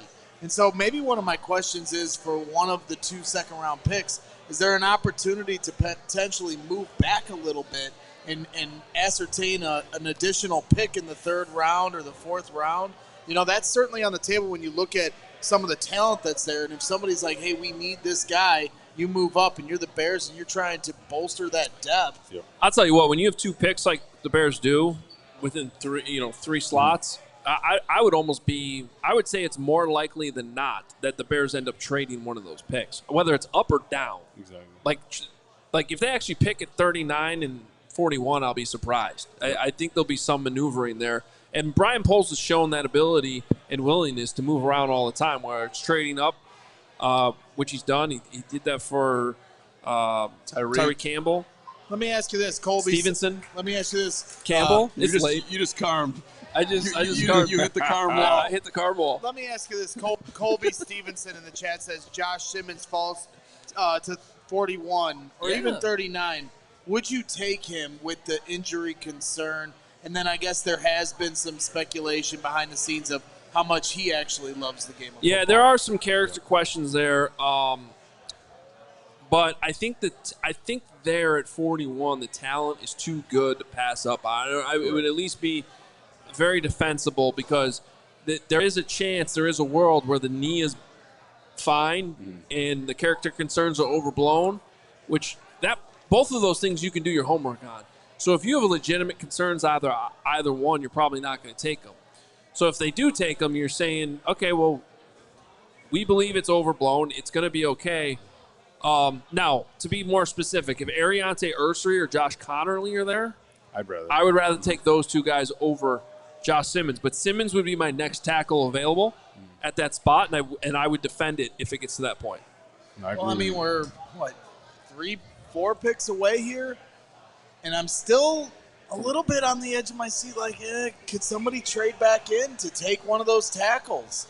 You know what? I wouldn't be opposed to it. Out of the teams that start the second round, which ones are – because we can't have what just happened in the first round where Kelvin Banks goes 1 pick before and there's a run on 3 offensive tackles right before the Bears pick.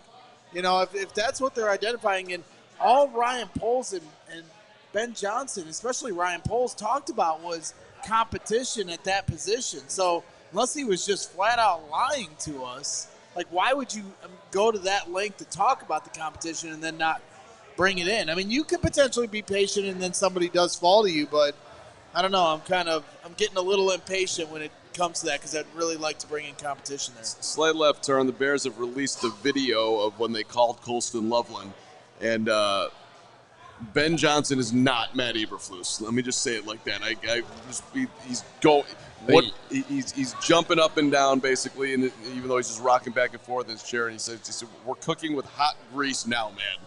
He's calling Colston Loveland hot grease. You know, my wife got me a Blackstone for my birthday, and I've been cooking with hot grease quite frequently. How's it been going? That's been dangerous.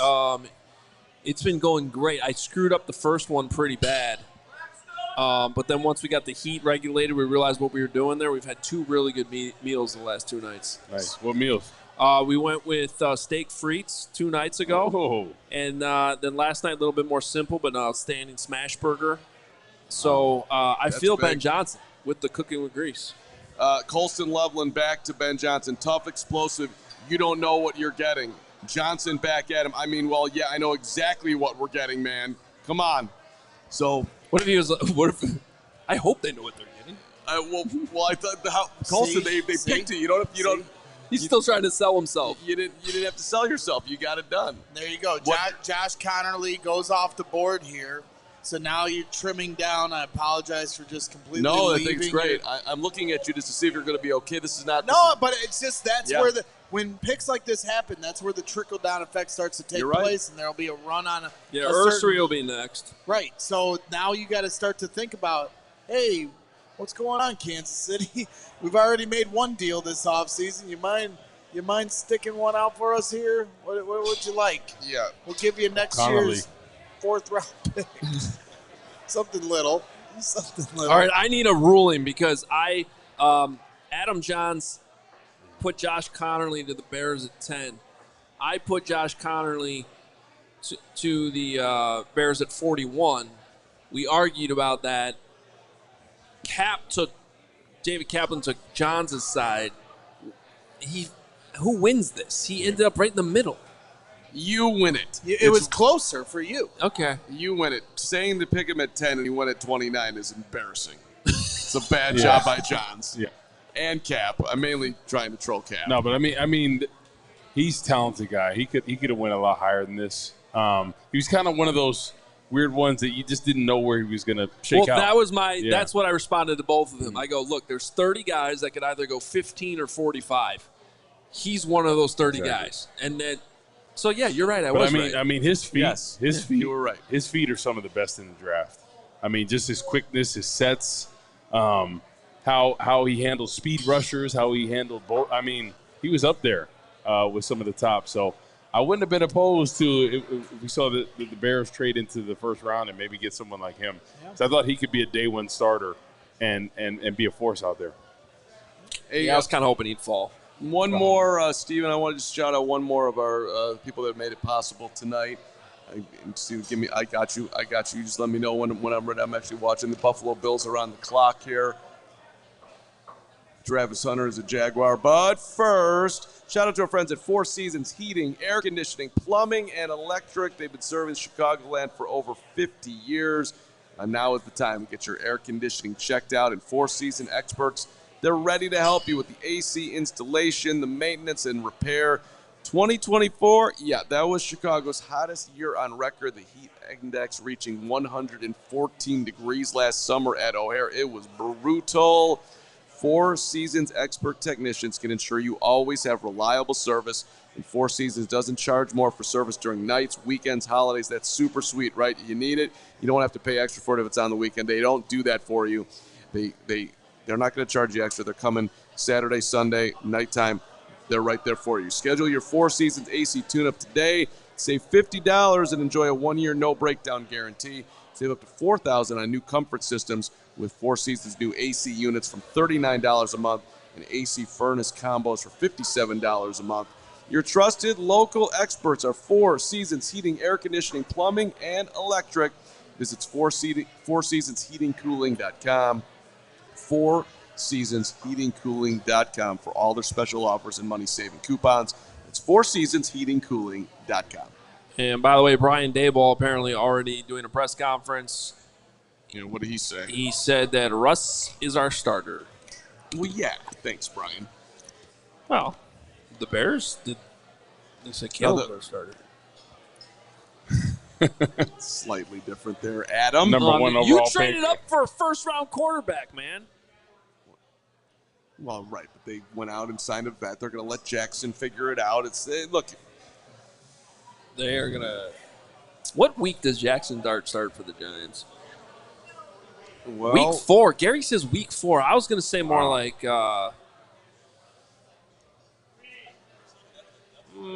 7. This is the part of the draft, by the way, where you don't want the Bills and the Chiefs and the Eagles to add to their riches. You know what the NFL also announced during the draft? What? May 14th is the schedule release. Is that what you're going to say? Yeah. Mm-hmm. Yeah. We haven't. That was like the scene in Big Daddy. You're not proposing, are you? Just jumped right in. How many days is it till May 14th? But they don't do that. Usually they're like, they drag it out and then they like tell us the day before. Because usually it takes them all the way until May 12th to figure out the configuration of the schedule. And normally they wait until after the draft because they want to develop certain storylines, right? Like normally they want to see how the rosters look to, kind of figure out how they want to lay the whole thing out. 21 days, you'll know the schedule, Gregory. I'm excited. Start to plan all the tailgates. So I guess just because Can't they wait. announced they have a deadline doesn't mean they've finalized the schedule The itself. king of the tailgates, Gregory Braggs. We're getting the T sign from Gary, which apparently means trade. Trade? The Chiefs trade? Chiefs trade? Oh. Eagles and Chiefs. All right. Flipping 32 and 31? They're flipping. Little flipperoo? Chiefs are going to get an offensive lineman right here. They got to. Bears 25 report on Twitter is writing at me and you, Greg, asking, what does this mean for Durham Smythe's future at Hallis Hall? That's funny. You get a mention on the show for that tweet. That's great. It's not good. It's not good for Durham. It's not good for Durham. No. Well, it's 3 fine. tight end sets. It's fine for Durham. He was always going to be the third guy.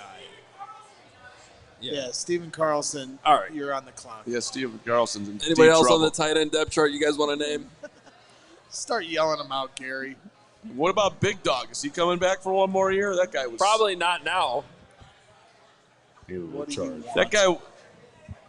Are you getting phone calls? No, he's not getting phone calls. He needs a charge. Oh, okay. Running low. Easy there, guy. No, I thought that we said, "What do you want?" I thought the phone was ringing. Why don't you stick to your screen there? You're tough guy? right. You're right. Well, It doesn't plug in. You don't have a USB? Maxwell Harrison to the Bills. You don't have a USB? No, sir.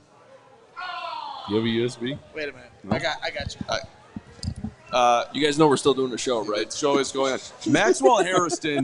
Maxwell Harrison was one of my favorite people yesterday. I fell in love with him amongst others. You had a great day at Lambeau yesterday, I got to say. Yeah. We were highly entertained by your interviews. Yeah, it was. And all of your rumors ended up being wrong. Every one of your rumors. Not even close to true. Well, you were also making them up. Of course. And everybody knew I was, so that was the beauty of it. It was a good bit. Will Campbell, I hear you're going to be a Bear. What do you think? This guy, by the way, Maxwell Harrison, is straight entertainment. Yeah, he was fun. My comment was, I hear that the people are saying that you have the most energy of anybody in this draft. I think he believes me on that one. But he's super energetic dude. Would you want to play for the Buffalo Bills, Corey Wooten? Seems like a good, fun organization to be a part of, but you're in Buffalo. It is. It's kind of like when people were talking about getting drafted to Green Bay. It's like, man, there ain't nothing to do there. But they love you when you're there, man. Yeah. That's all there is. But, I mean, Bears fans love you. And you're in a great city. Yeah. Oh, So- I'm not saying I'd rather be in Chicago, no question. I'm just trying to put myself in Maxwell Harrison's mind right now. I got drafted to Buffalo. Oh, the Ralph? I mean, that place is rocking. And they got a new stadium coming. Yes. 1 year away. You get unlimited buffalo wings, but listen, off season you could be wherever. Money goes farther in Buffalo, Correct. right, Woot? I mean, you focus on your game, getting it better. Off season you worry about all other stuff. Right. And you're beloved. Exactly. Some of the people that go down to Miami, right, they get in trouble. Yeah. College environment, the Bills. I like Maxwell Harrison. Dude's super, super fast. Look at that. Look what he's doing. Wow. That was that break on jump that that ball. route, baby. Jump that route. I've never heard you make that noise. Do that one more time. Do we need a corner? You think they'll draft a corner? I wouldn't mind another corner in the mix. The Bears? Yes. What a safety. Will Johnson's still available. Now Nick Amawari would be a great safety. That's it. We officially with Will Johnson. That is a precipitous fall. The Eagles moving up a pick here is interesting. So, 2 minor miracles have occurred tonight. Number one, I haven't had a drink all night. Congratulations. I'm proud of you. I did it. Shocking. Because I Number thought look at Jenny. She's so proud of you, Greg. I did it. Didn't have one drink, but I'm about to. I was going to say.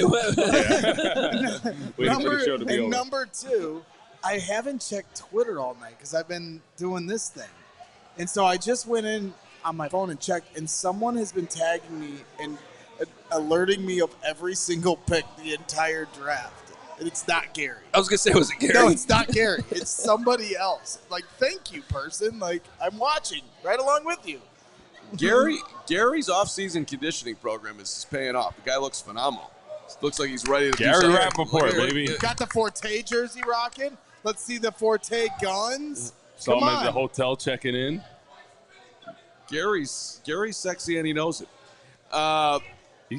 He's got a sponsorship with Skechers, man. You see those on the street? Let's see the Skechers. He's rocking the baby. Him, Joe Montana. That's a big Tony time. Romo. That's a big time move. We got a lot of sexy people in here tonight. They're all over the place. Shout out to the diehards who are still here. Yes. Shout out to the diehards. We made it. Yeah. We have made it to the end. Let's go, Huss. Let's go. Huss. Let's go, Huss. He brought us lots of gifts tonight. Huss. Flying lots of miles to get here. Huss. He's got his Shador jersey on, too. Yeah, well, he's also still available to be drafted. Carm, why did you decide to with the button up? You know, like everybody's kind of going CHGO. I wanted to shake it up on you. Banana Republic That's a over CHGO shirt underneath, I bet. It is. We got, whoa. Undressed, yeah. Easy there. He's undressing now. Is that Banana Republic? This is for Pizzatola. Pizzatola, show yourself, or is taking his shirt off. That's right. Chicago versus everybody. Damn Jake Ripma. Yeah, take that. Did he ever respond to my text? Did Jake ever respond to my text? I think he deleted Carm's number. Yeah, no, he did, and he said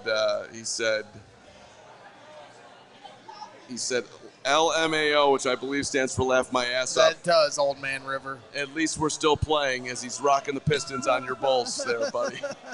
Take that, Brags. I get very confused over which teams Jake's rooting for because he works in Dallas. He's from Detroit. He went to Northwestern. It's more confusing than Braggs' teams. I can't keep. You know what? I don't want to hear it, Mr. Northwestern and Wisconsin and everything else in between. Oh, he's been waiting to drop this one on you. Yeah, okay. He's thought about this so late you at night. named the Chicago team. You named the Chicago team, and then you named my alma mater.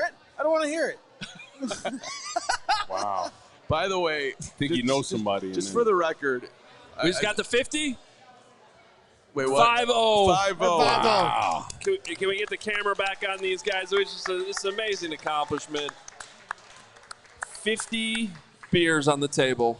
Yeah, people 50 bottles of beer. It's called getting your money's worth. You take them down, pass them around. 50 bottles on that table over there. Colston Loveland is a bear. Colston Loveland's a bear. You guys should be singing this over there. Drink the beer.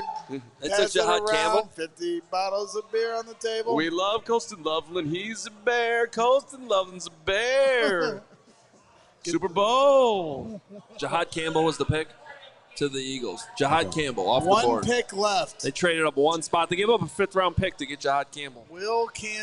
Kansas City's they're going to wait for him to get healthy. Kansas City's going to take O-line. O-line. Ariante Ursary is going to be gone. Yep. Thanks a lot, everyone. Josh Simmons or him. So they trade Joe Tooney, and then they steal Ariante Ursary. Is that really it, or are you just No, I'm just guessing it. I'm guessing. Am I allowed to guess? Yes. In this day and age where we wait for Twitter to tell us, go with the rumor angle. I hear a rumor. I guess Kelvin Banks to the Saints. I didn't see that. You nailed that one. I did not see You've that. been on that fire. one made me mad. I was mad about that one. I was one pick away from being right again. They had drafted 2 tackles the past 2 years. I'm like, there's no shot. That's why you should be reading Fran Duffy's draft guide. He nailed it in his mock draft this morning. I didn't see that one coming, but going back to Colston Loveland highlights while the Chiefs draft O-line. Good thinking. You gotta figure out coping mechanisms. No one's better at it than you. Thank you. No one sucks down Dr. Pepper Zero and makes himself feel better. Well, it's better than the Cockies. Hey, shout out to everybody who's still with us on YouTube. We greatly appreciate it. Hit that subscribe button if you haven't. Hit the like button. Helps us move the show around as we continue to grow this thing here. Over 1,000 likes. That's well done. All right. How many people we still got watching, by the way? About 2,400. Hell yeah. Let's go. Look at you diehards sticking here to the end. We appreciate that very much. Yeah. And we are back tomorrow right out here at 115 Bourbon Street. There are right. tickets available. We're giving away 2 more tickets to Cubs and White Sox at tomorrow night, but you got to be here in person, right? You got to be here in person, and then everybody in YouTube land will be giving away some seats coming up there. You got to download that. And this is going to be the first year. I mean, this is the 4th year of the draft party, right? And I've been third year. We didn't do one the first year. Okay, third. The Bears didn't have a first-round pick that year. Okay, third. So Thanks, that was Ryan Pace. All right, so that's what I was about to say. Loser. Third year of the draft party. We've all been here, and so this is going to be the first year where the real heat or the real juice is on the day 2, and this is what you've been trying to tell fans about coming out tomorrow for the Friday one. I love day 2. Right, you get 2 rounds, 3 picks, maybe more, but right now 3 picks, and might be that Quinshon Judkins, might be the guy. Two of those picks, I believe, are first-round talent that the Bears could potentially get. The way this is shaking out, right? So the Bears are going to end up with 3 first-round picks this year. Who's laughing now? Or they'll draft another tight end. I know. As we get ready to wrap up the night, I legit came in here tonight thinking they were going to get Ashton Jeanty. I believed all the noise. So the Chiefs pick is in, and we are about to find out they're not trading it out. That's just always seemed too expensive, Carm. I guess. The idea of this. Bursary. I think you're right, Greg. I think this is going to be either Josh Simmons or Ariante Ursary. I think it's going to be O-line. Yep. Okay. You look at how Patrick Mahomes was getting destroyed last year. Can I get a crown and diet? Did you get that ready for him? Almost made it. Almost made it. No, yeah, that's true. We're going to finish this show, and then I'm going to have a drink. I'll have one Proud with of you. you. I'll have one with you before I leave. There we go. Steven says yes. By the way, shout out to our producers. We've had awesome help. Yeah. We got Katie on site helping Steven. Emma Clark came in from Denver.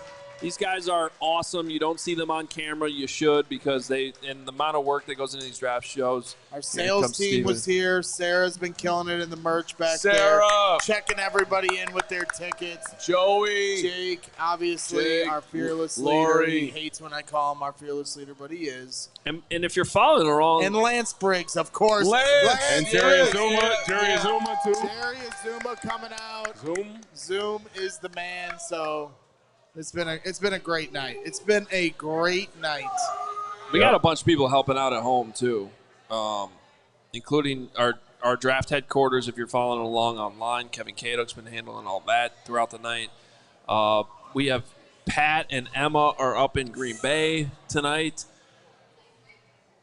Guess we didn't need to send Pat up there. But they're having a lovely evening. Yeah. So that's fine. Sorry about sending you to Green Bay for eating a lot of cheese. no reason. Sweet Airbnb up there that we for the Really? accommodate. Yes, very nice, first class situation. We got to do that next year for the game. I really want to do that for the game. Can we get that done? You might have to talk to upper management on that, but I'm good with it. I thought you handled that. Yeah, Sorry. Well, Is this pick in or not? pick is in. Josh Simmons. Okay. Josh Simmons So goes. Ursery's still. Exactly what you thought. Ursery's still on the board, but man, it's a long way to 39. I know. Well, the Chiefs probably just got another Hall of Famer, so that's cool. Hall of Famer. Wow. Oh. Jeez. Well, he could be if he's healthy and all that works out. He's a really good player. And So the next, what?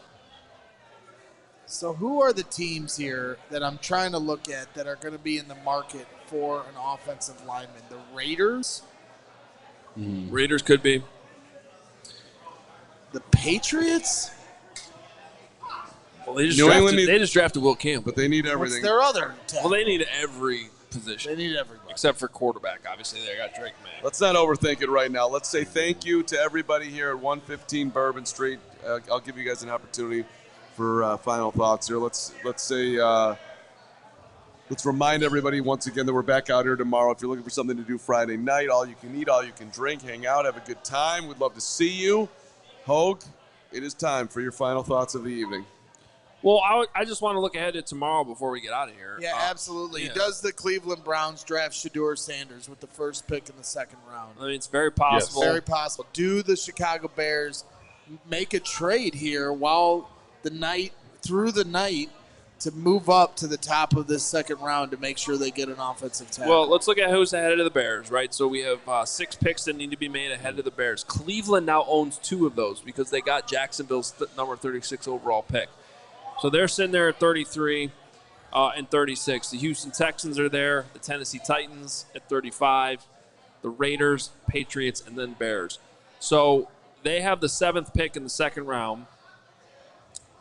And still available from my first rounders are Ariante Ursary, offensive tackle available. JT Tuimoloau at the edge rusher. Landon Jackson, that's 3 players. Will Johnson, 4. Nick Emimori, 5. Then Caleb Johnson and Travion Henderson there. So Travion did not go in the first round, no. Mr. Fran Duffy. He did not. I mean, when he's healthy, though, man. But both Ohio State running backs, who are beloved by many. Yeah.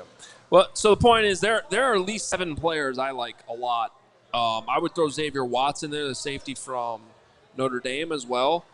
Mason Taylor would have been in that conversation, but I don't think the Bears drafted another tight end in the second round. If they do, so help everyone at this bar. It would it would surprise me if Ariante Ursary lasts. To your point, Craig, to have a tackle go to last 7 more picks here when I think he's clearly the next best available, that would surprise me. So it might take moving up if they want to go get him. Yeah. Think you feel that good about him, and you feel like he could, and then got to. Who's looking at quarterback? Between but the Texans and the Titans are not. Yep. So if you're Cleveland, you don't have to worry about pick 33. Raiders. Right. Well, unless somebody moves up. Unless somebody moves up. Texans, Titans can move back. So if you really want Shedeur, you should probably take him at 33. I like how you're thinking, though, because you can, if you're okay with not getting him but most likely having him, you can absolutely wait and pick him 36th. I don't think, look, if you love him, I guess you take him at 33 to Hope's point, but if you don't. Or if you're not taking him at all, then you're considering trading that 33 pick overnight. By the way, the Raiders, I wouldn't rule out the Raiders for Shedeur. I know. Carm, you made that pick in the mock yesterday at 6, but it wouldn't be the first time Pete Carroll has had a veteran quarterback and then added another one, drafted one. Remember, they drafted Russell Wilson in the 3rd. Well, that's how I looked at it. After they already signed Matt Flynn in free agency that same offseason. Not my best mock moment, but that's how I looked at it. Like, look, Geno's not going to be there forever. You let him develop behind him. You have Pete Carroll teaching him. To me, it makes the Raiders to draft him. It makes even more sense at 37, obviously, if he's there. I would think Sanders does not last past the Raiders. I don't think so. And I think that the Browns should probably seriously think about taking him with one of those 2 picks if they can. Those are my final thoughts, though. I am going to go home and watch a lot of Colston Loveland tape. And real quick, just in case on Super Chat, any of this Super Chats, just to give a quick shout out to some of them. There's been a lot of people here. I know we have, how many Super Chats do we have? 25. Why don't you pick us 5, Steven, to roll through just to, I know it's been a long night, but, these people have been tuned in with us for almost 5 hours here. So show them some love. Want to make sure we show a little bit of love here before we take off. I know we're tired. I'm more worried about my voice than anything else. I'll read them. Are you able to read them? Yes, sir. Oh, you got them in front of you. Okay, Yeah. thank you. CHGO, long time no chat, $10 super chat, long time no talk. Hated the pick, boys. Make a trade was my position. I watch all the content, boys, and sided with Hogue on Kelvin Banks. Disappointed. I think the city is too? ? Oh, I also hate Clay math. Use. All right. I Shout added out. the use. I'm assuming that's what he's Yeah, talking about. I'm assuming so as well. Shout out to CHGO in the chat, which is not exactly how his name is spelled.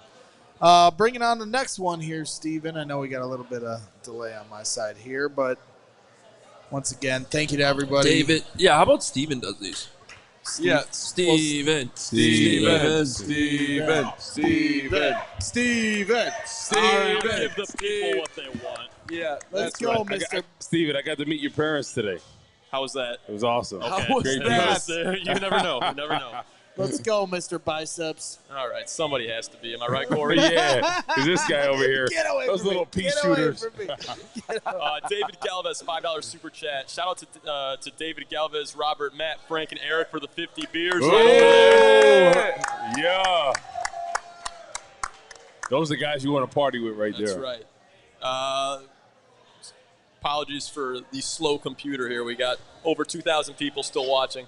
Smack'ems. Bears taking an Ohio State running back tomorrow. Glad I'll be at 115 Bourbon Street for the pick. Let's go. Woo. Let's go. There we go. We got another $1.99 from David Galvez. Let's see. $2 from Daddy. He said Raheem Sanders in round 7. I coached him. Don't sleep on him. Carrie Huss just dropped a $200 super chat here. Carrie Huss. Carrie Huss. Shout out to you. Hey, Carrie. Hey, Carrie. Why don't you come over here and sit in my seat? Come on now, buddy. Come on over here.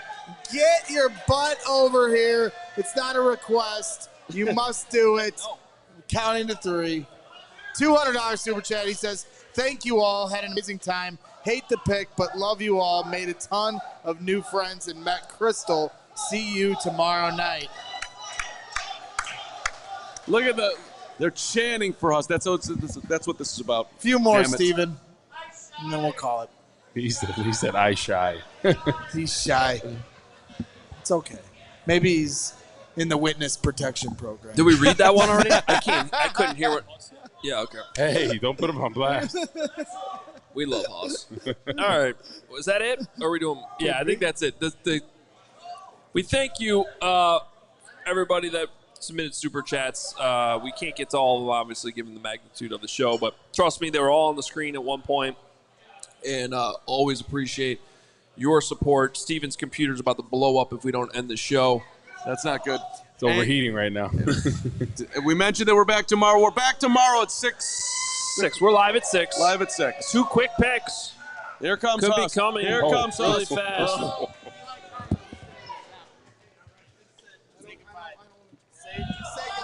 Huss, you get the last word tonight. Tell Bears fans that it's going to be okay. It's okay. Everything's great. Loveland's going to be in the Hall of Fame someday. I don't like the pick. What a great way to end the show. Hey, when does Shador get picked tomorrow? Cleveland or Travis went too. Okay. There we go. Just glad to be here and always a pleasure. You're the to best. spend You're the time with best. you guys. We Thank you. appreciate Thank you, so man. much. We love us. All right. Hey. Back here tomorrow at 6. Tickets still available if you want to come out. We're going to have a lot of fun tomorrow night. There's also, I believe, live music happening towards the end, right when we're ending tomorrow night. So that's another reason to come out tomorrow. We got more White Sox Cubs tickets to give away. So come on out if you missed it tonight. Otherwise, we'll be live. Don't laugh. Oh, we got Blues traveling over here? What's going on, man? Oh. Speaking of giveaways, Karma's going to give away this useless Jaguars Bears book. Listen, this was the Straight last out time. of Les Grobstein's. The last time the Bears were good at 4-2. We all thought they were going to the playoffs. Yeah, I brought it tonight. This. Let's burn this. No. This is a souvenir. No, you want it, Crystal? I'm you want pretty it? sure the last time the Bears Crystal were good wants was it. in 2006. Crystal wants it. That's what it says. All right. Hey, thank you all for being here tonight. Appreciate it. We'll be back tomorrow at 6. Plenty of content coming your way from Green Bay. We're going to talk to Colston Loveland tomorrow, too. AllCHGO.com. There's a lot of stuff coming your way, so make sure you're locked in. We'll see you tomorrow. See ya.